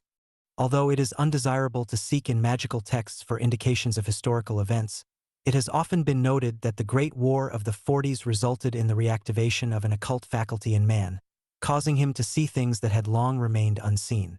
The reflex of the 40s, i.e. the 80s, may witness a massive materialization of the luminous shells now swarming about Earth. The number 40 is merely the extension or fuller manifestation of the 4, the number of the solid, the reified. AL, Illinois 49 may well be relevant. This is of the four. There is a fifth who is invisible, and therein am I as a babe in an egg. The babe is the magical mannequin or dwarf, of which Lamb is a type. Lamb contacted Crowley in connection with certain Asiatic mysteries involving the revival of the age-old wisdom transmitted to Blavatsky by two emissaries of the Old Ones, Kut Humi and Morya. The elements of the name Kut or Kut Humi appear in Al. The Krot or dwarf appears as one half of the word of Horus, the other being Arehoarkut. The verse is the 180th of the book as a whole. 180 is the number of silence, and the Kut or Krot is the lamb dwarf, Dropa, depicted by Crowley as a frontispiece to his commentary on Blavatsky's The Voice of the Silence. It should not be supposed that the references in Al to these elements have little purpose other than as ornamental or literary devices. Every word of the book is significant and loaded with multi-leveled implications. Nor do they illuminate solely the sequences in which the verses appear. That Al contains hidden sequences is amply indicated by the line overdrawing a part of the original manuscript, thereby linking seemingly unrelated concepts. Lamb is 71, a reflex of 17, the tarotic index of Zayn and of the path associated with the twins typical of the double current, and with the sword which is the meaning of the word cherub. The symbolic significance of the sword has been explained in my trilogies, but it may be necessary here to submit two further observations. CHRB, a sword, is 210, as shown in combination with Liber XX7. This is the number of 000, nothing under its three forms, when 0 equals Ayin, 70. It is also the number of the giants, great old ones, or the fallen ones, those that fell to earth from an alien star. This is paralleled in the Egyptian topography by Kifi or Kifi 120, a numerical metathesis of 210. The incense burned at the setting or falling of Ra. At the moment of sunset the god, or Great One, appears to descend Ito the earth. Furthermore, the sword was the instrument used by Christ as a symbol of his mission. Think not that I come to send peace on earth. I came not to send peace, but a sword. It is almost as if he announces the Aeon of Zayn, the wordless Aeon typified by the god of silence, Horpai Kut, and his emissary, Lamb. The CHRB is not only the sword, it is also the child, cherub. The colors associated with the path of Zayn are orange, king scale of color, and mauve, queen scale of color. An overwhelming preponderance of UFO sightings include mention of the color orange. This color, which comprises the primary colors red and yellow, is associated with the planetary power zones of Mars and the Sun, Horus, and Christ, which typify blood in its sacrificial and its redemptive aspects. Mars is the sphere of Kali, who embodies the lunar current. Sol is connected with Iwas as the redeeming spirit or holy guardian angel of Earth. The powers of these Kalas fuse to produce Babylon. The Shakti they will propel the planet into the Mauve zone, thereby enabling it to pass through the outer gateways. Mauve is the Kala of the zone that divides the lower triad, Mars, Sol, Jupiter, from the supreme triad, Saturn, Neptune, Pluto. The supreme triad exists in another dimension, for there is a solution of continuity between the noumenal and phenomenal modes. The subject of the divide is mentioned by Christ, again in connection with his mission. Suppose ye that I am come to give peace on earth? I tell you, nay, but rather division. Degree the division is the Mauve zone. The peace is not on earth, for that is the place of the sword, the Aeon of Zayn. Peace is in the upper triad in the fields of peace beyond the stars. It is significant that the two colors connected with Path 17, the Way of Lamb, are orange and mauve, because they are the two colors associated with the introduction into the terrestrial life wave of the influences of the outer ones. Moreover, the nature of the war engine alluded to in Al, of which the sword is an early form, indicates the stellar influence issuing from the Thigh, or northern constellation. The verse in question is 152 of the book as a whole. This is the number of HMVTZIA, the bringer forth, a description of the haunch in action that typifies the great bear, the stellar abode of the ever-coming one, the child, the magical mannequin that will appear crowned and conquering upon Earth. The speculation that UFOs may be psychotronic devices projected by aliens would seem to be supported by this gematria. 152 is also the number of Satanaki, the younger brother or child of the Manichees, in the doctrine taught by the Persian Mani to man. 7. The number of the verse in Altii, in which the war engine is mentioned, relates it to the Great Bear, the stellar representative of influences from outside. 7. Being an ideogram of the axe, the emblem of the Nudaru gods, is the engine of cleaving, of dividing, in the sense of the division known as the Mauve Zone. 7 is also the magic number of Venus, the planetary representative of the outer ones. In parenthesis, the tree of life, with its glowing globes, comprehends schematically the variety of space capsules and their respective colors. When a star is sighted in the sky, the radiance seen by the human eye is not of our time, and the star itself may have ceased to shine long eons since. Similarly, the flying lights, the subject of innumerable sightings since Hiroshima, are radiations from the lenticular energy specters of long-dead beings that existed in remote galaxies. They are the dead in Amenta, the shining ones. They formed the world of shells known in ancient lore as the Cliffith. Occultists, at last, are beginning to recognize them as such, and to salvage them from the debris of ideas interpreted as evil, because unknown and unidentifiable. What was unknown, what was not understood, was considered to be inimical, hostile. The subject raises far-reaching issues, one of which is of special import in the present context. Around 1908, Crowley received via Iwas various holy books or magically transmitted communications which were not wholly comprehensible on the plane of intellect. Because of this fact, Crowley also received the injunction that not so much as a letter, even, should be changed, added, or omitted. Among these transmissions appeared Liber XXI, which Crowley published in 1912 in the Equinox, Volume 1. Liber XXI is one of the most mysterious communications ever received by Crowley, and there is uncertainty as to who drew the sigils that illustrated it. It is almost certain that Crowley did not, and fairly certain that Austin Spare also did not, as, by 1912, his association with Crowley had ceased. J.F.C. Fuller is a more likely candidate, as he worked with Crowley on the later numbers of the Equinox, in which several of Fuller's drawings are reproduced.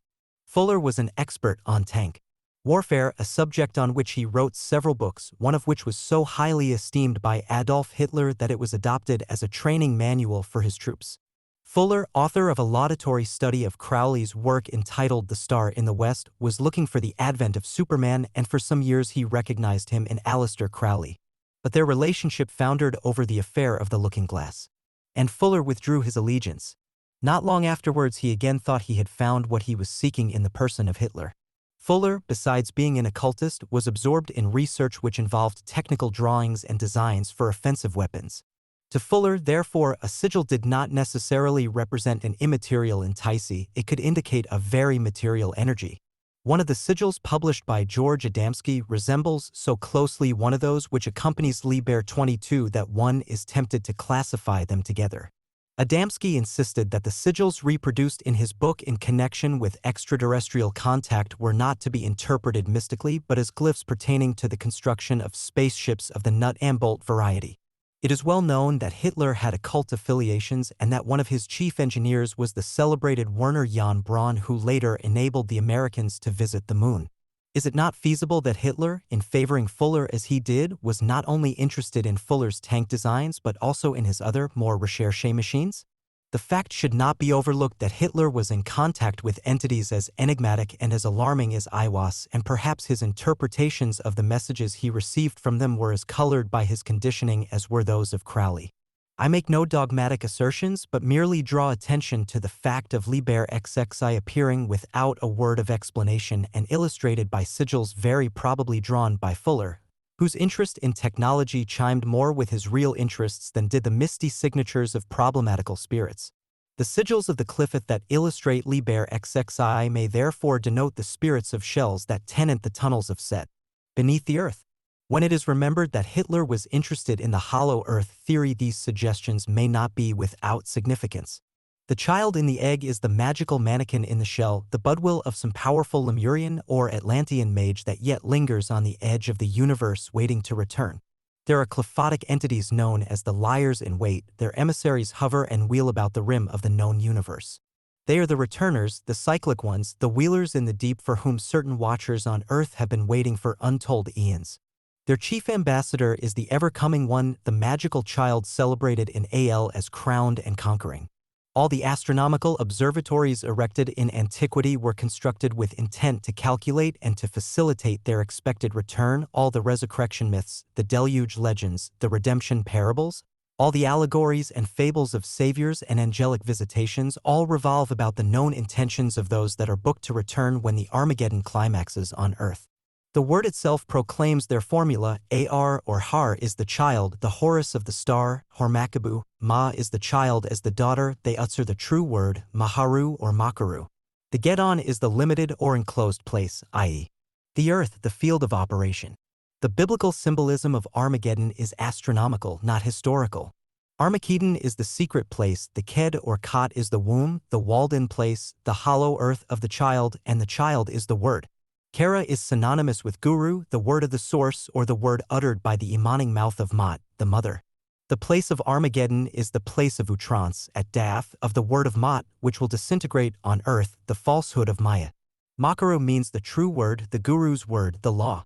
It is symbolized by the uterus of the mother who breathes from the constellation of the Haunch, the celestial child. The great watchtowers of Enoch, the pyramids of Egypt and of South America, the ziggurats of Babylon, the great Tower of Babel, the gateway of the sun, the cyclopean platform of Baalbek, monolithic Stonehenge. These immense and mysterious constructions, none of which has been satisfactorily explained, were reared as magical beacons of direction, as landing pads for the returners. The roof of the world, the frozen plateaus of the Tibetan uplands, which Rurik celebrates in his paintings, was the scene some 11 to 12,000 years ago of the landing on Earth of the Dropas. The visitation occurred on the borders of Tibet about the time of the final Atlantean cataclysm, for which Plato, Tizians, quotes the date 9000 BC, the Chinese site legends which describe Short, slender yellow men who came from the clouds and who, because of their extreme ugliness, they had extraordinarily large heads and spindly bodies, were at first shunned, then finally massacred by men riding swift horses. But not all the Dropas fell before the onslaught of the riders. Many escaped with their leader, Lam, and established a base in the hidden realm of Ling, to which H.P. Lovecraft refers as the Abominable Plateau. As Crowley depicted Lam circa 1915, we may conclude either that the entity yet exists on the material plane, or that it appeared to Crowley as the model for one of them. Dead souls, which formed the content of his exhibition of paintings and drawings held in Greenwich Village in 1919. The Dropas infused into the Tibetan mysteries the current peculiar to their terrestrial agents, now known as Drukpas. They have been abhorred, not only by reason of their magic, which is concerned with opening the gates for the returners, but because the non-terrestrial nature of these adepts of an alien sorcery is dimly sensed by humans who have, occasionally, gained access to their ceremonies. Lam is the High Lama of the cult of Zain, which combines the Ayin, the Eye of Space, and the winged or flying Eye of Horus with the Z or snake power. The number of the Dropas is 655, which is the number of the Murti, Eyes of Mat. For 15, another number of the Dropas is also that of Abra Dbr, the voice of the chief seer, of the Holy One, Hudvsh, and of Dracones, the type of the Ophidian or Draconian current. The hissings associated with their non-human rites are reminiscent of the cult of the Black Stone, Zaxxer, to which Mackin alludes in connection with the formula of protoplasmic reversion. Such cults are of incalculable antiquity. Their female members are known to their initiates by curious physiological characteristics peculiar to the descendants of the Dropas. These peculiarities qualify them for service in the temples of Ling. The rites involved and still involve the disc, wheel or chakra, and the black stone, a congealed kala associated with the cult of Ixaxar mentioned by Solinus. Although the shells radiate a light that has been dead for countless eons, as the light recedes temporally, it is absorbed into a negative time sequence which, since the year 1945, has begun to recoil upon itself. It now approaches Earth from a vastly remote future known as the Aeon of Ma, wherein it will unite with itself to form the Armageddon or Harichald of the Aeon of Horus. The AR and the MD represent the Typhonian child, the Ged is the Ked signifying the cask, chest, or coffin of Osiris, the god of Amenta in the underground kingdom, from the tunnels of Set, Gedalu, or Cthulhu, will arise from the terrestrial waters of the past to encounter the future energy specters of Ma. The myth is obscure because of the time factors involved. The concept of negative time has bedeviled all but initiates. There are today but two orders, the cult of Sirius A A, and the occult Typhonian order Ot-Eo that not only represent but dynamically transmit the 93 current. Aleister Crowley at one time assumed as his magical totem the phoenix or bird of return. The phoenix is the flyer through space that returns to the ark or mothership, the Earth. The return is cyclic and it appears in some legends as the dove, the bird of Venus, returning to Noah, or Nu, from the waters of space. The dove is featured in the Great Seal of the Ot-Eo. It descends upon the ark or Graal. The glyph of the ark pertaining to the waters is typical of the mothership in the ocean of space. In the Necronomicon mythos, it appears as Arkham, the Bam or city of the ark, and it is prominent in the arms of Dunwich, which Lovecraft translated to the New World as background to some of his tales. The magical child is depicted between the horns of the ark. The child is solar and magical as the ark is lunar and mystical. The child of the sun is the Har Horus of the current aeon in the sense that the earth is now receiving the solar phallic radiations of her central star. The symbolism of the child has been so little understood that it is necessary here to dispel confusion. The child in the symbolism of Thelema is the magical mannequin or dwarf that incarnates the budwill of the magician. It is not a type of the human child, nor does it comport any of the attributes associated with the so-called younger generation. A similar confusion of types has arisen in connection with the import of the 11-degree Ot-Eo, which involves the formula of protoplasmic reversion and which has nothing whatever to do with homosexuality. 9. Ufologics and the Rite of Mitra. The word ufologics is a suggested designation for the mantric vibrations associated with gematria and with the power wave impinging upon Earth from outside. It may be claimed with some degree of probability that the Gnostics laid the foundations of ufologics with their magical power words, and a most interesting proof of this is afforded by an historic document containing a Mithraic ritual. It is alluded to by Arthur Machen in a story entitled Change. The reference, perhaps even the story, may have been prompted by the publication in 1907 of the Mithraic ritual, which formed part of a series of books edited by G.R.S. Mead. Although Machen was not slow to recognize in the ritual some very strange indications, he was unable properly to formulate them because the science of ufology was unknown in his day. Nevertheless, he intuitively apprehended many of its implications, particularly those connected with the simultaneous interaction or perichoresis of two or more seemingly unrelated dimensions. The theory that such interpenetrations might be induced by vibration is, of course, the basis of mantric science and of the barbarous names of evocation. The Gnostics were at great pains to record what appeared to scholars until comparatively recently a dreary and complicated account of spaces, eikons, ethers, and the reverberation of certain unpronounceable names and words of power. These have come down to us, thanks to the diligence of scholars such as Mead, as the echoes of the gnosis. It is therefore enlightening to examine more closely the Mithraic ritual, which contains, more than any other text so far published, what is in effect a science of ufologics. The Egyptian priests celebrated the gods by chanting the 7 vowels referred to by Demetrius in the Mithraic ritual as the sounding letters. Nicomachus mentions not only vowels and consonants but also unarticulated sounds, reminiscent of the hissing speech to which Solinus alludes in connection with the black stone, Ixaxar. According to the ritual, whenever theurgists are awestruck, they make invocations symbolically by means of hissings and poppings and unarticulated and discordant sounds. Hissings and poppings point to the Ophidian cult.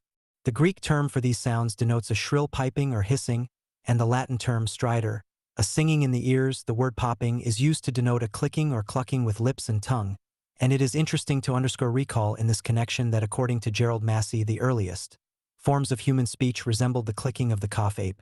This creature typified the link between human and non-human articulation. Mead calls attention to the whistling, cheeping, chirping, warbling, and trilling of birds, which, in turn, recalls Lovecraft's observation that the croaking of the ranity and the ululations of certain insects heralded the proximity of the great old ones. Aristophanes and Pliny describe such inarticulate stridors as a greeting of lightning, the elemental characteristic par excellence of extraterrestrial intervention. The English word pop is connected with puff, and the puff adder was an Egyptian glyph of the Ophidian current as the creative or puffed up phallic power typified by the reptile apophis or pep, the African afif. The pop is also the epopt and the pope, another puffed up one, and the pipe, the instrument of breath exemplified by the flute, is associated with the accursed gnosis of the Necronomicon myth cycle. The Mithraic ritual is a solitary sacrament specifically related to silence, the especial characteristics of Ho'oparkrat, whose minister is Aiwas. The charming of the Serpentapep is affected by the 7 degrees 0.1.0. The idiot flute players at the center of infinity accompany Nyarlathotep, a reflex perhaps of the flute-playing Dark One, Krishna, who fascinates the gopis AC, the heart of Vrindavan, and of the panic piper seducing the nymphs in the depths of the wood. The ufological components of the ritual are unmistakable. Through his disk the gods, my fathers, there shall be seen the way of going of the gods accessible to sight, an undoubted reference to the radiance of the flying disks accessible to sight, I.e., to the perception of terrestrial beings.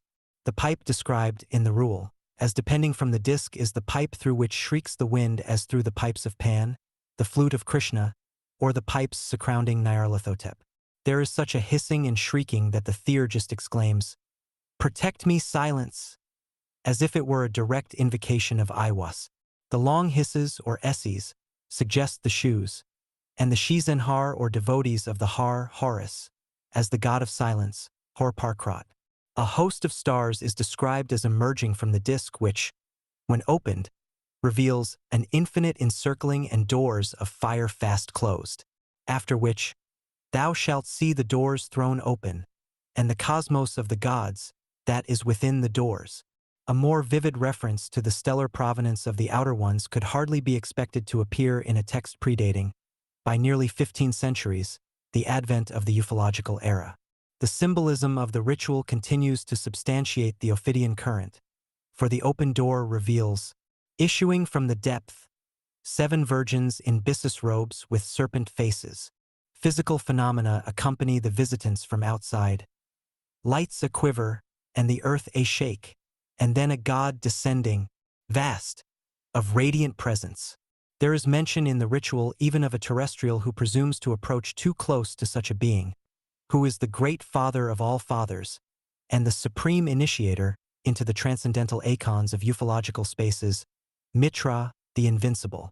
Also mentioned is the golden shoulder of the calf, the child Horus who is equated with the bear that moves the heaven. The reader is referred to Lovecraft's interpretation of certain Amerindian myths relating to terrestrial origin from the Great Bear constellation. An Amerindian element is also reflected in the designation eagles, applied to the fathers or old ones. The eagles were the highest initiates of the Mithraica. In the ritual, the eagle is defined as one capable of rising into the true air and looking state at his own sun.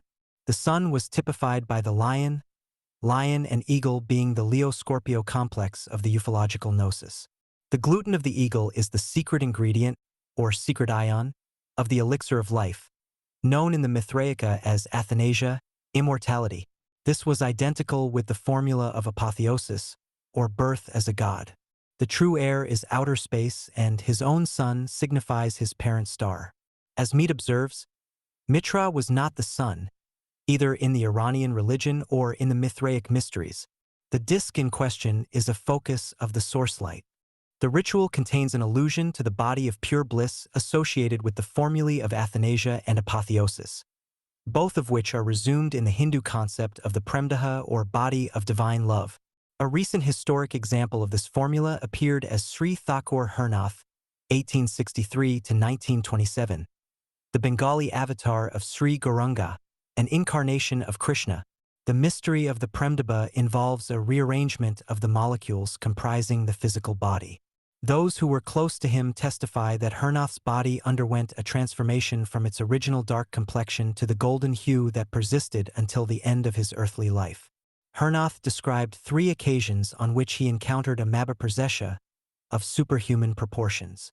During one visitation, a great celestial radiance appeared terrestrially in the form of a ladder which Hernath ascended. It is highly probable that both the Bengal saint and the Mithraic ritual describe an identical experience, although its modus operandi differs. For Sri Hernath, the bodily transformation was characterized by a temporary suspension of all physical functions, even the heart ceased to beat. In the Mithraic ritual, the votary evokes from the depths of his own being his own primal substance or root plasm. An allusion is made, in the ritual, to the honored arm and incorruptible right hand, and it may be supposed that this is not a mere figure of speech but an indication of a precise formula similar to that which survives today in the rite of the 8 degree. 0.1.0. Mead logically connects the arm with the shoulder of the calf, which typifies the 7 stars of the bear, the servants of the pivot on which all things turn. The acquisition of a premdiba or bliss body suggests the single body referred to in the ritual, single because space is homogeneous, undivided, one. The substance of this body is likened to a sponge so that cosmic air can interpenetrate it. The man has within himself a link between himself and greater air. Allusion is also made to the deathless aeon, which indicates an adumbration of the aeon of Zain and the formula of Athanasia.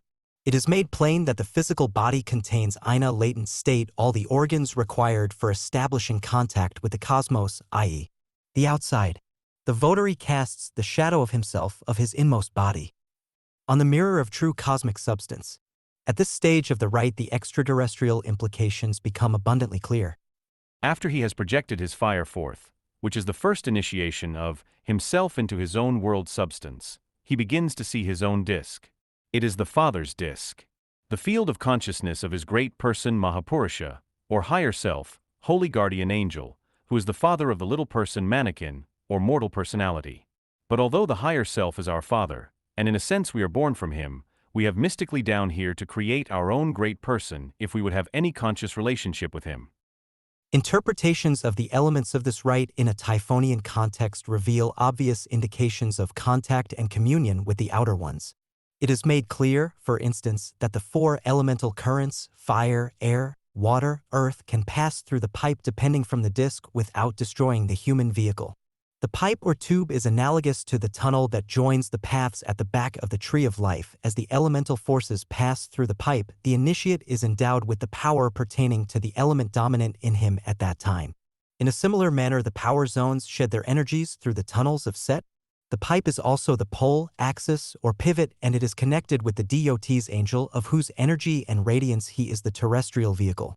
The polar axis is also implied, and with it the fight directions of space with their dikpalas. Mead notes in this connection that, in a very extended interpretation of the symbols, east would signify the cosmic power playing forth towards birth, and west, the return journey back to the greatness. Mead expresses an inability to understand the significance of the name Pop, the man the Phrygians called Papa. But, as shown here, the Papa is the apap serpent symbolic of the Ophidian current, the reptile that pops or puffs, swells, and hisses. Mead notes an allusion in the Book of Coming Forth by Day to the hissing and clucking of the great cackler, the bird that hatches the egg of men. The clicks, cluckings, chucklings, and puffings combine the bird calls and the reptilian hisses that testify to the origins of the Orphic initiate when he exclaims, "Child am I of earth and starry heaven, nay my race is heavens." In other words, he testifies to his extraterrestrial provenance, which is not necessarily in phenomenal space out there, but in dimensions of inner space suggesting the kingdom of heaven that is within. This is confirmed when the ritual describes the disk as the inner door that leads to the true heaven. Not the vague paradise of the religious sentimentalist, however theology may prefigure it, but the heaven of truth, Mot, typified by the plumes which denote space flight and the inner spaces. The disk is itself the winged bearer of the star seed, whether as vulture, hawk, raven, phoenix, or Bennu bird. The Jewish commentator in the Nicene Doctrinate describes the disk as the entrance, the gate which Jacob saw when he journeyed into Mesopotamia. Mesopotamia is figured as the stream of great ocean flowing from the middle of the perfect man. The great ocean is the abode of the deep ones, the inner ones, and the middle of the perfect man, i.e., the inside. The man extended to the ultimate degrees is the phallus through which flows the stream of magical energy, the magical current. It was the gate of the lesser mysteries, as the gate of the greater mysteries is described as the gate of heaven. There is a stage in the ritual at which the disk seems to expand and the myriad hosts of heaven in angelic form seem to people all space. He thus finds himself in his own great sphere, space capsule, which he no longer sees as an objective disk but which has now become himself, or the field of consciousness. There is an infinite encircling and yet again doors of fire, fast closed. He is now substantially at one with his great person. This is a pretty fair description of the knowledge and conversation of the holy guardian angel in its form of congressus cum daemon. It is also an unequivocal identification of man with his extraterrestrial generator. The mantric aspect then comes to the fore. The rite requires a prolonged play on the pipe and on the vowel sounds. If human consciousness is to be maintained in the presence of the ancient ones, the vowels are open, flowing, therefore sounds are classified as feminine. There are no consonants or masculine arrestings to cut these great waves of sound up into forms. His style is a little odd, but Mead's meaning seems clear enough, although it is doubtful that he grasped its full import, and the fact that the evocation of the outer ones is facilitated by the play upon the 7 vowels. This idea is implicit in much ancient symbolism, Eastern and Western, e.g., the 7-holed flute of Krishna, the 7-fold pipe of Pan, both emblematic of the Allfather. Furthermore, the disc is described in terms approximating to contemporary accounts of UFOs wrapped in flame, like a serpent in 7 coils, as in the symbolic image of the Aeon. The Ophidian nature of the phenomena is here affirmed. In addition, there is a hidden pointer at the 7 eons. They are resumed, symbolically, by the vowels which vibrate in the 7 tunnels or pipes connecting the lower Sephirotic hebdomad with the 3 supernals above the abyss. This is the yonic or starry body of man. Man equals 91, the number of Arn, the hidden Gad. According to the Necronomicon, the power of man is the power of the Ancient Ones. And this is the covenant. Man also equals 741, which is the number of Orados, GRK, meaning visible or manifest. Man is thus the manifestation of the power of the Old Ones, identical with the Ogoids or Astroeids, which turn upon the pivot as on an axis. This is the pole of the eons represented in man, who is a terrestrial reflex of the angel as the phallus. The ultimate phase is the Aeon of Mot, adumbrated in the Mithraic ritual as the bellowing mu or mu, inverse of the creative or om. The Aeon of Mot is the Aeon of reversal or return to the creative source via the vibration mu, which, according to Crowley, is the cry of the vulture, the bird of Mot. The bellowing of mu in the ritual indicates the stellar cycle, the final phase of which is heralded by the vulture of Maut. The player on the panpipe or the dancer to Krishna's flute enters the mindless zone of Yog-Sothoth and Azathoth, the blind and idiot chaos at the center of infinity. Mead observes that the Mithraic ritual is not for a neophyte, but for a candidate to self-initiate himself in the solitary mystery of apotheosis, whereby he became a true father of the inmost rites, one possessing face-to-face knowledge and gnosis. One might note the words of Godfrey Higgins, in which the ritual is virtually identified as occurrent with the mysteries of Al. The word El, God, ought to be written Al. In the original Hebrew it is Al, and this word means the God Mitra. The rite to which Mackin refers in Change is described by Mead as a secret and solemn inner rite for one person only. The rite was discovered by Dietrich, and it appears to have been dug out of the chaos of the Great Paris Magic Papyrus 574.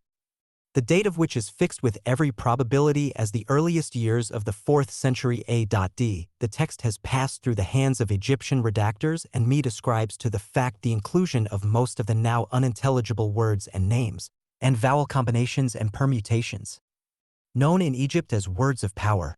These are, precisely, the elements which make of the text a precious repository of a lore so ancient that its variance with the more general and later redactions reveal it as the original Typhonian gnosis, and the most valuable legacy of that gnosis hitherto unearthed. In this solitary sacrament appear the hisses and clickings characteristic of with the Ophidian current and the cult of Apophis. Furthermore, this incalculably ancient gnosis is associated in the Mithraic ritual with the disc described as the way of going of the gods accessible to sight. This implies that the spacecraft, UFO, or disc is the phenomenal, visible vehicle of the skygoers' gods. The serpentine hisses of the long S onomatopoeicize Shuzi, the silent ones, the Shuzen-Har or servants of the god of silence whose minister is Iwas, the vehicle or messenger of the 93 current. From the disc emerged the Tsaba Tsba equals 93, a word which denotes not only the host of heaven, i.e., the stars, but the earth god Seb, whose Zod type, the goose, is the great cackler of the Book of the Dead, whose clucks announce the bird that lays upon earth the egg or disc which contains the seed of the stars. The ritual mentions a man, a terrestrial, who presumes to approach, i.e., to worship such extraterrestrial phenomena. Ufology is replete with examples of the dangers of such a rash approach, and this ritual duly cautions the initiate. From the depths of space there issue forth 7 virgins, a composite image of the goddess of the 7 stars, Great Bear. The byssus robes, which clothe her, typify the abyss, space, and the serpent faces of the virgins indicate the Ophidian current. The dome or spaceship is also mentioned in the ritual. It changes its direction, now up, now down, according to the hour, i.e., according to the divisions of space-time through which it is traveling. 10. Typhonian implicits of Aranakala. Appears likely that a particular class of alien encountered in connection with UFO phenomena consists of Brahta yogins who, having performed prolonged and intense tapas for mukti, have nevertheless failed to realize the true nature of the void. In terms of the Western magical tradition, they may be described as failing to make good the crossing of the abyss. In the Advaitin tradition, no less an authority than Sri Ramana Maharshi has described those who, having succumbed to the lure of the Siddhis, have been deflected from the path of liberation. It is not improbable that some Siddhas, having achieved transhuman powers and being no longer incarnate on Earth, have advanced to the planets and, with the cities at their disposal, are periodically able to return to Karth. Many such hauntings have been noted over the centuries. Ancient historians, not always able to classify these entities, and modern investigators being able to explain ufologics, these manifestations have been relegated accordingly to categories of unexplained phenomena. Crowley offers a shadowy clue to the mystery in Liber Thisharb, where he mentions the possibility of a fall from the tree of life. Those known as Black Brothers may themselves be highly advanced Brahta yogins currently absorbed in other celestial or planetary systems. Abnormalities of this nature may account for certain malefic terrestrial visitations. Such hauntings have, today, assumed massive proportions. It would no doubt be illuminating to explore the various kinds of ufological systems according to the Sephirotic schema. There exist in ancient Sanskrit texts, such as the Mahabharata, numerous allusions to Vimana's aerial vehicles, used for transport-ing to Earth the denizens of alien spheres. The inexplicable lights, spook lights, witnessed today by a multitude of observers were also recorded in antiquity. The hill in Tiruvannamalai, South India, which is reputed to be Shiva himself in the form of Aranakala, dates back in terms of geological computation to the Lemurian epoch of Earth's history. However this may be, it is now a fact well known to a growing number of people today that the hill Arun, Achla, constitutes the most powerful concentration of spiritual energy on this planet. For here the spirit of light has assumed an inert mineral form analogous to the apparent dullness of dreamless sleep. But, as in sleep, there blazes at its heart the column of light, the Tejolingam of Shiva, that rears to infinity. Down this column, as down a pathway cut through space by the beams of the full moon, swarm the unearthly Siddhas who, while upon earth, reside within under the caverns of the hill. These light ones typify the massive luminosity of pure consciousness represented in the microcosm by the brilliant seed of knowledge buried in the seeming ignorance of sleep. It is surely not without significance that when Ramana Maharshi relinquished his physical body, a brilliant light was seen slowly to move across the sky. It appeared to dip behind the hill or actually enter it, as if the Bizdu seed were being reabsorbed into the Tejolingam. In order to penetrate the hill and discover the cave of the heart in which dwell the shining ones, the darkness of sleep has to be saturated with the fire of knowledge, i.e., one has to sleep knowingly. Isis in a kind of waking sleep that enlightenment is realized. It is what enlightenment practically signifies. In terms of the Western arcane tradition, it is the nox penetrated by the lux of the gnosis. A few centuries ago, the Maharashtra saint, Tukaram, welcomed all who would accompany him to heaven. 22 only were able to avail themselves of the invitation and to embark on the celestial Vahana. In our own day, Sri Ramana Maharshi provided the Vibhana of Atmavikara 4 penetrating to the ultimate cave of the self. Mount Kailas in the north is the abode of Shiva. Aranakala in the south is Shiva himself. We understand by this that Kailas is the Shakti of the north, Typhon, while Aranakala is the son of Che South, Set, or Dakshinamurti. This symbolism accords well with the gnosis of the most ancient occult traditions. Dakshinamurti is the Lord of Silence, and this title is specifically descriptive of Aranakala Ramana, who likewise initiated through silence. Since his death in 1950, Sri Ramana still guides aspirants to the profound mysteries of the hill, to which numerous spiritual aspirants have been attracted as he himself was first attracted in 1896. He remained there throughout his earthly life. The essence of silence is light. The true Siddhas have distilled this essence in the alembic of aeon-long tapas, and the bodies of some of them, at the moment of physical death, were observed to dissolve in material light, leaving no residue. This is said to be a sign of the true Tathagata, which means literally, one who leaves no trace. Jadav Singh, in his illuminating introduction to Madhyamaka philosophy, quotes from the Mahabharata a verse which removes completely the obscurity surrounding the word Tathagata. Just as the footprints of birds flying in the sky and of fish swimming in the water may not be seen, thus is the going of those who have realized the truth. In the thelemic gnosis, the word of silence is Hor Parkrat, or Set, whose stellar representative is Sirius, the power zone of the AV.AE. The full impact of the influence on Earth of Sirius occurred precisely at the moment of an eonic transition.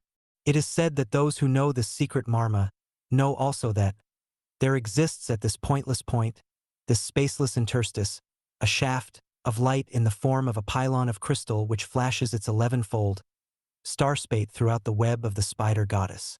Crowley supposed this event to have occurred when the universe was destroyed by fire in 1904. Charles Stansfeld Jones, Fratericad, on the other hand, supposed that it coincided with the inception of the Aeon of Mot, which he calculated to have occurred in 1948, but the actual influx of Syriac power occurred at right angles to chronology, that is to say, it occurred outside terrestrial time and may not be dated by it. Nor may it be located in space or identified with any historical event, occult or mundane. Lovecraft was faced with similar inadequacies of language when he wrote about not the stars themselves but the spaces in between. Austin Spare, too, had to posit an in-betweenness state, which he named the neither-neither and which defines pretty accurately the Madhyamaka or middle way revealed to Nagarjuna. Paul Brunton relates an experience that occurred to him in the 1930s, whilst he walked upon the slopes of Aranakala. A brilliant light sailed slowly from one side of the hill to the other, and he received the impression that it was under intelligent control. Similar phenomena have been observed and reported by other witnesses. The fact that such lights are frequently seen in the vicinity of hills and mountains has suggested to some observers that the hills themselves may be their source of origin. Alternatively, if the lights emanate from outer space, then certain hills seem to be their destination. Who can say that these are not phenomena of a mystical nature? In recent times, incidents of the life of Thakur Hernath highlight the hills and their connection with the Shining Ones or Devis, the equivalents in many respects of the Egyptian Kuti, and of the even more ancient Outer Ones. It was no mere whim that prompted Mackin to set in the Welsh hills some of his magically illuminating allegories. The novel of the Black Seal with its Ixaxar stone, and the infernal history of Helen Vaughan in The Great God Pan. But Hernath's experience is particularly interesting in a mystical context, for it exemplifies, as does the critical experience of Ramana Maharshi, the formula of the death posture carried to its ultimate degree. The ancient Tripurabhasya contains a singular account of a hill which conceals in its interior an entire universe. A Sadbaka is granted access to it, and after returning from a seemingly brief exploration, he finds, totally transformed by the passing of eons, the world he had once known. This is reminiscent of numerous European accounts of visits, willing or unwilling, to fairyland. In some of these reports, the fairies are identified with moonbeams, a poetic mode of equating them with the lunar kalas. Myth and legend reflect fact, not fantasy. The fairy cult is intimately connected with lunar symbology, with lights and hills. The borderland research scientist Thomas Brown regards it as likely that the moon is the heaven or other world, which features so prominently in fable and folklore. Magonia, a name for fairyland, has been identified in recent times as a source of UFOs. It is significant that one form of Shiva is depicted as a sadhu crowned with the lunar crescent, and with serpents twined about him. Shiva is the Indian form of Set Typhon, goddess of the seven stars whose planetary vehicle, Venus, is frequently invoked to explain unidentified flying objects in the sky. That there is more than a gratuitous connection between old traditions such as those recorded in the Reverend Kirk's The Secret Commonwealth and the more ancient traditions of Aranakala may be gathered from Sri Ramana's comments. A number of Siddha Purushas live on this mountain. It is perhaps with a desire to see me that they come and go assuming various shapes. This observation was prompted by the unexpected appearance at Sri Ramana's ashram of a leopard which seemed unaccountably attracted to him. In the Aranakula Purana, it is said that the hill is in the form of a Sri Chakra. This yantra is associated with the marmas of the human body and with the vectors of force that play over it. Pockets of space forming gates of egress and ingress are located at the junctions of the intersecting lines. It is possible to see in the Sri Chakra a connection between the world within the hill, peopled by fairies, or by Mabapursbas, and the hill itself, for it is also said that Aranakula is a form of Jyoti, light. This was confirmed by the Maharshi when he said, "Yes, it is so. For the human, it is only a form of earth and stone, but its real form is Jyoti." The vectors of force represented by the web of lines or paths denoted by the Sri Chakra may be interpreted as tunnels within the earth itself. These tunnels have their extraterrestrial counterparts. Sri Ramana's recognition of the existence even of one such tunnel confirms the possibility of the vast and ramifying networks posited by Rurik, Dick, and others. Moreover, the connection with UFOs is no longer as tenuous as hitherto supposed. The facts suggest an entirely new interpretation of the Hindu legend of the column of light to Jolingam, identified with Shiva, Set, and the tradition that the hill is a compacted mass of fire. Hence the designation Aranakula lit, unmoving fire or light. Legends of Mahapurushas dwelling in the caverns of the hill suggest the perpetuation of ufological phenomena within the hill itself, and within the traditional 30 miles radius of its vicinity. In the Skanda Purana, Shiva declares, I ordain that residents within a radius of 3 yojanas of this hill shall by itself suffice to burn off all defects and effect union with the Supreme, even in the absence of initiation. 30 is the number of Lamed, which Blavatsky defines as active procreation. This notion is implicit in the astroglyph which shows the sun setting into Amenta and which, by articulation, comports a rising in the land of the shades. The passage from the Purana therefore signifies that those that undergo the supreme transformation into spirit are guaranteed, by Shiva himself, final emancipation from the limitations of terrestrial consciousness. The hill represents and conceals some form of gateway to a state of consciousness outside terrestrial conditions, but that which seems to be without may be itself the ultimate withinness of things. Into this the intellect may never penetrate. A great European Taoist has suggested that this withinness is the fourth dimension, and that the three which we, as embodied beings, experience are those merely that are apprehensible by the terrestrial mind. May it not be, he suggests, the kingdom of heaven which the Christ described as within, inner and outer being terms that have meaning only for the mind conditioned to function exclusively on dualistic lines. In dreams, we may perhaps approximate more nearly to reality, or withinness, than in the so-called waking state. The Maharshi experienced final emancipation from the thealdom of three-dimensional consciousness while awake in the state of deep, dreamless sleep. Lovecraft, on the other hand, experienced while dreaming a liberation from the limitations of time and space. But because the dream state is still within the bounds of dualism, the experience induced in him an ecstasy of horror. In the Maharshi's case, the realization illumined with the light of absolute consciousness the formless darkness of deep sleep. This explains why the Qliphoth are regarded with abhorrence by uninitiated exegetists of the ancient texts. It is so because the experiencing consciousness, which is but partially released from a three-dimensional cosmos, flounders, as in nightmare, in the gulf between the third and the fourth dimensions. This spaceless and timeless abyss is the Typhonian mauve zone. The Skanda Purana describes an incident which may be shown to have high significance in a thelemic context. It concerns the dispute between Brahma and Vishnu, which Shiva quelled by appearing as a pillar of light between the two gods. The incident is said to have inaugurated the worship of the lingam, or long body, which later degenerated into phallic worship.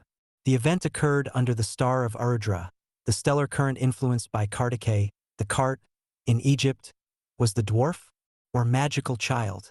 This shows clearly the connection between the earliest linga worship and the manifestation of Shiva, Set, in the form of the body of light typified by fire. Aranakula, therefore, is associated with such concepts as Lightsiddha's caves, tunnels, visions of amazing cities, flower gardens, temples, and Dakshinamurti, the guru who confers Diksha by silence. Dakshinamurti means, literally, the formless, Amurti, Daxbin, South/Set. This pervasive and formless light of Arunakaleswara was congealed into a solid columnic mass or pillar in eons-old Lemuria. That the Maharshi recognized the hill as being both a magical power zone and a mystical chakra is confirmed by Major Chadwick, who lived for 15 years in the Maharshi's presence. He, the Maharshi, used to say that the hill, was top of the spiritual axis of the earth. There must, he said, be another mountain corresponding to Aranakala at the opposite side of the globe, the corresponding pole of the axis. At the sage's request, Chadwick consulted an atlas and found that the exact opposite point came in the sea about 100 miles off the coast of Peru.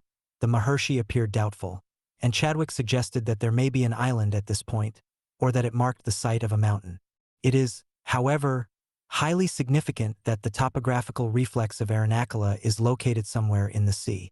As with all ideas below the abyss, they exist only in function of their opposites, and there is no exception in the case of the Hill of the Holy Column of Light, or Hill of the Beacon, as it is sometimes called. Its light is reflected in the watery abysses of an occult power zone sunk deep in oceanic darkness. And so, as Chadwick discovered, the depths of spiritual night converge upon the abode of Cthulhu at the precise polar opposite of that column of light. May not the tunnel referred to by the priests of Anamalai Temple be symbolized by the hollow tube, or pole, that forms the spiritual axis of this terrestrial globe? Major Chadwick was actively involved in the Sri Chakra worship initiated by Maharshi in connection with the Matrabhutswari temple. Sri Chakra is a magical machine of incredible potency. It has been said that the hill itself forms a natural Sri Chakra. The tunnel linking it with its dark counterpart is therefore the supreme tunnel of Set or Shiva. As such, it links all other tunnels in a ramifying network of veins and nadis that lace inextricably the mystical anatomy of the planet. In one of his hymns to Aranakala, the Maharshi celebrates the hill as a vampire force, which it is from the standpoint of the ego, which is thereby annihilated. The Maharshi also likens Aranakala to a spider which lures all into its web. This creature plays an important role in the occult lore of many ancient traditions. It is here used by the Maharshi to illustrate the processes of projecting and withdrawing the subtle threads of mindstuff spun from the activity of Shakti within the primal consciousness. The ego views with overwhelming dread the all-consuming, all-absorbing Shakti of Shiva, Sec Kalaj, hence the perennial popularity of the horror cult which fascinates the mind because it recognizes intuitively the significance of the spider and similarly orientated zootypes. For it is by evoking, by calling outward to visible appearance, the denizens which lurk as latent tendencies in the subconsciousness, that the obsessive demons generated by the mind may be exorcised. There are two ways of achieving this. One is by total surrender to the spirit of the hill I.C. Aranakala, the other is by dissolving each thought, and thereby slaying each entity, as it arises in the mind. This is achieved by inquiring persistently, relentlessly, to whom the thought appears. The two methods are paralleled by the functions of science and art. Being analytical, science is essentially destructive. Art, on the other hand, is based upon synthesis or union, the union of Shiva and Shakti. Analysis and synthesis form a necessary component of the process which carries one beyond both. For both destruction and creation are phenomenal manifestations of the self, Kiya, Brahman. But science may be used creatively, and art may be turned to destruction, in which case each in turn appropriates the formula of the other. That is evident today in the realm of sonic vibrations which emanate destructive patterns. Much of so-called rock music is an obvious example. The disordered lives of so many of its exponents, and to a lesser degree of its votaries, demonstrate the fact. The vibrations disintegrate the sensitive astral substance which composes the subtle body. Drug addiction, violence, suicide, etc. are the frequent results of admitting to the system distorted sonic entities that are entirely demonic and destructive. They are destructive not of the ego, which they tend to exacerbate, but of the influence of the angel that forms a tenuous link between man's terrestrial constitution and his finer, stellar vehicles. Both Aiwas and Dakshinamurti, the sage associated by tradition with Aranakala, are lords of silence, and they initiate by silence. Aiwas is the angel or minister of Hor Parkrat, the lord of silence and of strength. Silence is the true nature of the self, for it transcends all vibrations and is the type of absolute stillness symbolized by Aranakala Shiva. Consciousness unstained by thoughts, which are but subtle vibrations. The self is Sakshi, the one who sees, the witness, from whom no sound proceeds. Sakshi is literally self-eyed, I-eyed. The Maharshis, I. 11. Aspects of dream control. Way of introduction to the wisdom of Sulba, pronounced Shilbiye, received as an ongoing transmission during the workings of New Isis Lodge. It is necessary to enlarge upon the subject of dream control treated in previous volumes. It is also necessary to add a few remarks concerning the creative potential of gematria as used in the interpretation of the wisdom and similar transmissions. See next chapter. The dream is a representation or projection of the ego in the fourth dimension. When viewed from the waking state, the dream self resembles a cubist portrait of itself. Each element or character in a dream is but the ego in various guises. One is therefore confronted and surrounded by images of oneself, and the action of a dream often indicates the current state of the ego in subliminal consciousness. Dream experiences therefore appear unreal when viewed from the waking state because the dream is a reflection of the ego's experience in the fourth dimension. Each dream character being a product of the ego, it should not be too difficult to view the waking state in a similar manner, viz., all others are merely forms of oneself. Only one thought at a time can arise in consciousness as anyone may proy to himself, hence the apparent multitude of selves without. The difficulty lies in realizing that in order to apprehend the unreality of any dimension, one has to view Idas from outside that dimension, i.e., from a further dimension. There must exist therefore a vantage point outside the waking state which it becomes necessary to adopt in order to view that state, as one views the dream state from the vantage point of waking. I have called this extra or outer waking vantage point the mauve zone. Degree dream actions are a clue to the magical condition of the subliminal self. Viewed from the waking state, the ego portrait appears fragmented, surreal. One can recognize it although it is scrambled with alien elements emanating from another, a yet further dimension. The key to the portrait, to its total identity, may be found in the realization that every element of the dream world is oneself. The dream is all we may know normally of the fourth dimension while we are embodied three-dimensionally. But we are not so embodied while dreaming, we are then already a step ahead, even although we are still viewing the scene from another dimension, an inner dimension which differs from dreamless sleep in that it is not totally formless and void. This extra dimension is the mauve zone. Surrealists, futurists, cubists, abstractionists were groping towards its expression. Their creativity was inspired, consciously or not, by insight into this zone. It is therefore all the more unfortunate that their intuitions were marred in a great many cases by preoccupations with waking state activities that could only form a bar to genuine exploration. One has to confront the problem of dream control on its own plane, i.e., in the fourth dimension. Science has demonstrated that this dimension is time itself, an element that confuses any attempt to interpret dreams from the level of the waking state. An initial difficulty in the way of research is that of learning to interpret dreams on their own plane. For example, the idea of movement in dreams is illusory. It is due to the time factor, which requires that phenomena are seen or experienced serially, not simultaneously. In reality, everything is happening all the time and at the same time, but waking consciousness, being unable to comprehend events simultaneously, introduces into the third dimension its own, a component of the fourth, and this factor is time. Hence the ensuing chaos of chronology. The problem may be approached and solved only upon the plane whereon are perceived dream objects or events. On that plane there is no problem because there is no time. If there is no time, there is also no space. Where then do dreams occur? The answer is in the mind. But where is the mind?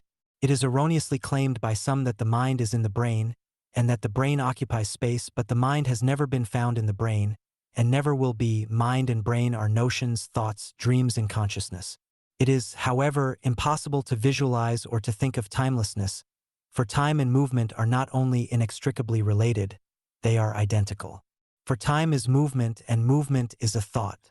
The illusion of movement is caused by the inability of the mind, another thought, to entertain more than one thought at a time. If the universe were apprehended simultaneously, there would be no movement, and therefore no time. Time, as Kant explained, is an element of our receiving apparatus, it is not an objective reality. This is made clear in terms of the mauve zone in the Wisdom of Sulba, as expressed in the Book of Non-Mobile Becoming.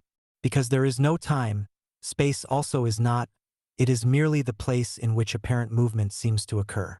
Thus, although dreams appear to convey a sense of movement, to occupy space and to take time, this appears to be so only from the vantage point of the waking state, which occupies but a part of our day. On its own plane, then, the dream is timeless and spaceless. It is only from the waking state that dreams appear to exist as phenomenal events. The circle is indeed a vicious one. How is one to free the mind from the illusion of time-space in order that the dream as it is in reality may be apprehended? The answer is, by an intense and profound process of disidentification of the self with both body and psyche, brain and mind. In waking consciousness, the process comports, not yoga union, but iyoga disidentification. When iyoga is practiced constantly in the waking state, dreams become increasingly vivid and compelling. The mind, being constantly indrawn, is in danger of failing to distinguish between waking and dreaming, for there are in truth no boundaries between the two. They are mutually exclusive states only from the viewpoint of duality, i.e., from the waking state and from the dream state as interpreted while in the waking state. But duality does not obtain in dream, where the self-subject spins from itself as a spider the web of the objective universe manifest in, and by, the waking state. The universe, as the word itself declares, is a single world. The duality of subject/object does not obtain in that state. It is as it is. A dream record, maintained with these factors in mind, will facilitate transition from the one plane to the other, dreaming toking and vice versa.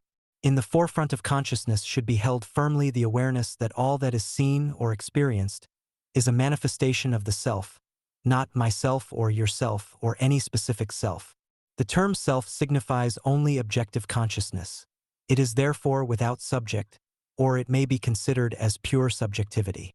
There will be experienced a gradual, in some cases a sudden, change of viewpoint, a sign that the center of awareness is shifting from the phenomenal to the noumenal, from the world of appearance to its underlying reality.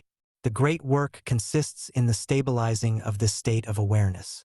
All sense of difference will vanish until the ultimate difference is finally abolished.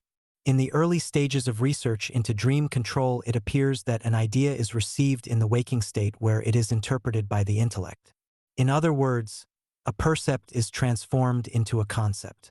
But this does not mean that the dreaming mind does not also absorb the idea and interpret it in its own manner.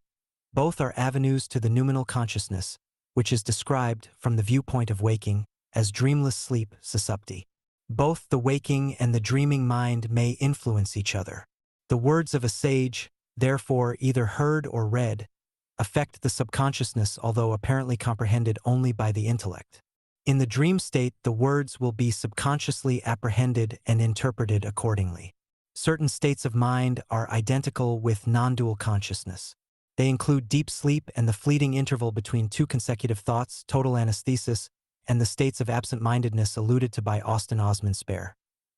At such times, individual or relative consciousness is dissolved in cosmic or absolute consciousness, nothing proceeds therefrom, but as in the case of a negative photographic plate, images are manifested solely by virtue of it.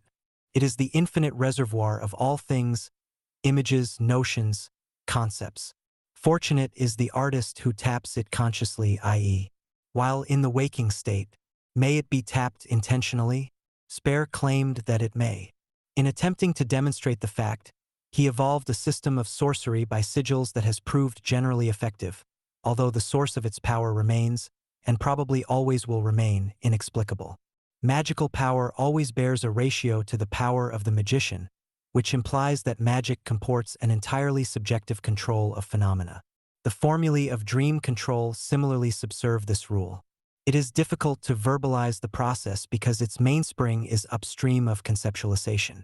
It can, however, be apprehended by a kind of mystical imagination, which awakens when the process of objectivization ceases to function. A helpful distinction may be drawn between objectivization and objectification. The former refers to subjective concepts, the latter to objects as apparently encountered in the waking state. Objectivization or visualization is to be distinguished from objectification, which latter implies to make a thing of, to thing a thing, to reify. Reification can occur only of that which is not a thing, for phenomena proceed ultimately from noumenon, the negative, the void. The process may be adumbrated with reference to the mauve zone and its imagery of the marshland or swamp, symbolic of the state in between dry land and water, the neither state of Austin, spare, the formula of the divine ape mentioned in Aleister Crowley, and the hidden god is of great value in facilitating dream control. By its use, an entity invoked in the waking state appears later in the dream state and may there act as a spirit guide. But the appearance should not be mistaken for the person, or the shade of the person whom it resembles. It is not a person, it is a spirit, a clearly defined center of consciousness. It has power for the magician because it is an intentional projection of his memory, his subconsciousness, functioning in its native element. Being a subconscious reflex of the past, it is potent to effect changes in the waking state, i.e., in the present. It should be remembered that any evaluation of the dream state, i.e., the past, must necessarily be effected in the waking state, the present. This renders invalid any such assessment because phenomena, experience may be interpreted accurately only upon its own plane of function. Memory is a case in point. Memory proves that there exists a background of awareness which receives the imprint of experience. Memory is an individualized akashic recording apparatus. It bears witness to all thoughts and sensations. Its existence proves that there cannot be any experiencer, enjoyer, actor, or any sufferer, who only a witness, a knower of experience, enjoyment, action, or suffering. Because the mind cannot entertain more than one thought at a time, it follows that at the moment of thought there cannot be a thinker as well as an object of thought, or an actor as well as an action. In other words, thinker and thought are one, actor and action are one, and action, together with an apparent performer of action, is entirely illusory. The witness alone is real. This is the key to an understanding of the essentially mystical nature of magic, for mysticism comprehends the noumenal source of subject and object, both of which, as phenomena, are appearances only. Mystically considered, therefore, subject is the absence of object, and magic comprehends only the object or the absence of subject. This double absence is the key to magic, as it is also the key to the dream witnessed as the apparent, I see, phenomenal universe. The practical or magical implications are that anything and everything can be evoked to visible appearance, i.e., phenomenalized, by an assumption of the really of the witness, Sakshi. Assuming the God form of Sakshi comports total receptivity. This is the void of which the reflex, i.e., the universe, is the plenum. The attitude of receptivity permits of a sense of identity with whatever passes over the screen of awareness. The formula of the divine ape comprises the magical analog of the process explained above. The formula comports a process of dream control through identification. For example, if a marked characteristic, facial or otherwise, of the person whom it is desired to evoke, is mimicked prior to sleep, a simulacrum of the person will appear in dream. The formula demonstrates the identity of the dreamer with the object dreamed. It is the key to dream control because it proves that the dreamer, by his action, activates and acts the dream. The dream is thereby controlled because the dreamer is essentially that which he dreams. The formula of the divine ape provides the basis for the many variations of dream control familiar to exponents of the Ophidian current. The sex-magical formulae used in the OTO, in connection with the VLCH, IXTH, and XJTH, degrees comport forms of control which may be related to the three states of consciousness, viz., waking, dreaming, and sleeping, and to the formulae of dream control relevant thereto. The seven, as comporting subject and its subtle objects, relevant to thought, fantasy, dream, is typified by the stars and the starry-eyed goddess. The X degree involves subject and the object, and relates to the waking state. It is typified by the sun and the moon, mooning. The 11 degree is Chatgate, which opens on to the transplatonic spaces typified by the formless state of dreamless sleep attributed to the dark god Pluto. The practitioner who is adept at the art of magical discrimination will be able to co-detect in consciousness, at any given moment, which state is currently operative, and orientate his workings accordingly. The matter is a delicate one and demands a high degree of active awareness combined with the passive awareness required to reflect precisely the images invoked in the mind. By means of these formulae, direct contact may be established with the transplatonic radiations of New Isis. These will manifest as electromagical entities via the gate of the 9 degree. Such entities are known as the children of Isis. Their zod type is the beetle. The children of Isis rarely intercept or become entangled in the auras of terrestrials, and they are seldom mentioned in magical writings, so dire are the consequences of alerting in any way even the most tenuous of their company. Oblique references to them appear in the Necronomicon and in the Annals of New Isis Lodge. Modern literature prior to 1947 is almost wholly devoid of references to extraterrestrial phenomena, although ancient myth and legend teem with allusions to them. Since the advent of ufologics in 1947, these allusions have become easy to detect. Writers such as Machen, Blackwood, and Lovecraft almost mention the children of Isis.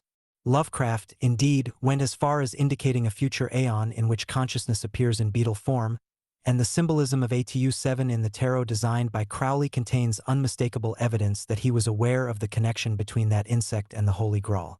In view of the almost total obscurity of the subject, it was with some surprise that the present writer discovered in a popular novel published in 1897 brief references to the children of Isis. The author 7 Degrees was, of course, writing fiction, yet by chance, or for some other reason unknown to him, he correctly ascribed to the children of Isis, which he names such, the beetle. He also described the secret subterranean temple in Dongola, Africa, and a ramifying complex of tunnels, one of which surfaces in a network of streets in Cairo, where the hapless victim, in his story, first encounters the children of Isis.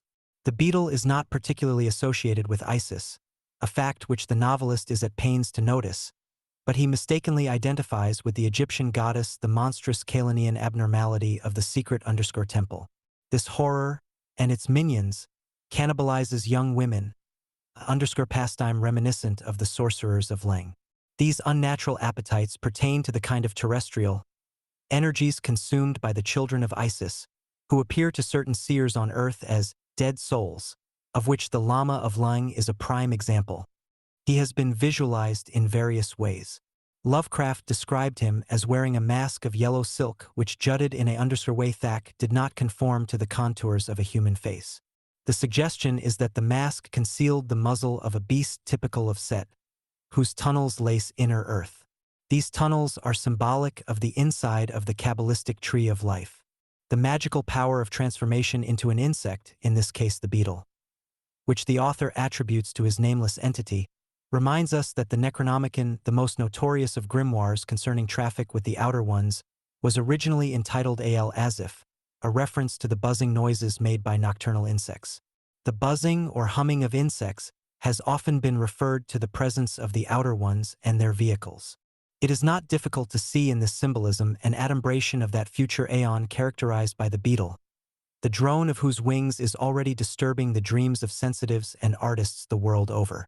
It is therefore incumbent upon those who are initiated into the techniques of dream control to utilize the relevant formulae in an attempt to investigate more closely the entities that are feeding on terrestrial energies and consolidating their power prior, perhaps, to a massive invasion of this planet. Tay was the work of New Isis Lodge to prepare the ground and to establish points of magical contact within the OTO, of which the lodge formed a cell. The purpose was, and is, to establish terrestrial outposts for these alien creatures. Some of the beetle vahanas of this alien consciousness were observed by Crowley, who was exceedingly puzzled by them. He wrote, These beetles, which appeared with amazing suddenness in countless numbers at Boleskine in the summer of 1904 EV, were distinguished by a long single horn. The species was new to the naturalists in London, to whom specimens were sent for classification. 12. Creative Gematria. a concept or a number, any object, in fact, has no real relationship with any other percept, concept, or number. Relationship obtains only in the consciousness of the perceiver, the consciousness which is the background upon which all objects appear as images on a screen.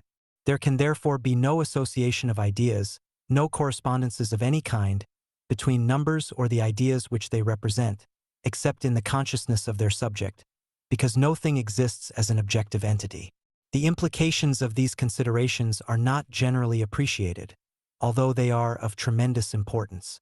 Numbers can mean to the Kabbalist precisely what he wishes them to mean within the framework of his magical universe. They have a relative existence but no absolute reality. Numbers may therefore be used as a magical means of invoking specific energies latent in the consciousness of the magician. In other words, numbers may be viewed as entities which are apparent objective identities, or personalities, for they are one with the projective power of the magician. The power of numbers lies not in the numbers themselves but always and only in the magician. If his mind is well furnished with magical numbers, i.e., numbers meaningful to him, there is no limit, quantitatively speaking, to the worlds he may construct from their energies, shaktis. This is the basis of the science of numbers, and the rationale of numerology as a creative art distinct from a merely interpretative gauge of phenomenal probabilities. The magician aims not at predicting the future, which would imply that it already existed, so much as creating it according to the laws of his magical universe. Creative gematria is therefore the science and the art of projecting other worlds or orders of being, in harmony with the vibrations symbolized by numbers, which render the vibrations directly amenable. But this is not the prime and only element of the process. Numbers often present themselves randomly, irrationally, and in connection with apparently incongruous circumstances.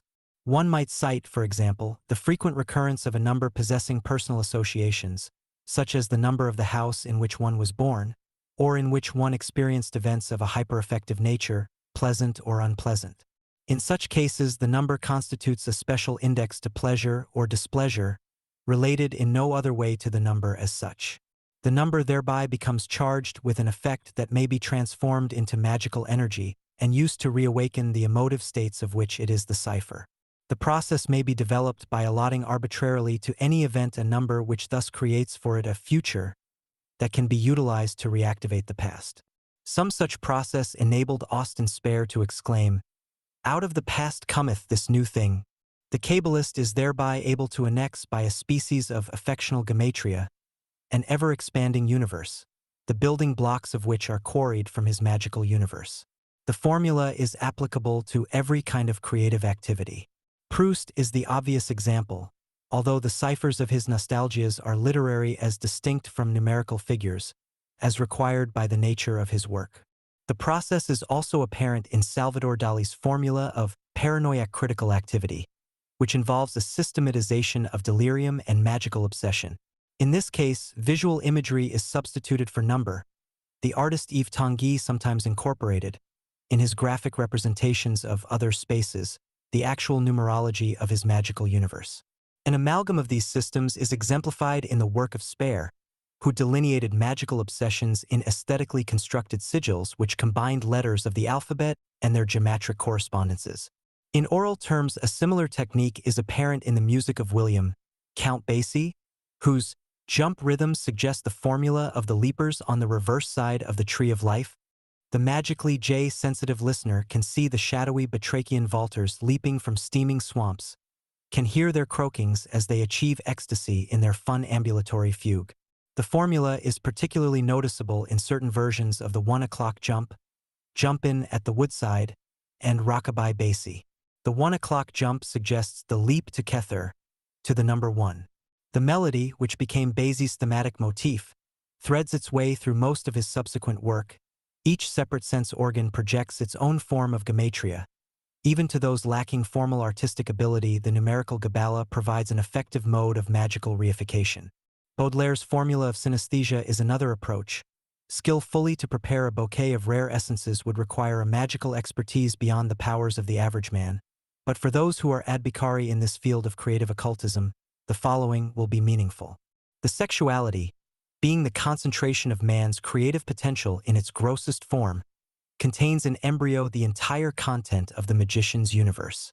The point in stating such an obvious fact is in order to emphasize the significance of the vitality globule, the space capsule, a vehicle of extraterrestrial energy transportation. Using the elemental which informs it, the globule can construct for itself a body which is virtually indistinguishable from a similarly produced but non-magical birthing.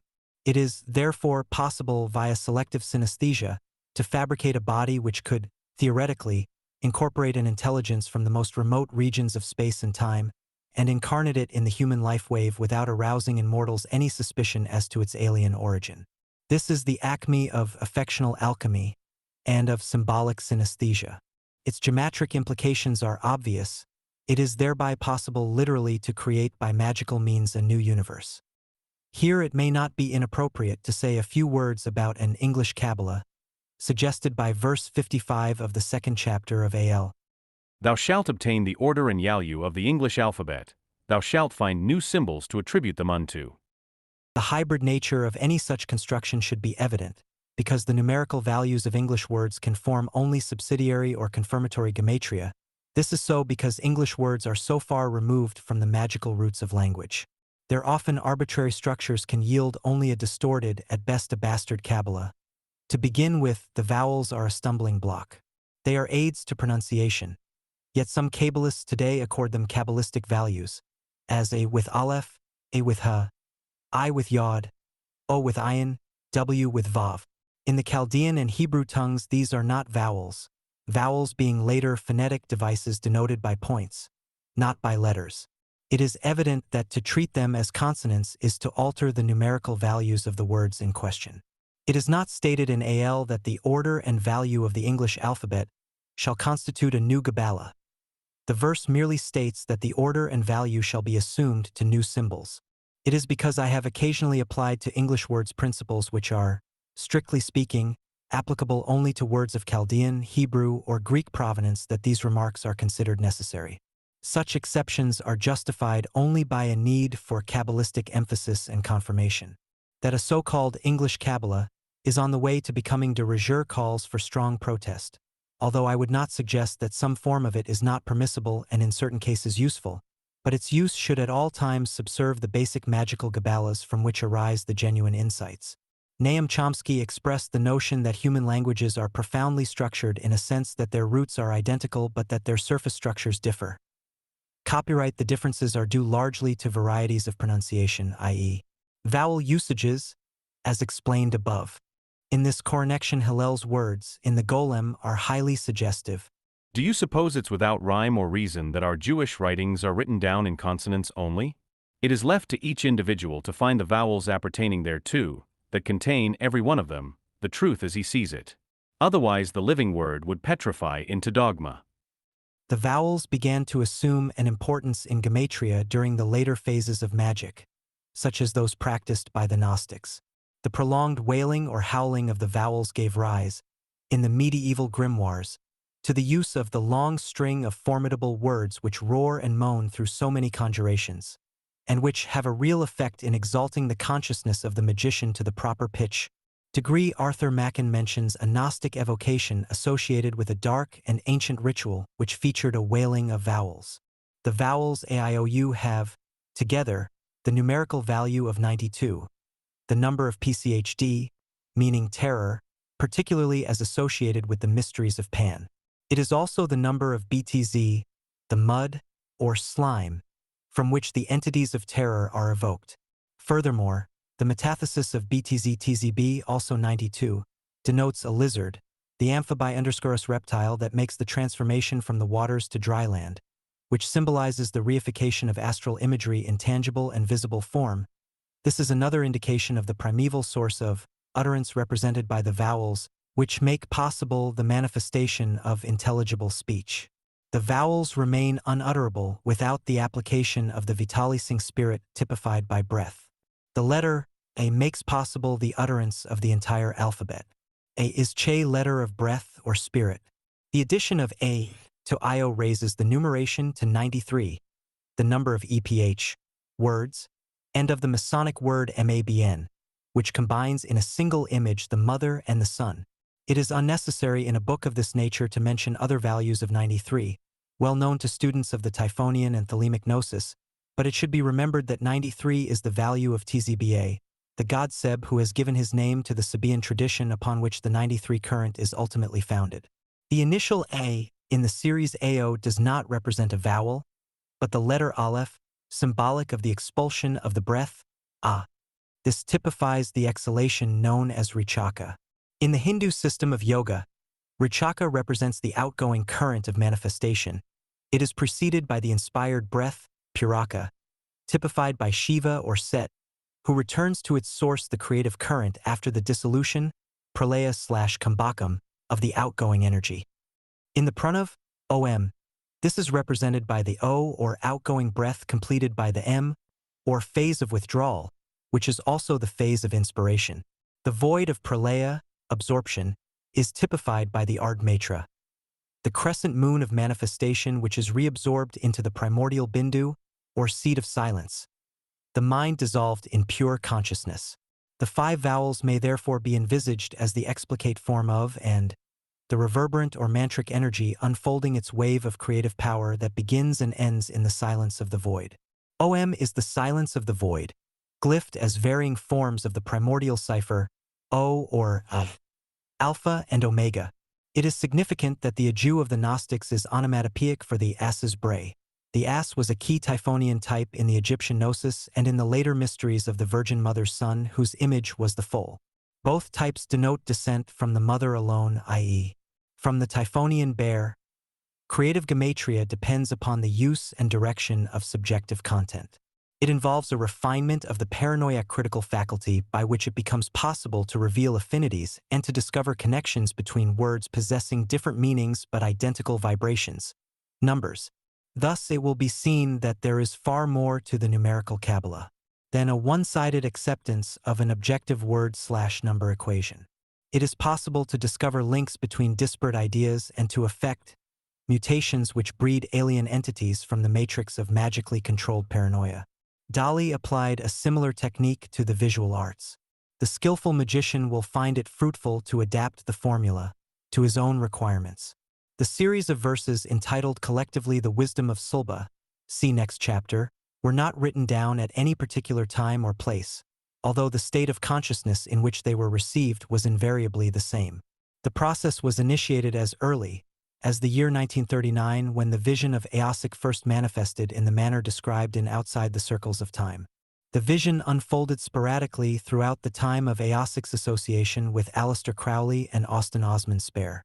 But the dynamic aspect of the working, that is to say the integration of the vision into a coherent whole, occurred during the period of New Isis Lodge's existence, as it would require a separate volume to elucidate merely one aspect of the vision. No attempt is here made to offer any keys beyond the few tentative suggestions embodied in chapters 14 and 15. Kabbalists will be quick to realize that the verses acquire added dimensions when analyzed in conjunction with their serial numbers. Examples of such application have been given. These were allotted to them, not at the times of their transmission but in accordance with instructions subsequently received. The Wisdom of Seba, or the Book of the Vision called Seba, presented in the following chapter, would not have been published had not directives been received from those responsible for its manifestation. 13. Wisdom of Sulba. The doctrine of self-neither attained through the bliss of non-mobile becoming. 1. 1. Voidness is Sulba, Eosic Beleosic instance all perfect. The shadow of sleep like a mist in the void casts off images which are known as its dreaming. If a man has wealth on waking, he has not necessarily wealth in dreaming. The manifestation of power on a particular plane depends on the quality of awareness on that plane. The fusion of planes constitutes Sulba, the perpetual bliss impossible of attainment, being ever in the process of becoming. 2. The becoming of Sulba is beyond all conditions, being the eternal harmony existent between Sulba and Aus. There is not without Sulba. Nothing exists. Nothing does not exist. Nothing alone is all it can know, for in its selfhood is its knowing. Speculation about origins, creation, and similar fancies cannot concern Sulba, for it ever was not. This which was not could not have developed thus, and if it will not be, that which it will not be also is not, for Seba being finite would be infinitely small to an extreme non-existent. 3. To seek reason for Sulba betrays fear of it. Sulba is not. For it is that which is neither one thing nor another. It is all things and nothing, for all things include nothing, even as no thing excludes conception. To pursue inquiries into realms wherein Sulba moves is futile. Sulba does not move. that alone moves which $LBA sheds. In a self-made vapor Sulba shines. In a web of words non-relative to Sla, flounders the self unfound in swamps of delusion and in dread of not-self. Not-self, which is non-existent, men have worshipped as God. This not-self concept, arising from Sulba unrevealed, is the cause of restriction in activity as in passivity, which even so is merely apparent for Sulba remains untouched by the circumference of its circle. The circumference which does not exist for not-self is its center. These considerations apply to Aosic sphere in moon circle. Man sees others. Their positions determine his progress, being phantoms cast from himself for the sake of observation, of memory, or for nothing at all. Man loses self in this confusion. He beholds the forms, outcast, as possessing selves of their own. Herein lies his misery. The measure of his progress and the means of his satisfaction have been thrust against himself and endowed with will, the power of which is his own recoiling self-power. 10. Therefore he who would abide in the purity of Sulba must dissolve all forms in their source, which itself must be cleansed of objectivity and dissolved in Sulba. 11. To neglect this purging is to live in delusion, prey to distortions of Sulba magnified by fear. 12. The phantoms born of stagnancy and dread that men adore as gods have now assumed control, have drained their vital fires, even as a talisman pregnant with a mage's will stands mage itself and terrifies its maker. 13. Transference of self is all that has occurred. And yet, how fatuous to lift up power from one point to place it on another. 14. Learn to move by being still, to know by refusing knowledge of that which you desire to know. This is the art of Sulba, motionless in vibrancy and wonder. 15. Sulba is the consciousness in which thought arises. It is the substance of thought and that in which thought moves, itself a remaining ever still. 16. Sulba is unrestricted, virgin, limitless and boundless, without purpose, lusting after no result, remaining ever perfect every moment of its non-becomingness. 17. The thoughts which you think, I have already thought, for the self of which I speak is the self of which you think, constant co-heir of your becoming. 18. Let the word of thy will be the truth of the self. 19. The self of yourself, identical in essence to the self of myself, appears to differ in manifestation, in emanation. 20. As water appears as oceans, lakes, rivers, pools, and fountains, yet at all times remains water, so Sulba appears on earth as you, as me, he, she, it, yet remains forever I. 21. Earth has been invoked and water. Earth is the stability of your being. Ace, the breath of spirit that steals from the light of Sulba across the seas of your passion. 22. Know them all as one. Know them all as states created for and by the self for eternal joy in the contemplation of $LBA on the summits of the mountains of immaculate solitude. 23. Know them finally as not. 24. Why posit purpose for self? 25. That which is infinite can have no purpose, its very infinity fulfilling all possibilities. 26. He that seeks purpose knows not Sulba, purposeless because eternal, eternal because unborn, immortal because undead and forever inconceivable. 27. The universal joke has been announced. It is the name of a vision analogous to the realization of ultimate irrationality through the trance of sorrow which terminates in rapture. 28. Samadhi it may be. It is the realization by Sulba of the self's non-relation to the shells of its fancy. 29. Self bears as much or as little relation to its conceptions as a child to its food. These conceptions are the means of its growth through stillness, its destruction through activity. 30. What fool would create a puppet of clay, imagine it spoke, and obey its commands? That fool alone who is unaware of Sulba, who is immersed in duality, who is inured to folly. 31. Many teachers have arisen and will again arise within the universe. They have been, are, and will be misunderstood. They teach not that man should follow their ways, their light, their love, their liberty, their life, but his own way, his own light, his own loy, his own liberty, his own life, which $LBA alone to each one grants. 32. The self of none I am. 33. Disintegration of form in madness is proof of your success, if the madness is known as not your own. 34. Let not the fragments obsess. Penetrate yet deeper and you will glimpse the jewel of Sulba, and come not back again. 35. This applies to waking states, the realms wherein the self in delusion, in confused upheaval midst the excrement of personality, has erected the fantasy of systems. Madness relates only to these self-made restrictions. 36. Madness is a state of mind. So is death. Death is but an event in the waking state. No one can dream his own death. Who dreams it? Like death, madness is ever becoming, ever changing, elusive, ecstatic. There is no death, but there is release of mind from follies against Sulba. 37. Deficiency of mind also has no bearing on Sulba, back of all, beyond conception, immaculate. 38. It has been wisely said, consciousness is a disease of mind. Phases of consciousness, more subtle in dreams, sometimes achieve non-consciousness, with fleeting dissolution into cosmic samadhi, into reality, encountering $LBA in direct awareness. 39.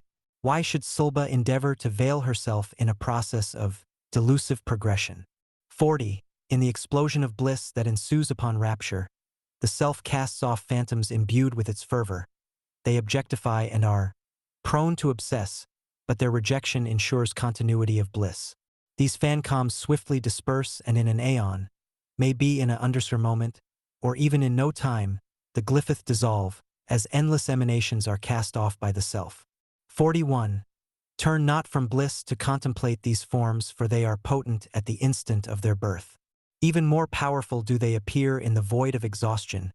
New they appear, and seemingly alien, arrayed in the costumes of dream. 42. Insidious too are their brilliant reflections.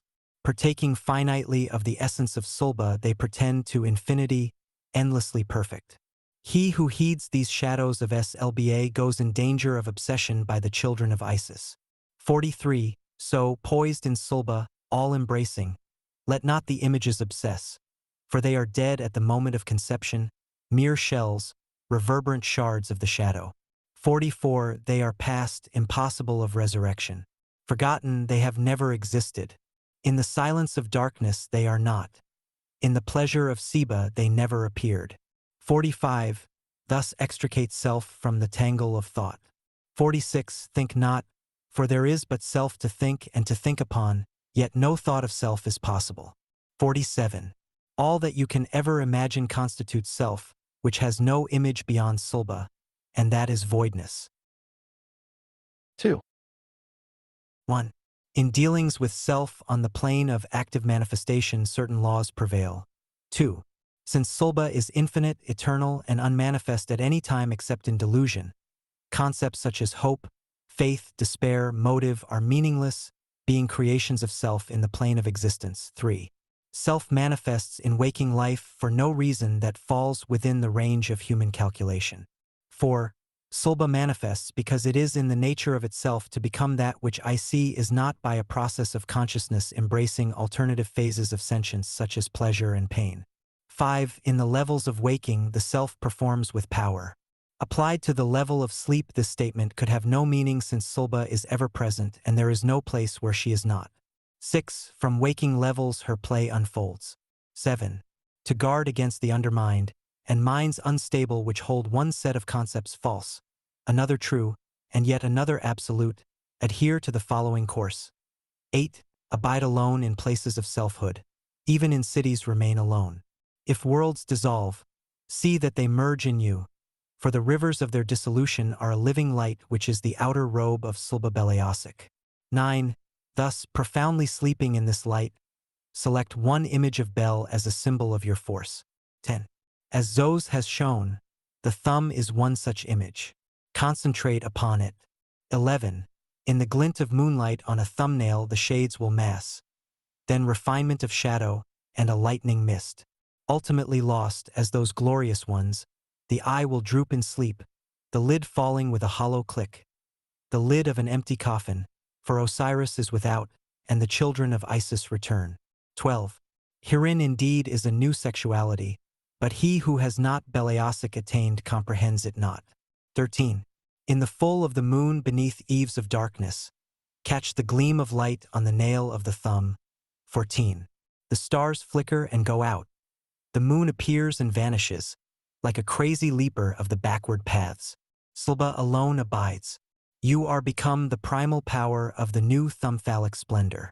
15. In your identity therewith is Beliasic perfect, shadowed forth in form as the sigil of Silba. 16. These words flashed before me in the cavern of initiation. Feat 17. In the transference of consciousness to the thumb of Bel, self reveals its primal power. 18. From the destruction of mind that gives birth to chaos, a zone of mauve is created, a desert of sand above the tunnels of Set. The winds hurry through them, a sinister piping bearing the beetle on its wings. 19. The thumb is force, the pipe of Pan, the phallus of Set, the heart of Aosic.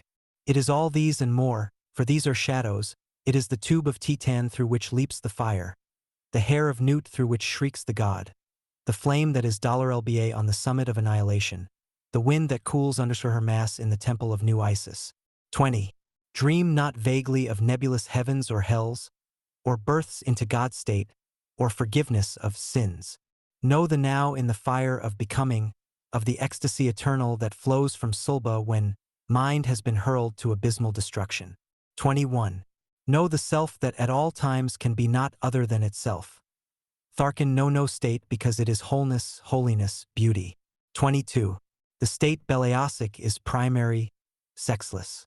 Man must seek, inward and pierce the deep center, unveil the shrine of his desire and rouse the vague specters of the backward darkness. 23. In his progress he has transcended many karmas. With wings he has believed himself endowed, as he was long eons since. He has wings now and horns. He shall have more if he invokes the _backward darkness. This is known in Zoskia zone. 24. Let him embody his desire in symbol passionless, Ina glyph suggesting a concept without evoking its form. Let him embody the ecstasy of self by thumb concentration until his mind is exhausted. 25. At this moment should the sigil be released. Into the darkness eye of the unexpected should it be cast. Into the outer darkness with dazzling swiftness in the act of departure. 26. Until he is lost in reverberant silence he should not release it, for if there is sound the self will not stir. 27. Silence is the foundation of the work. 28. Not mere cessation of sound, but the outer silence born of New Isis that thrills in the darkness on power waves of Silba. 29. This silence is the base of the work. 30. From it arises a thin snake of light. It ascends the spine as an arrow. 31. In its swift consummation in the zone of Aosic the sigil becomes. Fulfillment of desire ensues upon drinking the colors of Isis in the desert of Set at the time of the hellbird. 32. Should the thumb wrench as a claw in a panic of frenzy. Should the fire tongue leap from the teeth of darkness, persist yet in the working, abiding unmoved by pleasure or pain. 33. By this oft repeated, achieve the exhaustion which enables the self to project its desire to the root of becoming, to the base of that which desires not. 34. Thus does self descend into Bel, uniting that which is impossible to that which has not yet occurred. 35. Thus does Aosic remain ever perfect, supposing a Bel that fulfills its becoming by means of its rapture, for delight is the seal of its perfection. 36. This wisdom of Silba contains the pattern of self in non-mobile becoming. 37. The hand in action controlled by the thumb in trance state all-perfect has drawn these sigils. Guji, SY 38. Embodied therein are the karmas of self in reversion. 39. SLBA is beyond definition, but she is not beyond expression in linear form. All art is her yantra. 40. On levels of action she appears as a system of sigils bereft of terrestrial significance, from a source impossible of location and ultimately irrational. 41. On levels of reason does the same apply, for reason establishes in waking state the impossibility of knowing Silba. She is therefore ever virgin. 42. Yet from Seba proceed these sigils, shed in the lightnings of her bliss. From this point does the line proceed as the wine of sex arises from the fountain of Hecate. 43. The thumb all-powerful plies the stroke, while within, The perfumes of Seba announce the colors of change. 44. The movement of that metabasis incarnates in the line as a deeply moving current in the wine. The silence culminating in ecstasy beyond manifests not, for form may not match its wonder. 45. Even as the line flows, purposeless, pure, so flows the word that its movement evokes, vibrating on the lips of the image within the temple of Bel. 46. Should that word at last explode, a star would fly the skies and fall ever earthward. 47. No more. 48. The very self attained, the bell splits asunder, and flares again the awful fire in elder Acons. 49. Should the word burst forth, he that heard it would flame at the last in glory, a winged spout of fire engulfed in outer darkness. 50. He would return not again. 51. He would be not again. 52. Was he ever in the process of becoming? 53. Sulba exists alone, and self exists not but to become their purity, purposeless and free, that is the fulfilling of itself in the realm of Aosic. 54. Go forth, and know as you go that none goes with you, for you are all, my holy shining one, all and none in Einern Belaus, whose abode is beyond the mauve zone. 3. 1. The self in progression is forever unmanifest, a series of not-selves in ceaseless becoming. 2. This self that is not self is Aosic Belaselba, the state of beforetime that had no existence. 3. Dormant in bliss is this way, content in its notness in timeless perfection. 4. This estate primal, the plane of Aosic wherefrom that old one flies forward to no thing, each flight a self, each way a return, never there but always here. 5. Concentrate awareness at the root of the thumb. Swiftly streams the force along the shaft of will. Falter not. Hold fast until in the mauve mist the whirling knots pulsate. 6. This chaos vanishes. The mist alone remains, and a differenceless crimson ocean from which uprears the tower of Koth. 7. Silent sentinel against the vortex of negation. 8. Massing in the tower are the specters of awareness. Removed is the self from the seat of its function. Yet it has not moved, albeit you have fused with that is not thou. 9. Yet is it lost much as thou. 10. At this moment of meditation the mind breaks open. 11. The tower crumbles, its dust falls like brittle beetles, silkily, into the abyss, falling, falling, falling. 12. Man has so fallen. 13. Belaosic moves, Aosic moves not. 14. Withdraw slowly awareness from the symbol of power. 15. Subtly, stealthily, bridge the parapet of spiderwebs spanning the night-black gulf. 16. Strange masks float dankly about you, glowing in death's magnetic sleep. 17. Identify not, remain immaculate, the pageant will pass. 18. Mistake not the masks, one or another, one for another, for they are your death masks. Yet are they faceless like the god with black paws. 19. This is the moment of precipitous obsession. Hold firmly the shaft of extended will so that desire blossoms not in belief, as counseled by Zos. 20.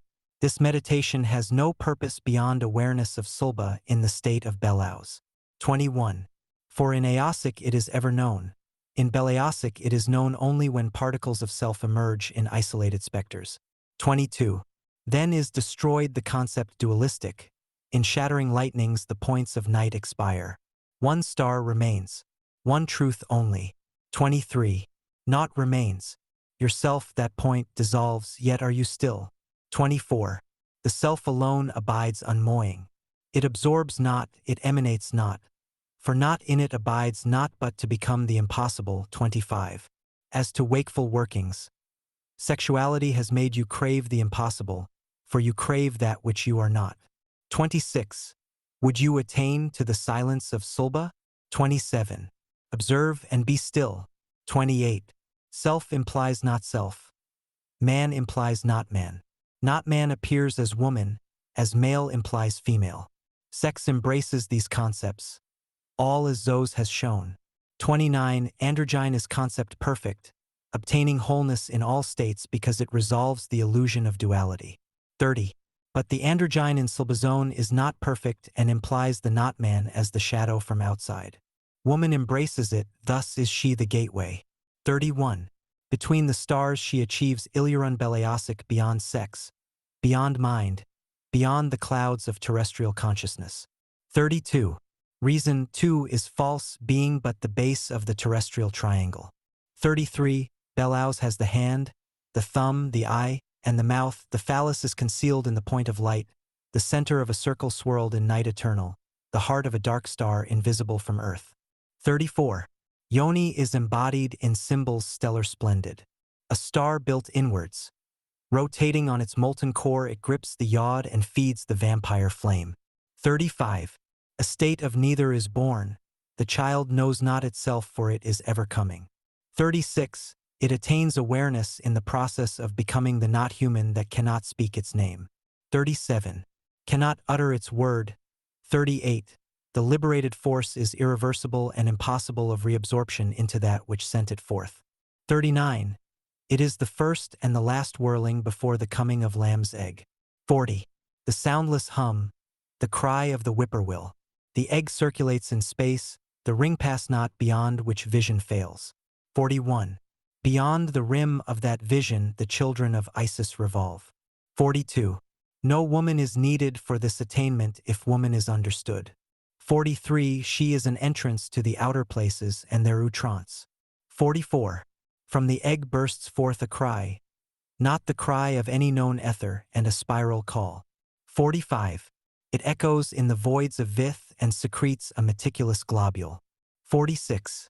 Which flowers into a myriad globes, the bubbles that chatter in the sigil of the master. 47. This conception arises from the friction of movement created by Sulba in her brilliance immobile, and within the self the egg seethes. 48. Until there emerges an insect whose drone is known. The master once shaped it for meditation. 49. From the base mound of the thumb, from its twin globules in upsurging spirals flows Belaus. 50. But desire not consummation, for in desiring an object man becomes it. Man can have no image of this attainment. 51. Undisturbed by desire, rejecting desire, perceive that which desire conceals. Perceive the self cut sheer from conception. 52. Alice the word and the self is not. 53. In the still silence know that to know the self is to know all and nothing, for the self is neither, and beyond them both in non-mobile becoming. 4. 1. It has been decreed, let the temple be cleansed, let the false gods be cast out. 2. All gods, being conceptions of self, are true, they come to life in moments of exhaustion. 3. But times arrive when temples crumble, idols fall, and alone remain. 4. The dust of the old ones shall dance again. In the writhing wind, brilliant with space-frozen flame, the formless again will form, the sleeping again shall awaken. 5. You will sleep. 6. On the column of flame will you be borne to the Titanic island. 7. Amidst storm, skywreck, snow foam, and sea blood. 8. You will unite the gold and the mauve. The llama will leave his throne, the thumb will tremble, and the eye spout fire. 9. But lessen not the flight, be gloriously lost. 10. You are becoming. 11. This is the hour. 12. The double power. 13. Invoke now by the sign of Aosic. 14. Destroy not, neither create. Within the night mind alone desire attains Aosic. 15. Realize that self is all and worship all, for by robing self in diversity pleasure is achieved in a love beyond compare. 16. Desire enough and all will be yours. Desire for either implies non-attainment of the vision of Sluba. 17. To become is all that you can ever do. 18. Set each idea against its opposite, and in their abolition no reason is confusion by the nature of its being. 19. It is because balanced. Its balance is maintained by ideas antagonistic, conceptions ever rising from the causes of their conflict. 20. Disintegration of form in madness is the victory achieved by the ravens of dispersion.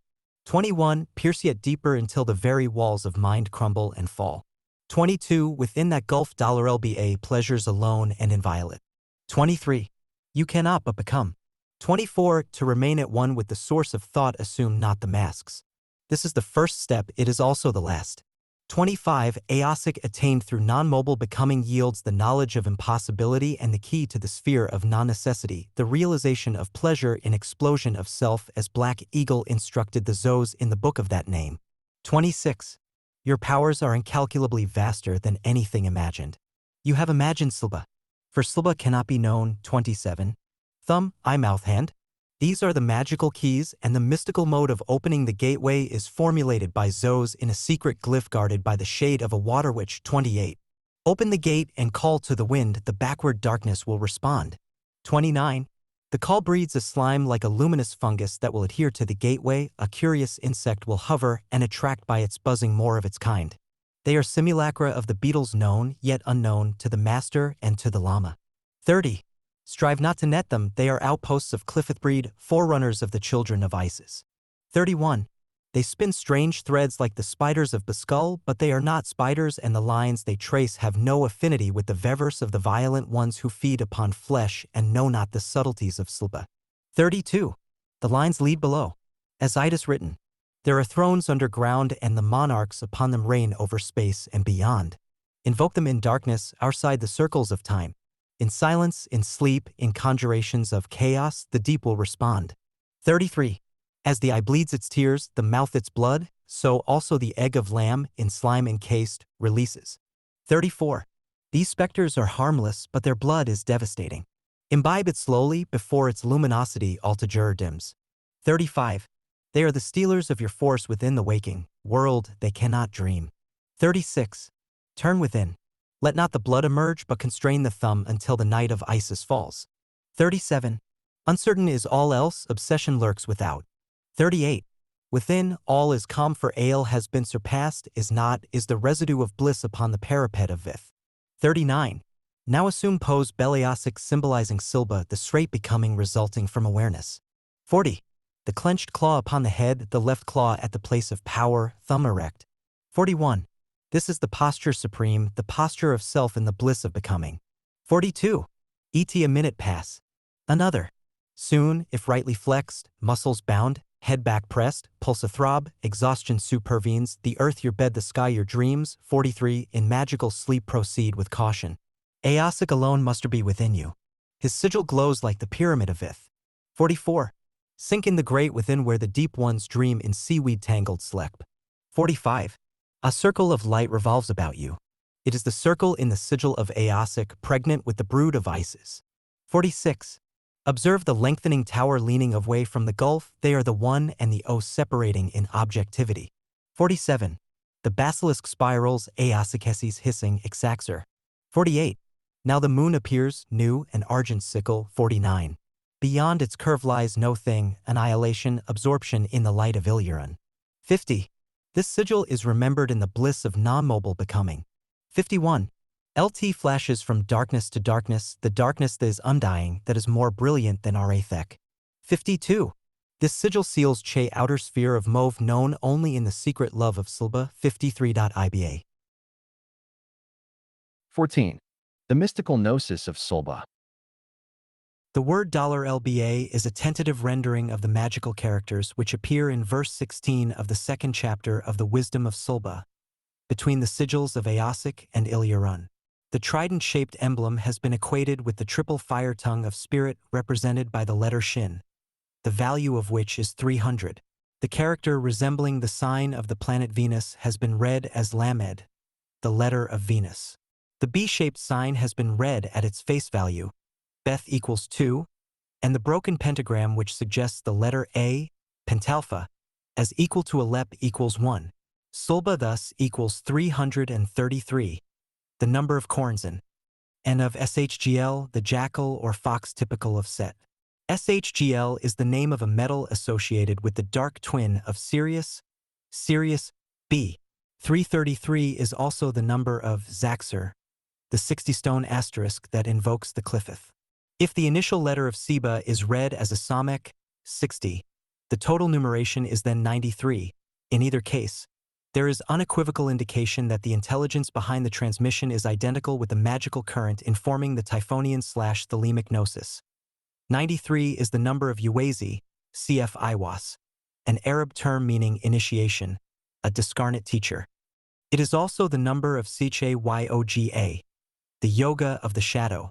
93 is the number of Kanaka, gods of Polynesia, worshipped with sexual rites which spawned a race of beings that lived on land until they developed the Innsmouth look, fish-eyed, frog-faced mutations who finally wriggled back into the sea to join Great Cthulhu in the deep. Point 4. There is also the Arab Okba, 93, an evil spirit or magician.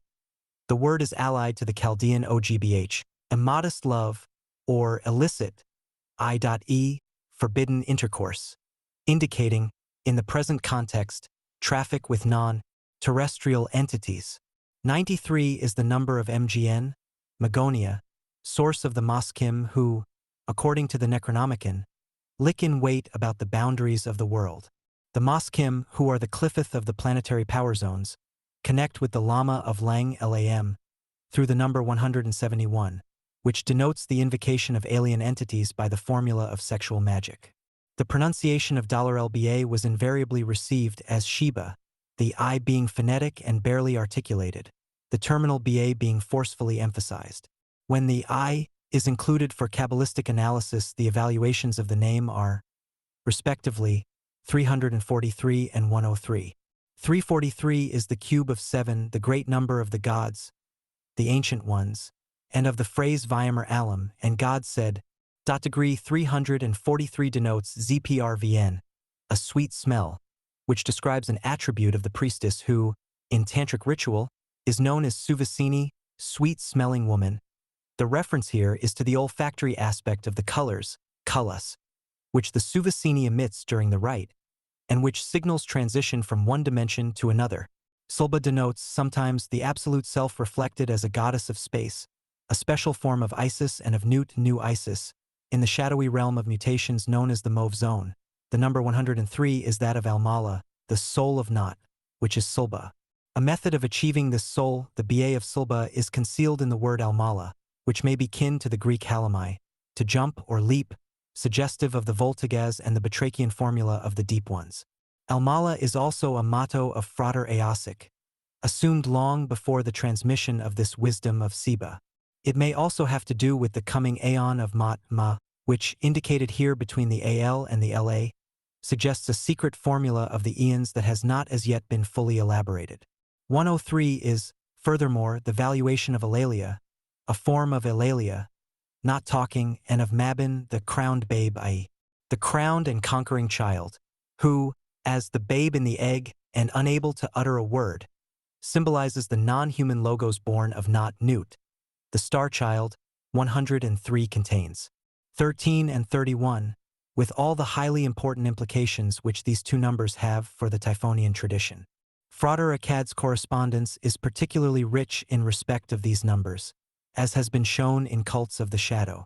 In connection with the present brief account of the wisdom of Sulba, the reader is advised that when a particular verse is cited, the Roman numeral indicates the number of the chapter, the Arabic number denotes the verse in question, and the number in italics indicates the serial number of the verse in the collection of verses as a whole. The first chapter concerns the mystical identity of Seba and Bel. These terms may be considered as here conveying meanings similar to the Hindu notions of Atman and Jivatman, similar but not identical. The chapter presents an analysis of consciousness of which three states only are or can be experienced by man: the waking, the dreaming, and the deep sleep states. The only possibility of achieving a coherent understanding of man and the universe is by relinquishing, once and for all, the delusive interpretations fabricated by systems operating within the framework of duality. From the standpoint of metagnosis or true metaphysic, science is no less a superstition than religion. Both have led man to the morass in which he now flounders. Science has augmented fear of and for this world, while religion has deluded with vague hopes for the next. The secret of everything lies in consciousness. Until investigations are stripped of inessentials, scientific and or religious, reality will remain obscured. The only fact of which we have direct, immediate, and continuous experience is awareness of consciousness. So-called unconsciousness is non-existent. Outside consciousness, nothing whatever exists for us. In waking, dreaming, sleeping, the common factor is consciousness. It is the reality underlying the three states which are the only states known to us. In deep and dreamless sleep, consciousness is pure awareness, i.e., uncontaminated by movement. In dreams, consciousness appears as images or subtle objects. In waking, as gross objects. There is no precise line of demarcation between the latter two states. Hence the need for cultivating intense and vigilant viveka, discrimination. Viveka is repeatedly advised in the Madhyamaka and Vedantic texts. It denotes discrimination not merely between objects of the same dimension, subjective or objective, but between objects which arise in waking, dreaming, and in the pure subjectivity which characterizes the ground on which they appear. This ground, when veiled in the darkness of sleep, seems, from the standpoint of waking and dreaming, to be bereft of consciousness, i.e. unconscious. That which is usually considered to be a blank, a hiatus, is in truth all that we are, consciousness pure, sometimes called the self. In our text, Sulba. The self is non-objective, objectless, or object-free consciousness. It is mind devoid of thoughts. Self is basic subjectivity. Not subject, not object, but the substratum of both, which are mere appearances created in consciousness by the mind's sense of identity with a particular body. This sense of identity is the ego or pseudo-self. Sulba, then, is pure undifferentiated consciousness. Why does objectivity appear to exist? Why do thoughts, objects, put in an appearance? For everything is just an appearance, as the word phenomenon signifies. Phenomena are due to agitation or movement in the calm expanse of mind. When mind is tranquil, when thoughts subside as in sleep, then reality is revealed, and that is Sulba. It is obscured by thoughts as the sun is obscured by interposing between it and the eye a mere finger. Hence Patanjali's definition of yoga as the systematic suppression of the thinking principle. When mind is clear and able to detect the unreal in the real, ot thoughts and consciousness, it becomes aware of that which in sleep is mistaken for a blank, a lapse of consciousness, unconsciousness. But it is not nothingness, it is reality itself. It becomes necessary therefore to understand that this thought-free state is one's real being, that it is not a state at all, but eternal, serene and unlimited and totally aware. The three vehicles of awareness, as they appear from the waking state, are identified as body, mind, and consciousness. When awareness is identified with the body, then the consciousness of things is experienced, but when the stand is in total awareness, consciousness is no longer experienced individually but cosmically, universally. Not personalized but impersonalized, it is then as it always was and will be, the true self. The real is that which never changes, never fades, never appears and therefore never disappears. It is absolute absence, and Sulba is that, or correctly speaking, this, for it is what we are, here and now and forever. When this is realized continuously, unbrokenly, the experience is known as Sabhaja Samadhi, our natural state.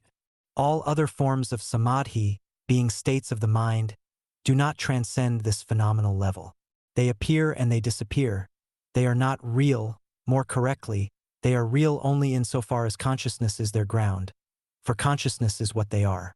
All states other than Sabhaja Samadhi are therefore unnatural, illusory. One who has not understood this is not whole, is in fact mad, for he assumes to be real what is not. Upon this illusion man has reared the entire edifice of his science, his philosophy, and his relationships with beings as illusory as himself. The aim of genuine spiritual cultures is therefore to enable man to experience with total awareness deep and dreamless sleep. This is possible only when true discernment, viveka, has facilitated full enlightenment or Buddhahood. Objects in dreams appear to the dreamer as real as they appear in the waking state. This is because consciousness is their base and consciousness is sentience, which, projected, appears to impart reality to the object. The object is nothing but consciousness and does not exist outside consciousness. The thing is a mere illusion, an apparition. Mind quiescent is pure consciousness. To the unenlightened mind, quiescent mind appears as the blankness and ignorance of sleep. This is due to identification of the mind and body with the ego, the personal mind, which does not exist in sleep. When misidentification ceases or is recognized as such, consciousness, self, is experienced in the waking state as the underlying reality, deathless, intemporal, spaceless, and effulgent. The physical manifestation of consciousness is light. Its metaphysical reality is the LVX of the Gnostics, the Jnana of the Advaitins, the Buddha of the Madhyamikas, the Ein Sof or of the Kabbalists. Deep sleep appears as unconsciousness, as darkness, only to the man who identifies consciousness with objects, the first and foremost of which is always the object bearing his name and attributes. If this object, which he mistakenly regards as himself, can be understood as the subjective side of the subject-object relationship which arises in consciousness when mind is active, enlightenment will occur. Mind in movement is thought. In order to apprehend reality, it is necessary to discriminate between thought and consciousness, between mind and its content. We are now in a position to understand how unconsciousness, so-called, appears to exist only when it is considered from the dream state and the waking state, both of which are states of mental mobility. The matter may be summarized as follows. 1. If one looks through the sense organs, gross objects appear. This is a waking state. 2. If one looks through the mind, subtle objects, thoughts appear. This is a dream state. 3. If one sees from mind quiescent, only the seer remains, and that is consciousness. To the unenlightened, this state appears as sleep. To the enlightened it appears as reality. The wisdom of Siba presents these ideas in terms relevant to the metagnosis of the new Akon. It has been necessary thus to sketch briefly the mystical basis of Sulba, although we are more concerned here with the magical formulae pertaining to the outer gateways to which the wisdom supplies the keys. 15. Magical formulae of Sulba. The second chapter of the Wisdom introduces the thumb concentration familiar to votaries of Zos Ki Occultus, in verse 11:58. The practice is associated with the appearance, in the magnetic sleep ensuing upon the concentration, of a magical and luminous mist in which the practitioner is as lost as those glorious ones. These are the Kudi, the shining ones, who vanish into other dimensions. The eyelid drooping in sleep refers to the yoni of the priestess clicking shut like the lid of the coffin of Osiris, who reigns outside, welcoming the return of the children of Isis. The new sexuality implied by this mode of magic involves factors incomprehensible to the magician who has not attained Beleosic, I.E., to the secret of manifesting in the outer the ba of spa. A clue lies in the verse number 11, and in the I or O of the priestess. The letter O signified to the ancients the number 11. This number denotes the accursed shells that only exist without the divine tree, a phrase which indicates the cliffeth and the place of the eggs, or shells. TR is evident from AL 11.49 that the babe in an egg is the dwarf in the space capsule. In the Egyptian Book of the Dead, he is celebrated thus, O thou who art in the egg, who shinest from thy disk. UFOs are frequently described as egg-shaped craft, or simply as shells. The number 11, according to Crowley, is the general number of magic or energy tending to change. The change is precisely the transition from one dimension to another signalized by the changing colors of the shining ones as they pass through the gateway of death to reappear in another dimension. The death of Osiris symbolizes this change. Furthermore, 11 denotes the one beyond 10. The serial number, 58, confirms our interpretation of this verse. 58 is the number of Chn, a notaricon of Chakanta Nesathrab, the secret wisdom, is equivalent to the virgin, the bride, Ishtar. In magical terms, the entranced or unawakened priestess. 58 is NGH, the Venus of the Kabbalists. She has a special connotation in the Typhonian Gnosis, for Venus is the reputed home of the serpent race, the terrestrial members of which use the Ophidian current.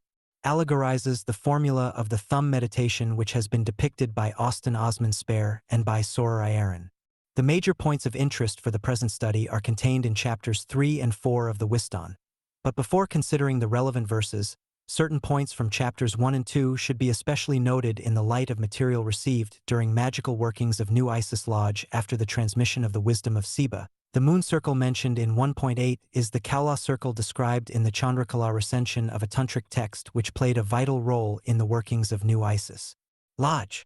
Degree how the moon circle is formed, and the nature of that which it encloses, will emerge in due course. Here it is necessary to note that it is Isis herself who commands 1.18.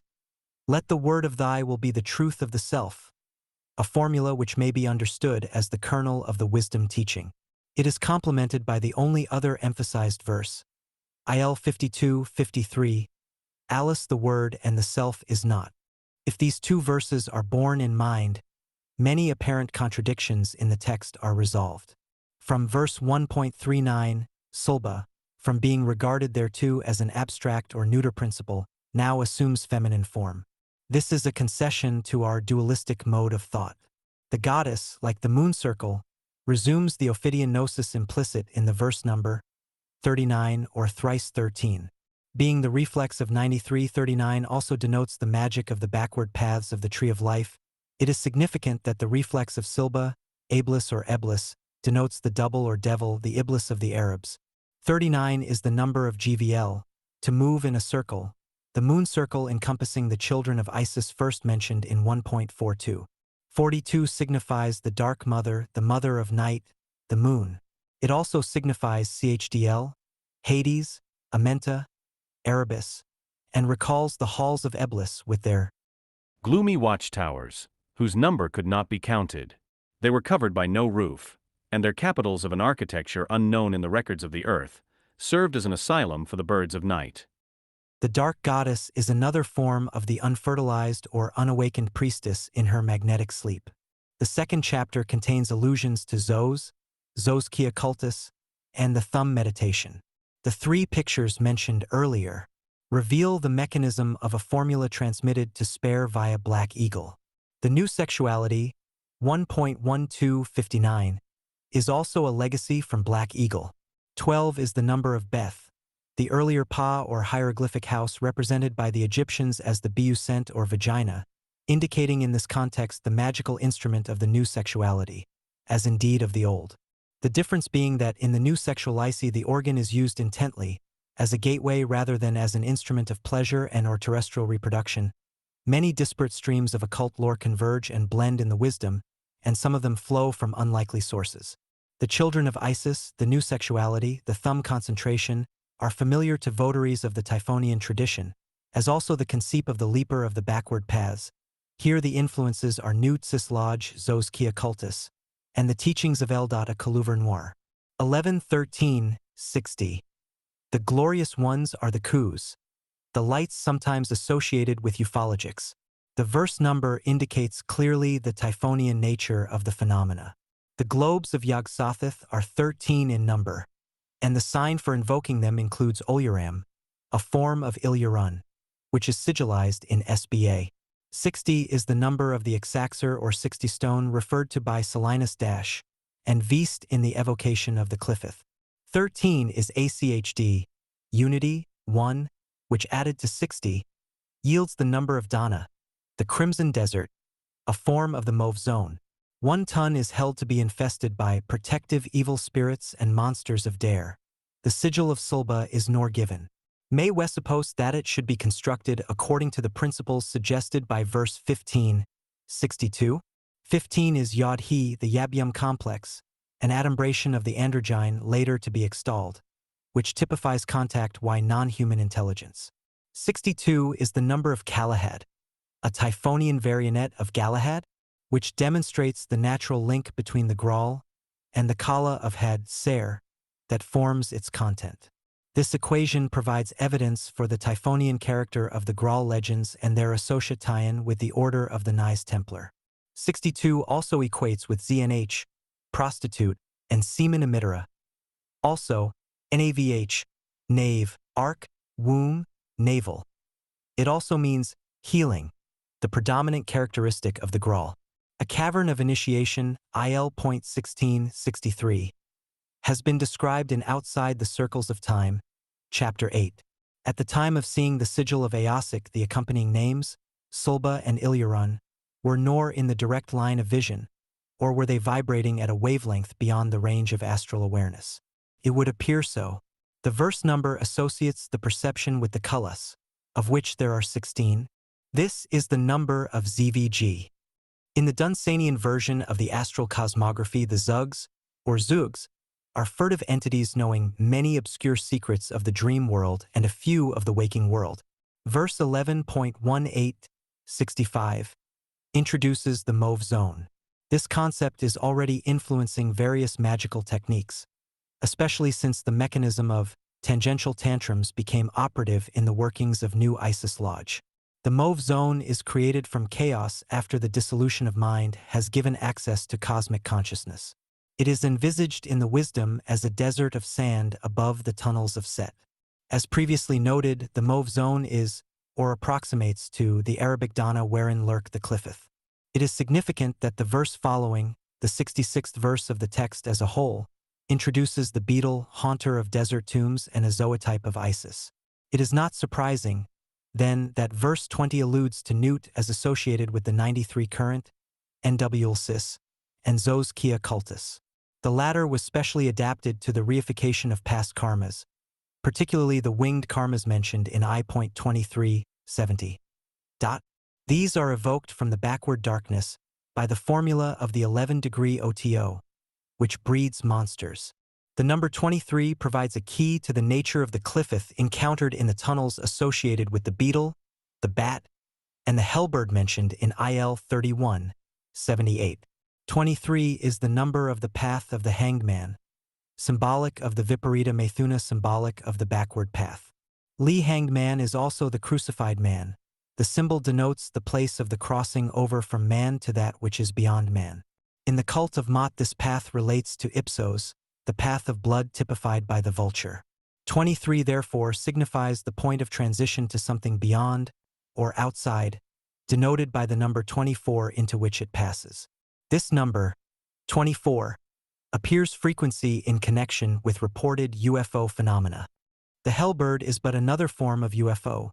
The phrase, drinking the colors of Isis in the desert of Set at the time of the hellbird, veils a complex formula. The numbers 31 and 78 pertain to the 93 current and to the Aedis of Thoth, which contain all the colors, kulus, of the universe. 31 is the sum of the initials in Greek of the term scarlet woman, to she who resumes the kulus in the bodily form of the priestess. 78 is Mesla, the influence from beyond, or outside, the tree of life. It is the number originally ascribed by Crowley to the outer one, Ivas. 78 also denotes Mbul, waters of the flood, signifying in this context the priestess in her flux. This was expressed macrocosmically as the periodic outpourings of astral impurities on the earth, periods of psychic crimes and iniquities, or of regular moral cataclysms. 278 also equals KLCHK, licking up, drinking, an integral part of the formula. In the phrase, time of the hellbird, time is used in the sense of woman's time. The kulus or colors are symbolized by the peacock, a zootype of shaitan. The manifestations of the kulus ensue upon the application of the alchemical formula of the 11-degree OTO. The bird kulus are relevant to Set in this context, and so are the bird karmas.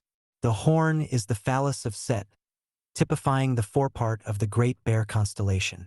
It would take us too far afield to enter here into the astronomical aspects of this symbolism. This has been treated in depth by Gerald Massey, whose work is indispensable to an understanding of the Typhonian tradition. Hell is the Egyptian Anienta, a type of the subconsciousness. The hellbird as a winged entity from the subconsciousness chimes with the psychic solution of the UFO enigma advocated by Keel, Vallée, and others. But the wisdom of Sulba contains the actual formula of the bird's evocation. The adept is counseled to imbibe the kulus of Isis via the 11-degree, at the time of the magical sleep when the priestess is entranced and active in hell, because at such times she resembles a corpse. The symbolism of the formula suggests to some practitioners a form of necrophilia.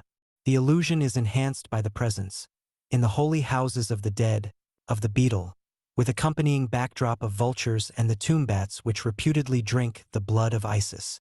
The Zos Kia zone, the backward darkness, or the outer darkness, 2.2572, and the desert of Set, complete the scenario. 72 is the number of Lama, which signifies the superior or higher one, the one from outside. Outside what? 72 is the number of spaces of 5 degrees contained by the zodiac. The implication is that the Lama Lam is beyond these spaces. The temple of Isis is mentioned in verse 2. 1966. 66 is the mystic number of the shells, UFOs, and of Tuchulu. This verse contains emphatic indications that the thumb tower Titan symbolism conceals the formula for invoking the Cliffith through the outer gateway that is here likened to the hair of Newt through which shrieks the Gad. The wind that cools her mass refers to an alchemical process applied to the first matter of the work. In a ritual performed in New Isis Lodge, the manifestation, transition, and mutation of the Cullis occurred with dramatic force. As the working contains some of the features essential to evocations involving the Moye zone, it is described here co-illustrate the kind of formula peculiar to the wisdom of Sulba. The lodge was prepared for an invocation of Isis, a golden throne situate at the north end of the temple. The priestess wore a veil of yellow samite which fell to her toes, the side wings held in the talons of two vulture-like images on either side of the throne. A brazier burned in the center of the temple between two pillars which formed part of a pyramidal structure at the southern end of the temple. The pyramid and the throned priestess together displayed a diamond-shaped figure with the flame at its center. The side of the pyramid facing the throne was inscribed with characters from a grimoire pertaining to the 29th tunnel of Set. The back of the pyramid contained a small door inset slightly above ground level. The object of the rite was to release from the pyramid a spirit that had been cast into it during a new moon working, a barely audible piping wove, like the incense smoke from the brazier, a vaguely drifting and sinister sound. The priest appointed entered from the east for the purpose of intoning the license to depart. He approached, arms raised, to begin the ritual of the pyramid. At precisely that moment a large bird flew through the open window, set high in the north wall, and circled the lodge room, settling eventually on the truncated apex of the pyramid. The sudden intrusion completely disrupted the flow of magnetic energy beaming from priestess to priest, and as the metal arm of the window beat against the wall, the priestess awakened and fixed upon the bird a piercing gaze. The bird returned it, rose to the ceiling, then plummeted earthward. Before one of the assistants was able to deflect its fall, or pull aside the brazier, it dove headlong into the flames and died, squealing raucously, its plumage shedding a cloud of flaming feathers. The lodge master had the presence of mind to assume the form of Harpocrates. The priest remained poised before the pyramid, hands raised in mute orison. There was commotion within the pyramid, and from the black exit shot a snake of light which passed through the open window, trailing in its wake a veil of colored bubbles. According to the priestess, whose account later formed part of the lodge annals from which this description is taken, one of the globes lingered. It did not pass with the rest, but floated down to the throne had just vacated, and within its translucent interior I saw myself lying upon a bier ornate with strange forms. Her golden veil lay as a mist beneath her, and a huge bird suddenly cast over her a deep shadow which settled almost palpably on the naked white body, its claws entangled in the mass of her hair. The shrieks of the creature, combined with her own, accompanied the flight of a veritable hellbird as, rising as one form, their Yabaisim burst the bubble and bathed the temple in a fantastic glow. When the priestess awoke from her dream, the dead bird in the brazier was all that remained of the night's events, apart from the strange colors. These were observed also by the lodge master, the priest, and two acolytes. Although it is impossible rationally to account for this episode, it is a fact that the priestess, whose name was Margaret Leasing, was endowed thereafter with her faculty of clairvoyance greatly enhanced. This later enabled her to provide the author with the curious history of a 17th century, whose activities throw much light on the Typhonian tradition that is the subject of these trilogies. In this sense, the working proved to be of incalculable value. The foregoing episode has been recounted at length as an example of the way in which the wisdom of Seba receives confirmation by means of workings which, as has been made clear in Hecate's fountain, result sometimes in unexpected, tangential manifestations peculiar to the Mauve zone and its unpredictable influences. Perhaps, in this particular case, the expression time of the hellbird was allegorized in a manner permitting of a logical exegesis of the text. To return to the wisdom, the sigils embodying karmas in reversion were difficult to capture, but one of them resembled closely the ideogram published in the text of Aleister Crowley and the Hidden God, page 136. Yet from Sulba proceed these sigils. From this point does the line proceed as the wine of sex arises from the fountain of Hecate. In the previous verse, Sulba is identified with the virgin or unawakened one, the priestess in her magical sleep. In the present verse, her sigilizing Shaktis, powers, are inferred as identical with the Kalas of Hecate. It would appear that these sigils for surpassing the gateways are formulated during sexual magic performed which the 11-degree, or night side, Shaktis. The number 42 does indeed denote the Dark Mother, the Mother unconscious, or sunk in the magnetic sleep. It is the number of Chdl, Hades, or Amenta. 89 is GVP, shut up, sealed, and the word Goth. 89 is also DMMH, silence, the silence indicated by IM, the lunar current of the 11-degree OTO. Crowley called it the wrong kind of silence, that of the Black Brothers, no doubt because his interpretation of the 11-degree comported homosexual formulae. 89 is also the number of Kingu, the leaders of the minions of the Ancient Ones. In 11.43, 90, the thumb or phallic power stirs the Kalas, while within, the perfume of the sweetly scented lady, Sulba, announces the onset of the colors indicative of a change of dimension. John Keel has explained the color changes observed when UFOs materialize and dematerialize. The colors are associated with the superspectrum of electromagnetic energies activated in the magical sleep of the priestess. The number 43 is the number, according to some cults, of the Suvasinis engaged in the full rite of the Kaula or Kala circle. It is also a number of orgasm, especially the male, and of MG, a mage or magician. 90 is Tsadi, a fishhook, implying a connection with the deep ones, and of DVMM, very silent. MN is also 90.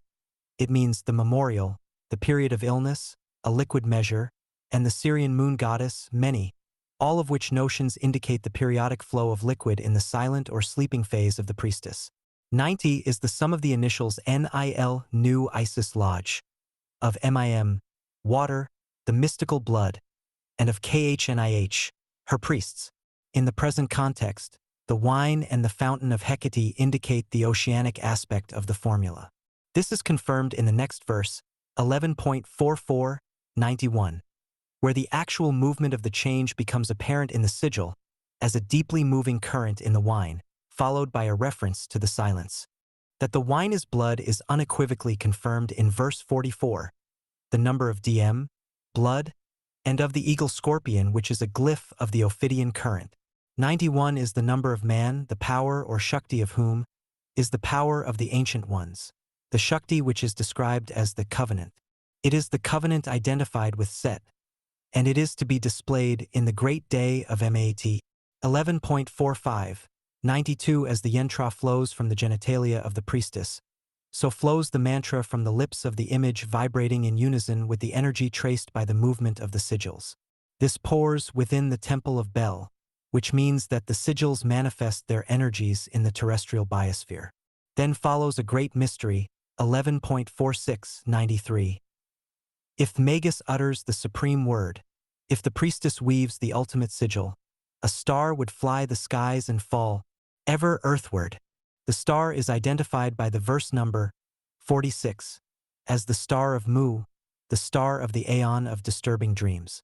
Mu is a synonym of Lemuria, and its number is also that of Hali, the abode of an ancient one named Hastur. Hali, formerly a lake, became a desert skirting a great city in the lost civilization of Carcosa. The serial number 93 explains the presence here of the old ones. No more. This may imply that further information concerning the nature of the aeon is not in this place and at this time being developed. On the other hand, 11.4794 could, with equal likelihood, apply to the basic vibration AUM 47, or to the formula of GVPH.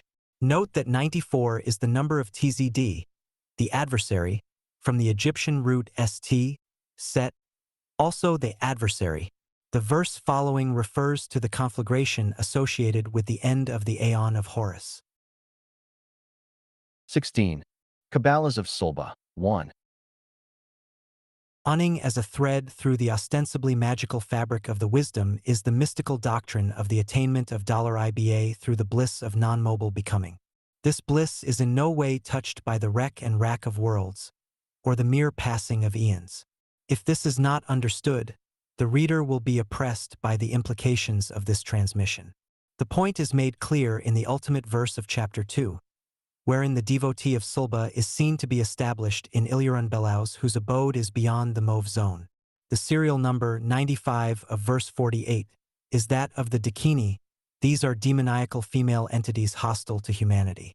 They are haunters of graveyards, which indicates the necromantic formula already discussed. The Dakini appear, as do the Euphonauts, in human or non-human guises. 95 is the number of HMN, the planet Venus, traditionally associated with the Great Old Ones, but, as Adamski has hinted, the planet itself is but a symbol for influences from outside.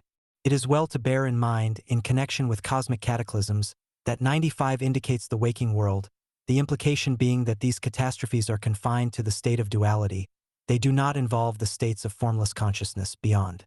We now turn to chapter 3 where, in verse 5, 106, the thumb concentration is resumed.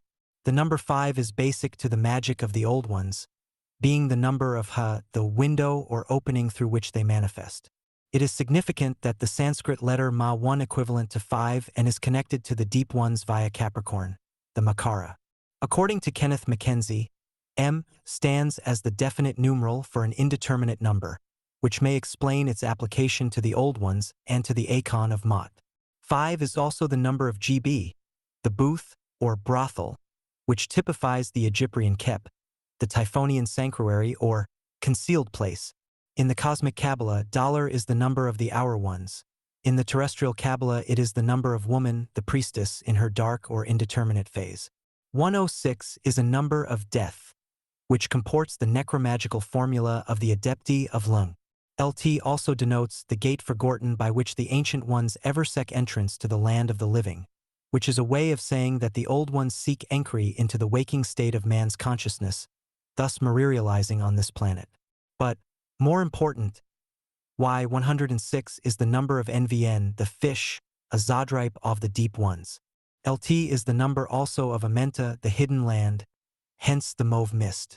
The combination of notions expressed by these numbers, 5 and 106, resumes the doctrine expressed in IL.11, 58 ET Seg, and presents the vitally important fact thart the magical manipulation of the thumb koagu, lates the mist there veils from terrestrial vision the mysteries of the mauve zone.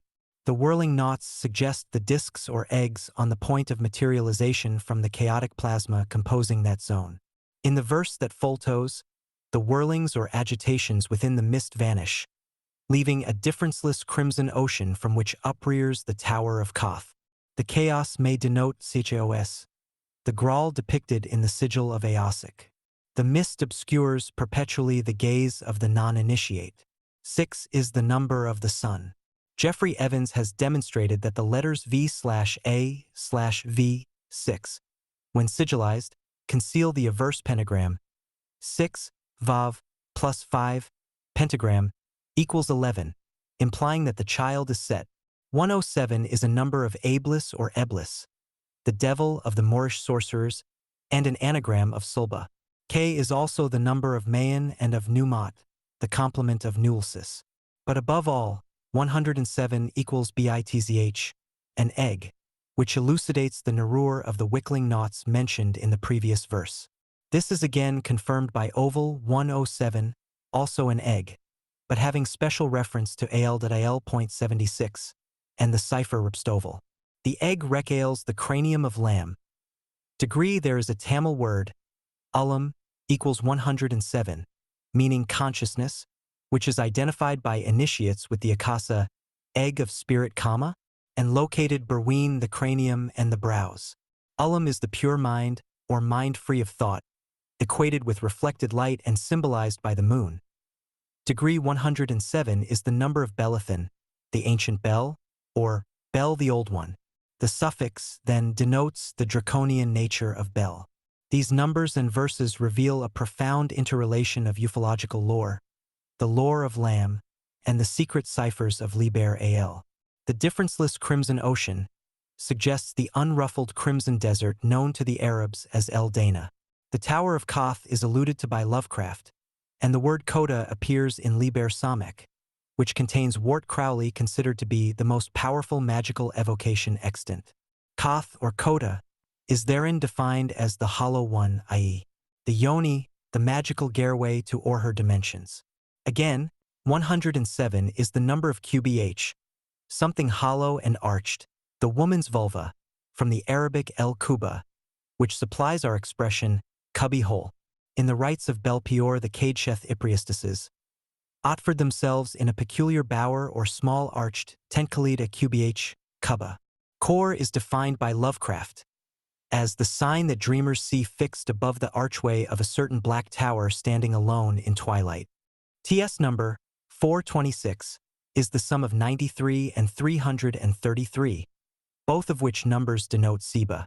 It is also the number of Kenneth, the cold and waste associated in the Necronomicon with the plateau of Lang, and with Lam, 426 equals Devorer, the rich fisherman, a title applied to wardens of the Graal inherent in the symbolism of the Great Seal of the OTO, and in the sigil of Aosic. As Kutha, Coda is 427. Kutha is defined in the Necronomicon as the dwelling place of spirits of the dead. The word suggests a connection with Trulhu, who lies not dead but dreaming in the sunken city of Relaya. The sign fixed above the archway recalls the sigil set above the Kubba in the formula of dream control delineated by Austin Spare in the portrait of the Water Witch. Degree LT is noteworthy in this connection that a rainbow bisects the picture and separates from the human forms to the east of the red band the sigils which lie on the other side, west, of the ultraviolet spectrum. Red is the kala of manifestation, mauve or violet of dematerialization. The design shows clearly Spare's awareness of the color stages involved in passing from one dimension to another. It is evident that Koth relates to the aeon of disturbing dreams mentioned in the comment to 11.46, 93. As the silent sentinel, the tower is accorded sentience, emphasizing its hollowness and identification with the yoni, the source of all sentient symbols. Norais, too, the appearance of the number 718, which is the number of the stele of Ankf Nakansu, and of the Great Old One, Eosikaiwas, the vortex of negation, is the whirlwind Thak threatens the tower and would bring to naught the dreams it generates. In response to the impact of this pressure from outside, there is a Masingen the tower of the specters of awareness.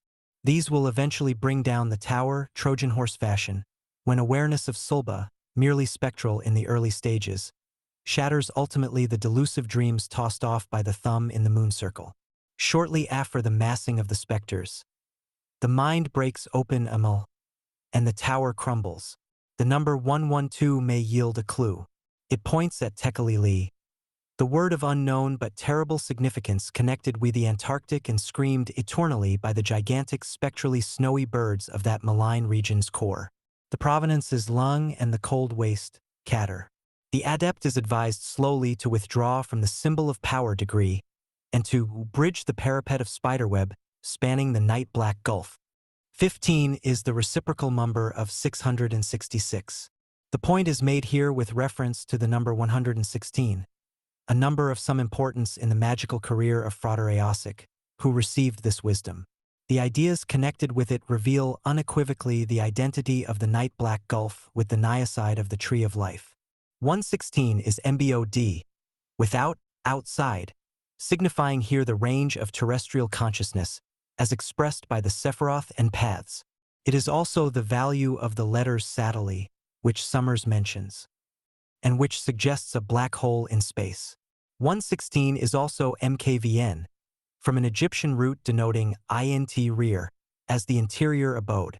It refers explicitly to the house or dwelling of God.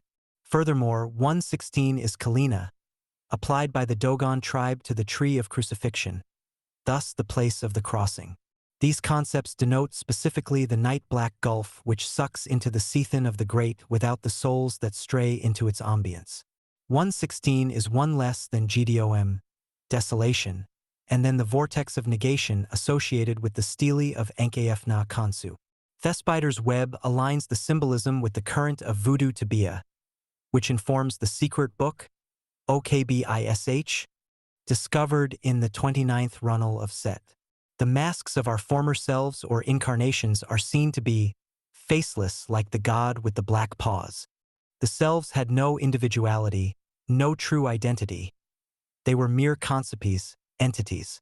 The faceless god with black paws suggests Nyarlathotep, who in turn recalls Che, grim jester of the tarot who can assume any identity and therefore has none.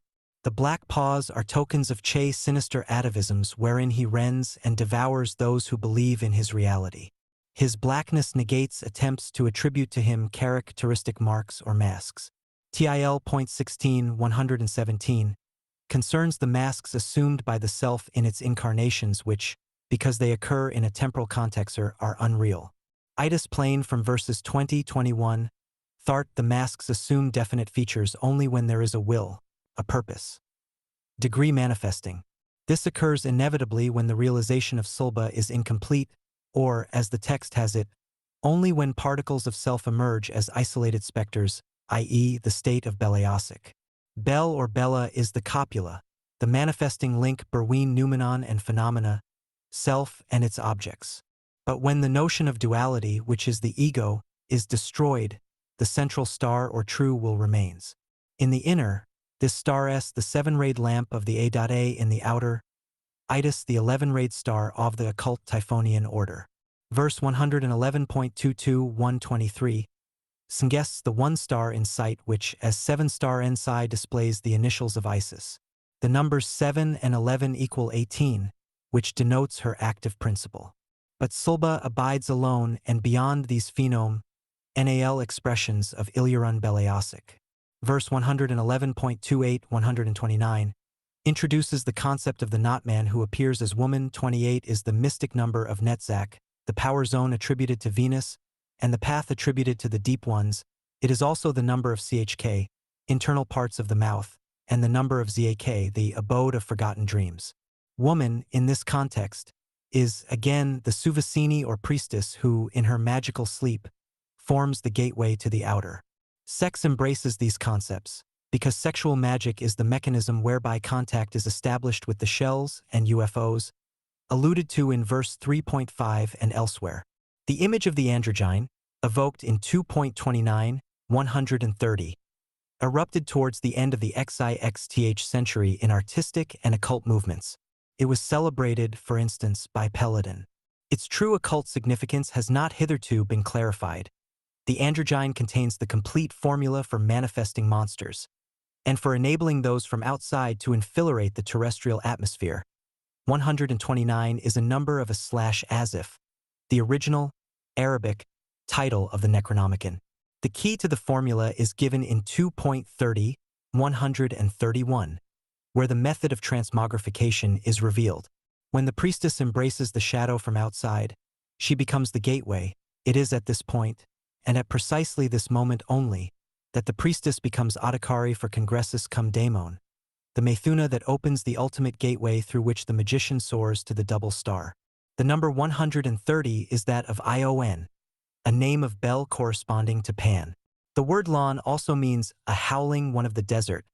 The word Goetia, title of a grimoire of non-human speech, also means howling. The word Pan is derived from the Egyptian and the ape, the type of speech that preceded human language and provided a basis for it.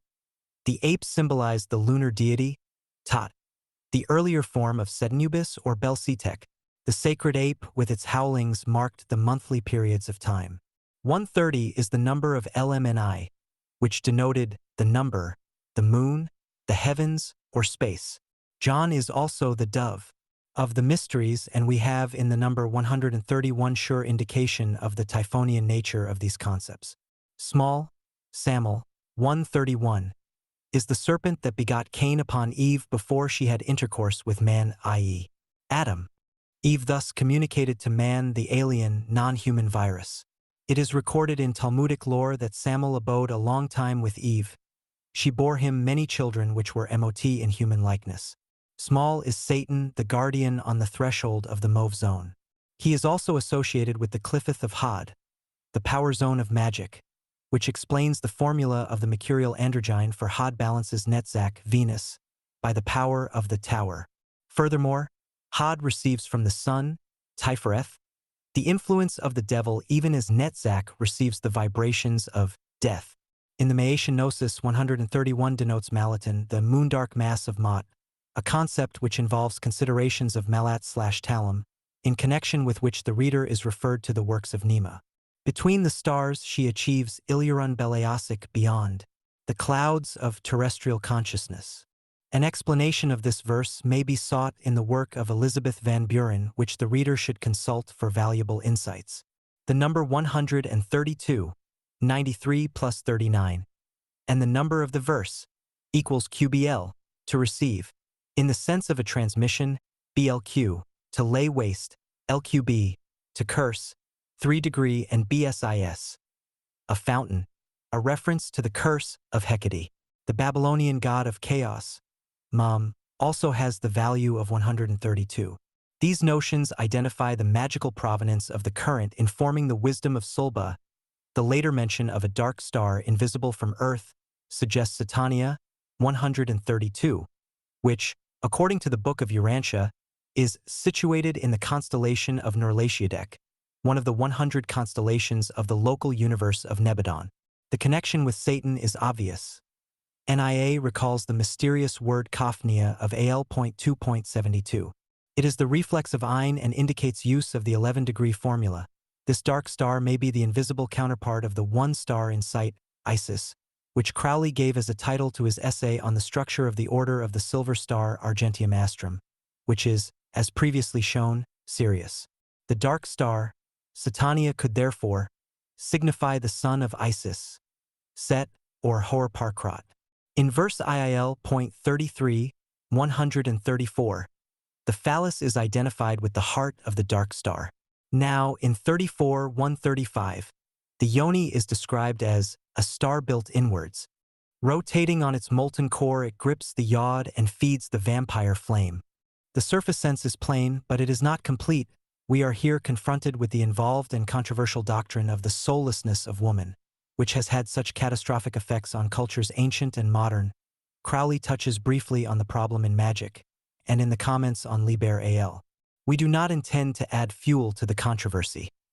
Our concern is with a magical formula, nothing more.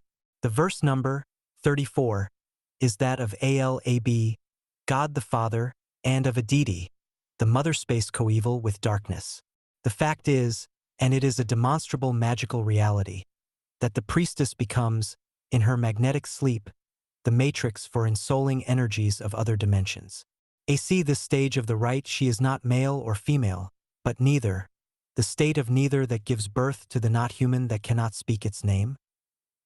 Verse L.36, 137, and 37, 138, concern a complex doctrine that cannot here be elaborated.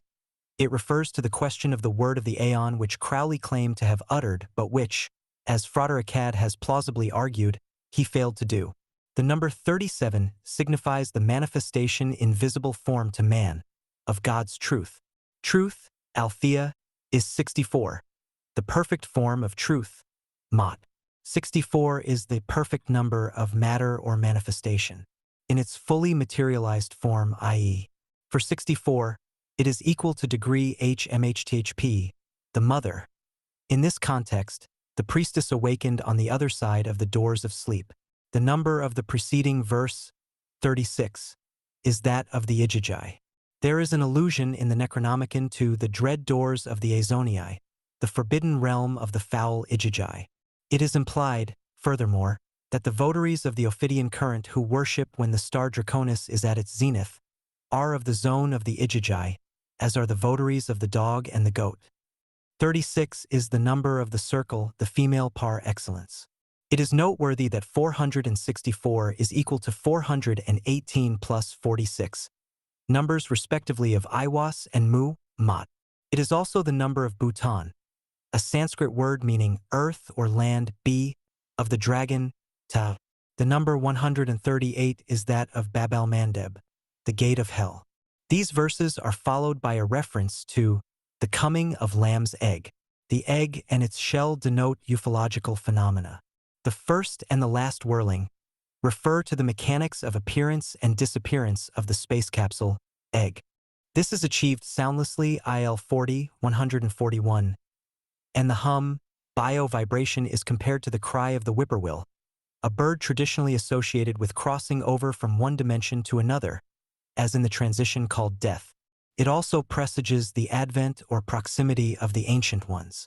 Vision fails when the bird whirls beyond the spectrum restricted to the range of human awareness. Beyond that spectrum revolve the children of Isis, typified by the revolution of the 7 stars of the goddess. The verse number, 41, is that of DBLH, a circle. It is also the number of the unawakened mother, i.e., the priestess in her magical sleep, and of the 41-lettered spell for opening the door to the outer ones.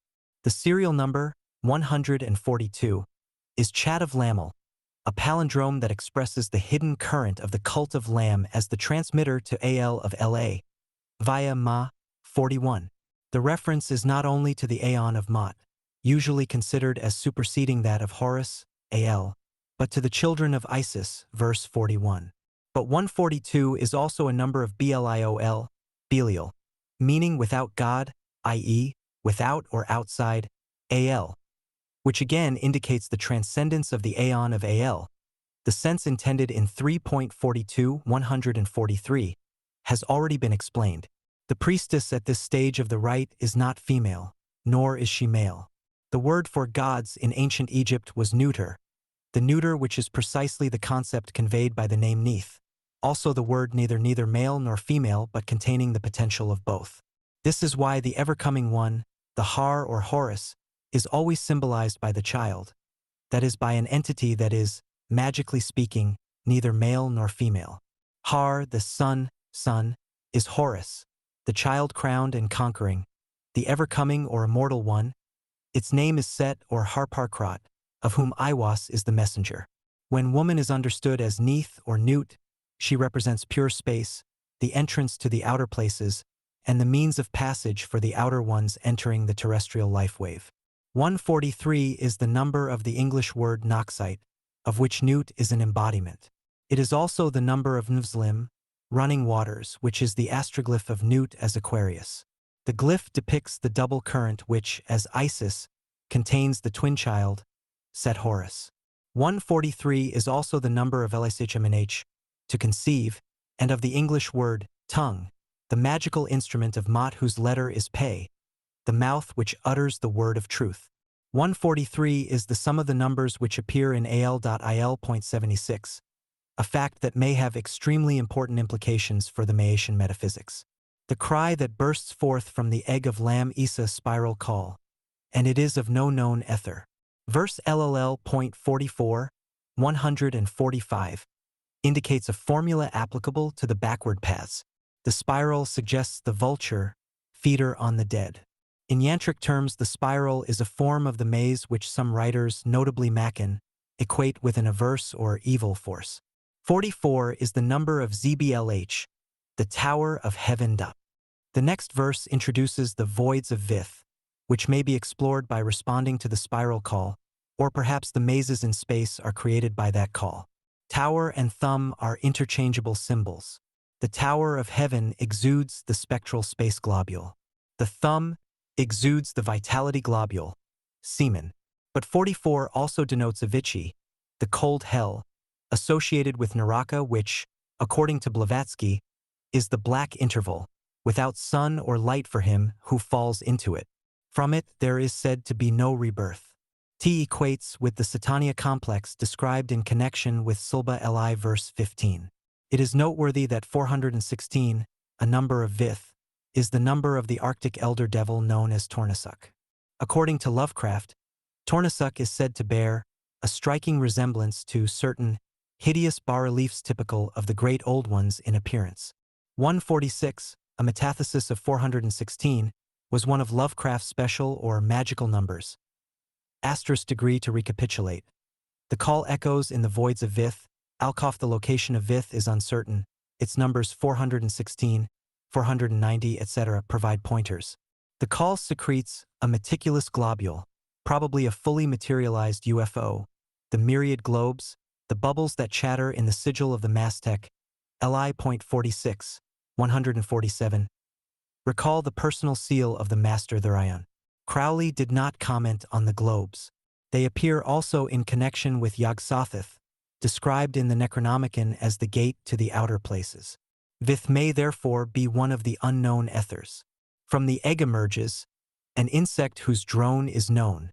Crowley alludes, Cosment to A.L., to a curious form of beetle that appeared at Boleskine in large numbers during his performance, in 1904, of the Sacred Magic of Abramelin the Mage. Perhaps this is the species mentioned by him. During my stay with Crowley, 1945, he was still puzzled by this phenomenon.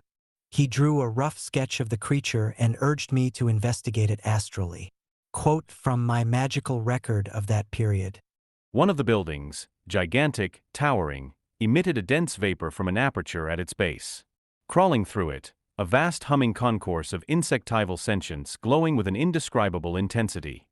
Whether or not this has any relevance to the insect whose drone is known is uncertain. Verse 1.49-150 contains a description of the sigil of Aosic, the globules being the testes formed by the shape of the serpents. Beleosic flows from the twin terminals of the Ophidian current represented by the active/passive poles, the serpents entwined about the legs of the pentalpha. 49 is the mystic number of Venus, the planetary representative of the goddess of the seven stars. Thus, 7 by 7. 49 is also the value of GVLCHB, the Cliffith of Gabura, which emphasizes the Kalenian aspect of the goddess as raw energy, dangerous to an extreme. It is also the value of vulva, the terrestrial gateway of her force. These concepts are strengthened by the number 150, which is the number of Pudenda and of Oink, thine eye. 150 is SMN, the appointed place, a Hebrew word derived from the Egyptian Smen, which signifies the place of the 8 gods, i.e., the 7 luminaries of Typhon, and her son, Set. Here is a hint that the sigil of Aosic is a Typhonian glyph in some way connected with the invocation of these powers. Verse ITL 52-153 expresses, together with 1.18, the doctrine of non-mobile becoming and is the complement of the injunction there given. 18 is the formula of Isis in her dynamic aspect. Composed of the 3 sixes, 666, 3 times 6 is equal to 18. It is the secret key of the beast. In its highest aspect, as 324, 187, it is identical with the Supreme Shakti or Shekinah, Mitrvan. 324 is the number of divisions of the underworld, the Kurdi, another number of which, 715, denotes the NSTHRH or secret, the word mother, and KPTHRIH, her globes, also QTVRTH, perfumed. These ideas comport the underlying doctrine of Sulba in its magical aspect, while the Tarotic attribution of the number 18 denotes the Grail itself. To return, now, to verse 2.52, 153-52 is AIMA, the fertilized mother, in the present context, the priestess awake on the inner planes. It is also the number of Bien, the sun, i.e., Set, and of Kala, time, digit of the moon, the Kullas as they appear in the Typhonian Gnosis. 153 is Mapia, Maria, the sea, and the number of fishes in the unbroken net. 8 being the number of Isis, the process of salvation or translation from one dimension to another, is achieved by the net copyright Newt, a magical appliance of the deep ones. 153 is the value of Jack Sakak, cf. Yog Sothoth, Ixaxar, etc., which according to the Necronomicon is the guardian of the other side. The number 153 is also of the highest mystical significance, the gnosis of which awaits adequate exposition. 17. Cabbalas of Sulba. 2. Final chapter of the Wisdoner guarantees the resurrection of the old ones, reconstituted from the dust. Profound doctrine is here implied. It concerns the ashes of the adept that repose in the urn in the city of the pyramids.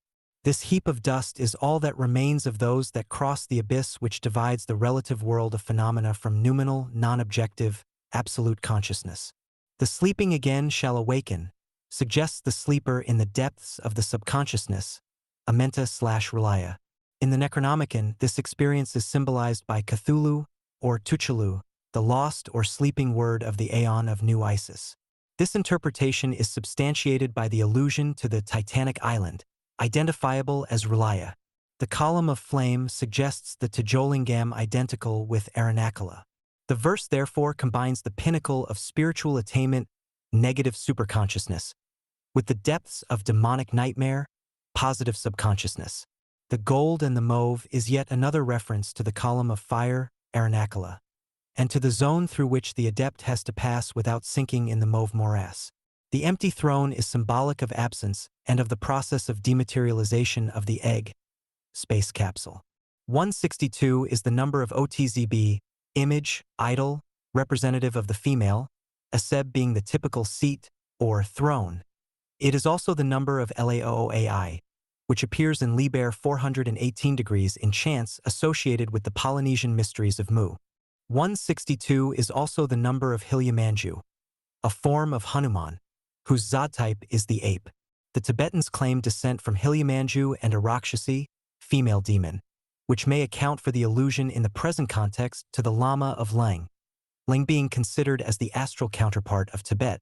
The evidently incomplete exhortation, "Be gloriously lost," reminded Frater Eosic of a haunting line from George Barker's Calamiterer, "The gloriously lost in summer shade." Just as instantly came the image, vividly evoked by Mackin in The Great God Pan, of the marriage beneath the shade. These comments are not irrelevant.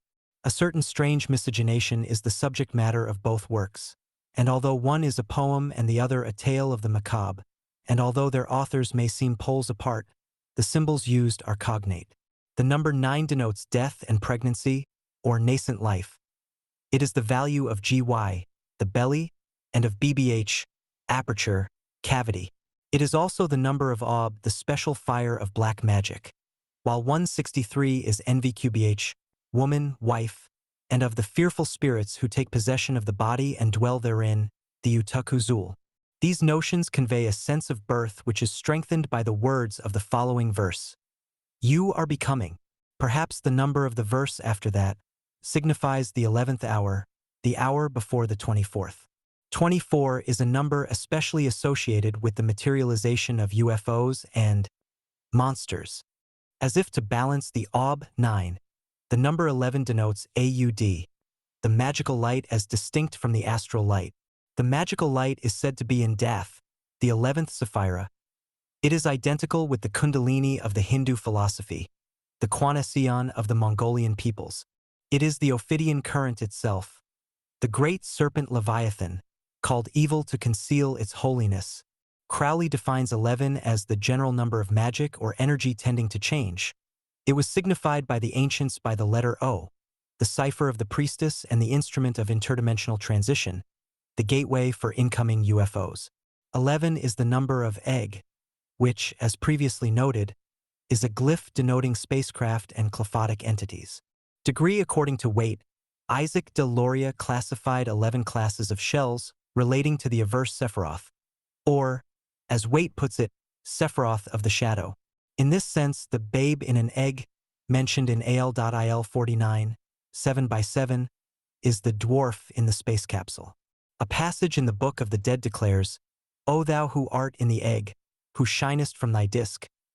11 is also the number of ZBB, to hum or buzz, and is related to Beelzebub, whose Zod-type Isa flying insect. This recalls the meaning of al-azif, as the sounds of nocturnal insects, i.e. humming shells from the night side of the tree of life. 165, the serial number of the verse proclaiming the hour, is the number of Hezanan, the voice of matter, the woman, and the periodic purgation. It is also the number of Nemo, the motto of the master of the temple in the city of the pyramids.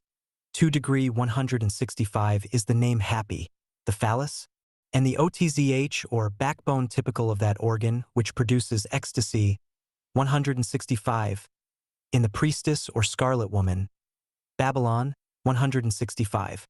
The 23rd hour is, then, the hour of invocation by the sign of Eosic. The verse number is 13, which emphasizes the lunar component of the rite in accordance with the ancient Chandra Kala Pija. ***, the serial number, 167, is that of woman and of Amaun, the hidden god. It is also the number of a Simth, a demon known as the Unnameable One, which suggests a form of Hastur, He who is to be named not. Disintegration of form in madness, 4.20, 174, is a phrase that evokes those surreal and cubist works of art which appear as madness from the viewpoint of waking consciousness. They are analogous to the disintegration of particles that occurs during transition from one energy level or dimension to another. Victory is the Bala power, associated Kabbalistically with Netzach, the power zone associated with the planet Venus, the cliffeth of which is typified by the ravens of dispersion. The serial number, 174, indicates a possible connection with the 4, OTO, Masonic or Old Style, the password of which was Jobulin. This is substantiated by the fact that 174, Jevlin, is also the number of NVGH LV SBIB, Splendor EI per circuitum, NVGH or Noga being a name of the Venusian power zone. It is possible that Jobulin is identical with Zebulun, whom Jacob described as dwelling on the seashore. The symbol of Zebulun was Capricorn, which was represented by the tail of a fish, hence the connection with Babylon, which reveals how the formula of the Scarlet Woman is linked with that of the Deep Ones. 1v.22 176. The gulf denotes the mauve zone, the hiatus or solution to continuite that exists between the world of manifestation and of non-manifestation. 22 is the number of the scales of the serpent, the cells of the cliffeth, and the tunnels corresponding thereto. It is also the number of a bit, the unidentifiable insect that guides those who stray into the tunnels of Set. Bidda, 22, is the king of the ocean, the flying fish, a glyph of the non-terrestrial sexual current that underlies the formula of magical miscegenation. 176 is the number of the words blood and jasmine. The latter is a perfume or kala associated in Al, in connection with the secret palace of 4 gates, with the rose or lotus. 176 is also the value of TZVP, to overflow, extrude as excrement i.e. ectoplasmic matter. TZVP derives from the Egyptian SEF, to purge, purify, the voice of matter, the rhythmic purgation, and the phallic component is also implicit in 176 equals LQVM, to rise up, stand.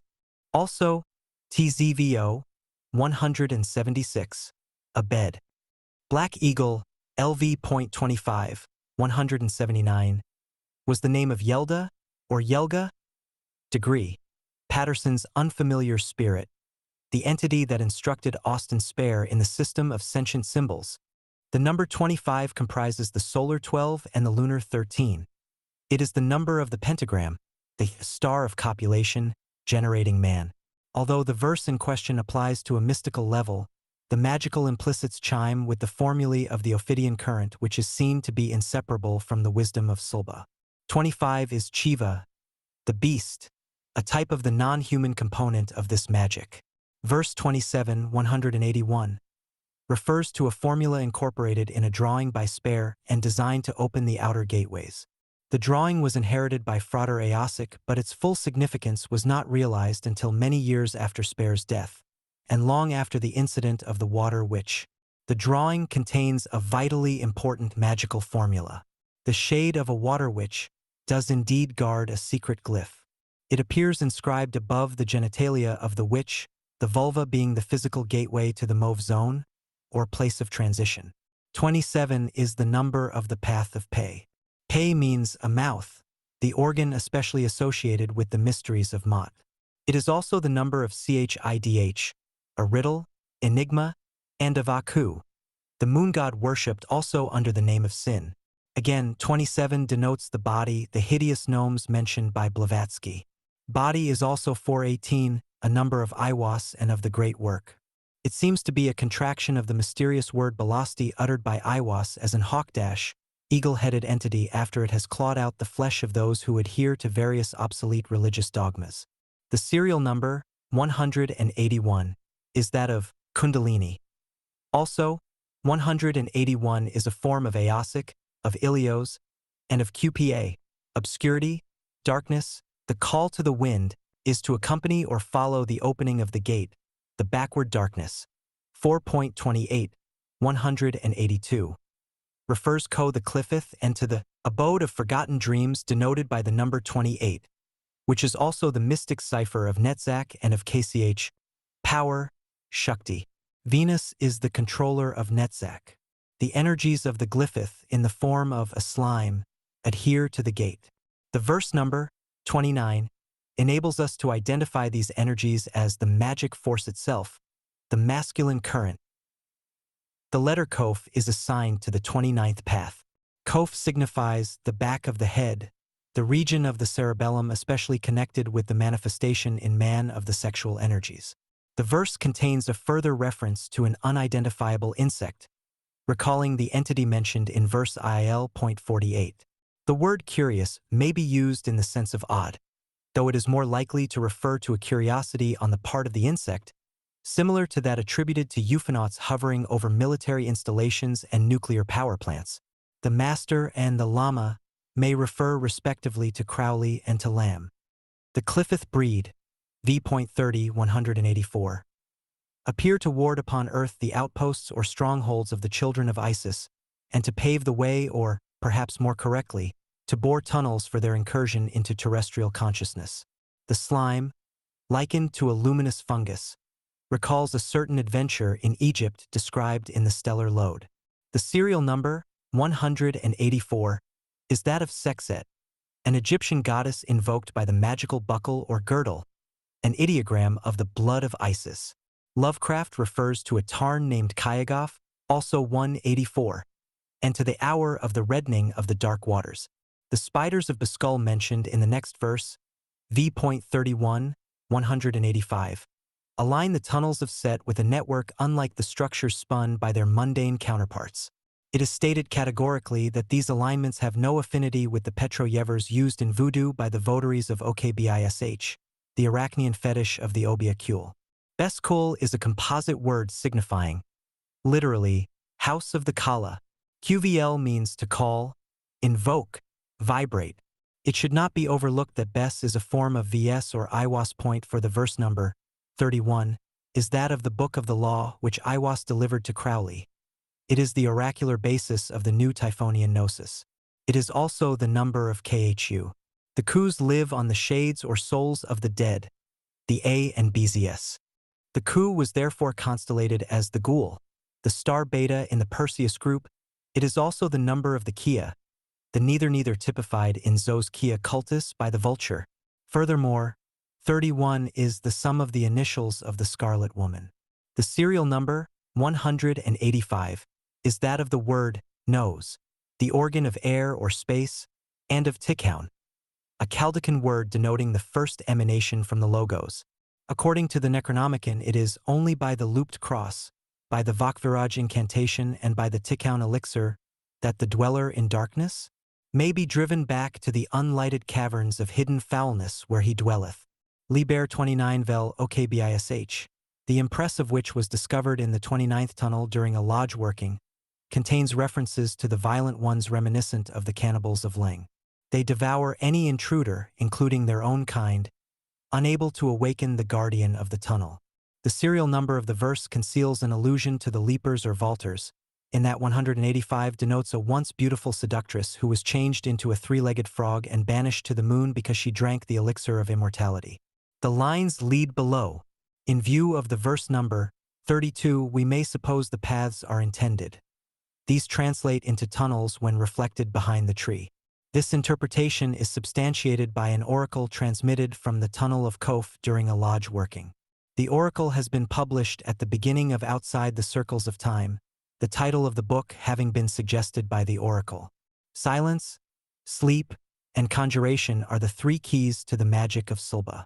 Is there a particular quality to the darkness outside the circles of time, or does the verse mean that in the void beyond, as in the darkness of deep sleep, it is possible to invoke the subterrene kings? According to the mystique of Zos Kia cultus, this verse would be glossed by the formula which depends for its efficacy upon forgetfulness of the sigil in order that it may gestate in the subconsciousness. In this way, the deep will respond. In the present context, it may be significant that the number 32 conceals the identity of the priestess or scarlet woman. 156 equals Babylon. The serial number, 186, denotes Kenoma, the void, outside. The monarchs are probably of the Cliffith, in which case Bela, the foremost king of Edom, would indicate a connection with Bel.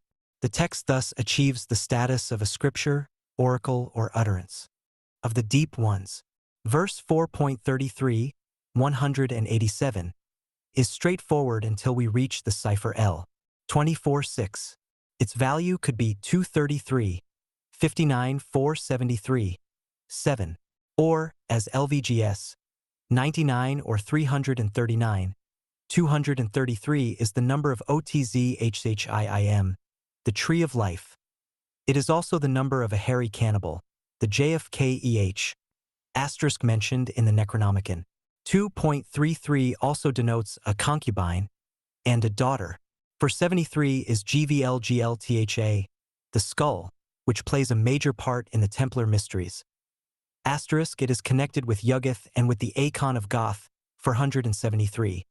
Because the place of the skull is also the place of the crossing presided over by the noxious Yog Sothoth who froths as primal slime in nuclear chaos beyond the nethermost outposts of space and time. Degree asterisk, this is the ultimate blasphemy, equals 473. 99 is the number of CHBLILIDH, the pangs of childbirth, which well describes the release of the lugs from the slime-encased egg of lamb. 99 is also DMNH, dunghill, river. DM shows the nature of the slime, the river of blood that bears the glyphith on the lunar current. That this is an accurate interpretation is shown by the words Tithivn, infernal abode of Gebura, and pit, both valued at 99. It is also, however, the number of the vault of Hien, an inner chamber, wedlock, nuptial, which equates the foregoing concepts with the vault or womb of Isis. It should be noted that 339 is a permutation of 393, the supreme goddess of the seven stars, Sefek, intimately associated with Tot and Dath. Sefeka's planetary vehicle is Venus, whose astroglyph is evident in the sigil of Aosic. It denotes a secret door or gateway. One value of Aosic, 397, minus the door, equates with 393 degrees, which is also the number of rainbow, the spectrum of colors connected with Che extradimensional metamorphoses previously noted. Furthermore, 393 enumerates Sotomogo or Zotomogo, son of him whom Iron Dagon and the Deep Ones served, a form of the sea devil worshipped throughout the Pacific Islands. Zotomogo is a form of Sothmog, a variant of the name used in Ponape, Carolines. There is an alternative interpretation of lugs which, although far-fetched, may be legitimately investigated since it is typical of the paranomasia traditionally used by Kabbalists. In modern times, the name Bela is associated with that of the actor who epitomized the vampire force in the screen version of Bram Stoker's Dracula. Bela Lugs, or Lugs, approximates too nearly to Bela Lugosi to be overlooked. Lugos is the name of the place in which Lugosi was born. As a scion of one of the oldest families in Hungary, he, more than anyone, was particularly appropriate to the part. The characters, for between the land the G may be interpreted as the serpent force and the I's emblematic of the Ophidian phases of the double current. LG 33 is the number of Baal, Bel, or Bella, a further confirmation of the foregoing. It is also the number of the ultimate degree of Scottish Freemasonry, the emblem of which is a double-headed eagle. The serial number, 187, enumerates LNQBH, a female, eagle, and Bes Cole, a form of Bes Cole, already investigated. The specters of 4.34, 188, have a harmless appearance, two sightless eyes, but their blood, represented by the serpentine glyph, is devastating. The priestess asleep, or unawakened, is sometimes glyphed as sightless. To her blood is attributed a threefold dimension according as to whether it flows from the eye or from the mouth. The former secretes the colorless ichor of the void. The latter secretes its lina, blood, and the fertilized egg in slime encased. The slime, congealed by the call of verses 4.28, 29, releases the lugs, the logos, the lost word. The term devastating means, literally, of the vast or waste, laying waste. It is cognate in this primary sense with the Hebrew leolab, unto the ages. The meaning of the verse therefore seems to be that by imbibing, or in some way ingesting, the spectral blood of the lugs, admission is gained to the great waste or void. The next verse, 1v.35, 189, reveals the Lugs as stealers in the wake world of the magician's forces. The Lugs cannot dream because they are themselves the fabric of dream. They are forever endeavoring to suck into their world material energy sufficient to facilitate their manifestation in human waking consciousness. Or, an alternative possibility, they immediately transform into Lugs the energy of the magician's waking consciousness. From the latter's point of view, the operation is tantamount to possession. 35 is the number of LH, vital force, vigor. It is the result of 7 by 5, which describes Kabbalistically the power of the Ancient Ones. 35 is the sum of AGLA, the initials of a sentence meaning, to thee be the power of the ages, or Acons.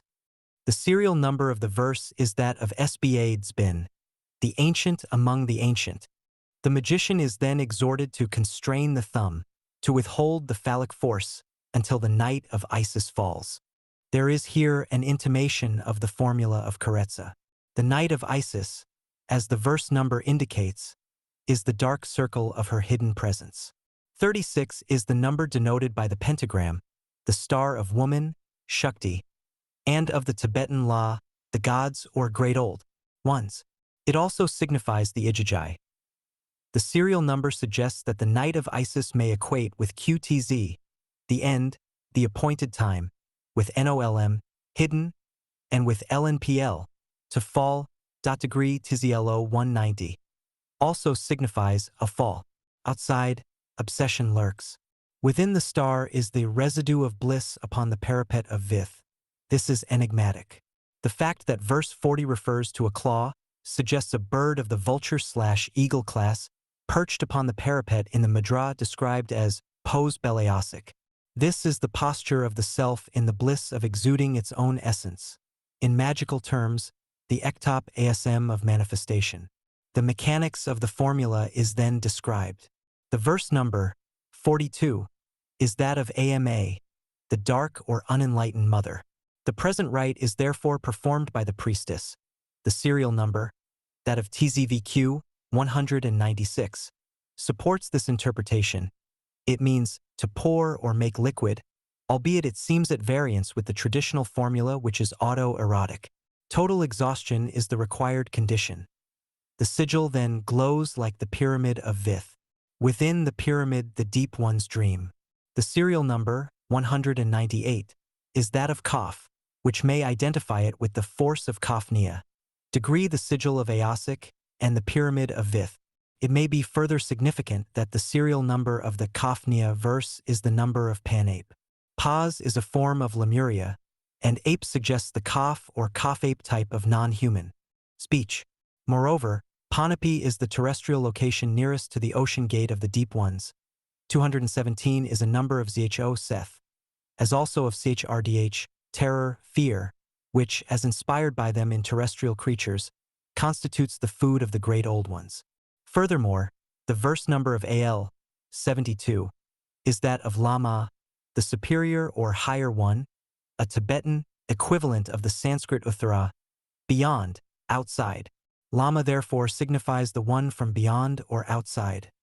Again linking this wisdom of Silba with the Lama of Ling. The circle of light is an exhalation from the central O of the sigil, which is on the point of exploding with the stars of Isis. The lengthening tower leans away from the gulf, O. This is a reference to the phallic glyph which, together with the cipher, forms an O, the self, I, and its object, O, separating in the ceficatory process of birth. The basilisk spirals, represented in the sigil by the S's, are here identified with Ixaxar, the Ophidian formula for evoking the Cliffith, crowned by the crescent of the waning moon. The sigil, forgotten deliberately for purposes of the supreme rite, is recalled only in the bliss of non-mobile becoming. From darkness to darkness, recalls the Scottish oracle, Aesakai Dace.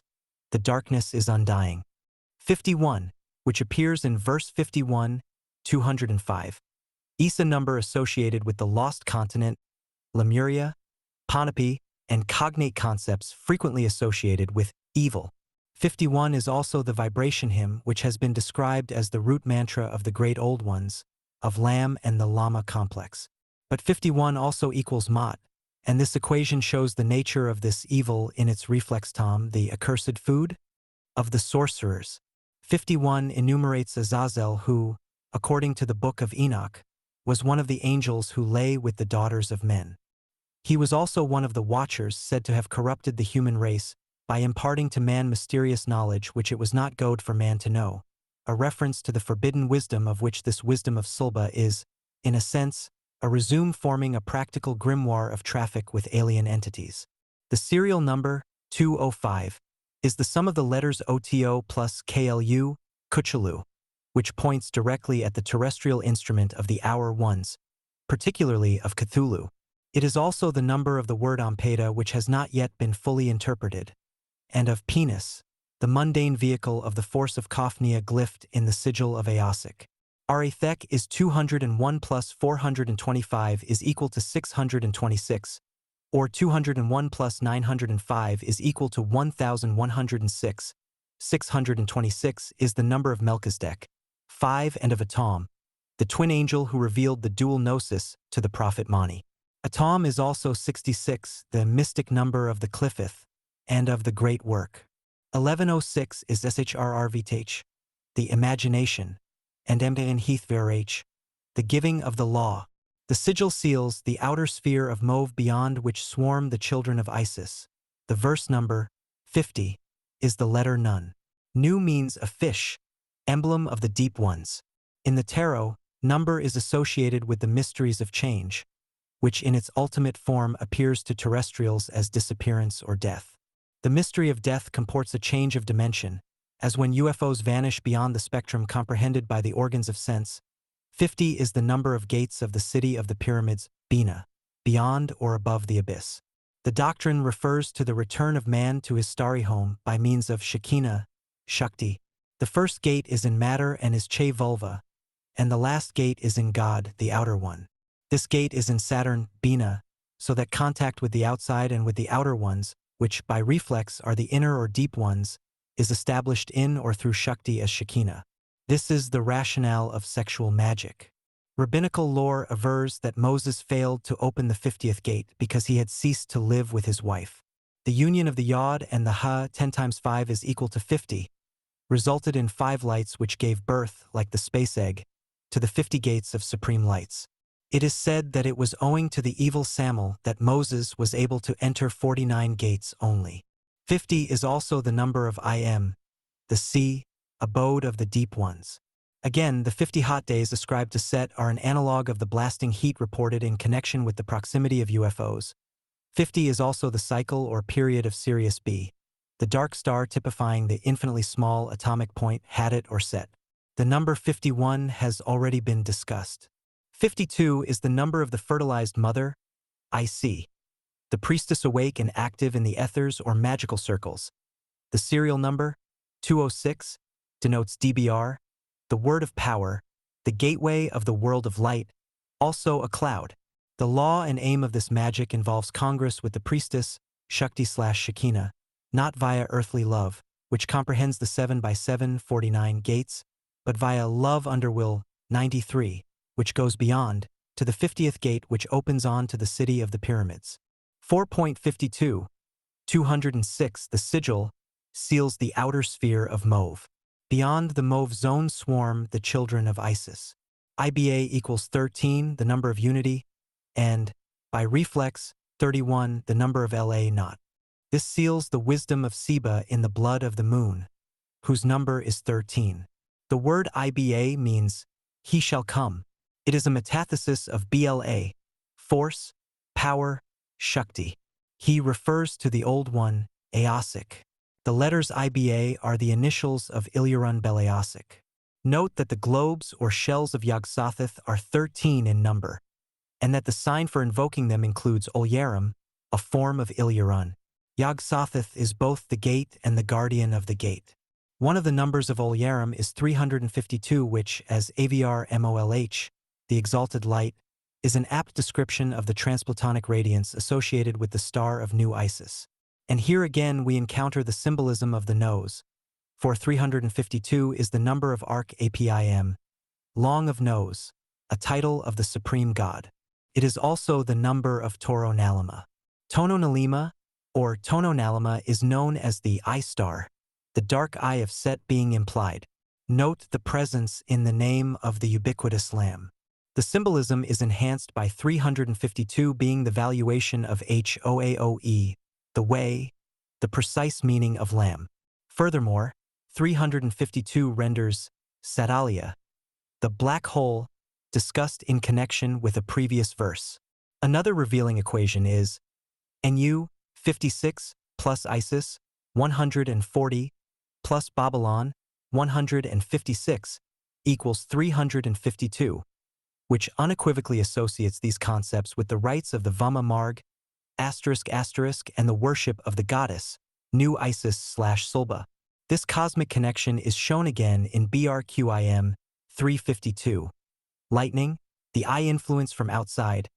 There is also an equation with QBRIM 352. Grave vaults, indicating a further connection with the necromantic formula of Leng. The Ash Emu 352. According to the Book of the Dead, are the gods in material forms, which suggests that this magic brings down Koearth, or manifests, the outer ones. An alternative enumeration of Olyarim is 912, the number of Restar, the tomb. There is an allusion in the Book of the Dead to the worms which are in Restau which lived upon the bodies and fed upon their blood. The reference is to the serpents guarding the corridors in the kingdom of Soker. In magical terms, the use of the Ophidian current in connection with the tunnels of Set. 912 is the number of Prometheus, the hollow reed, masculine form of Koth, the hollow one, who brought down fire from heaven, the lightning from outside.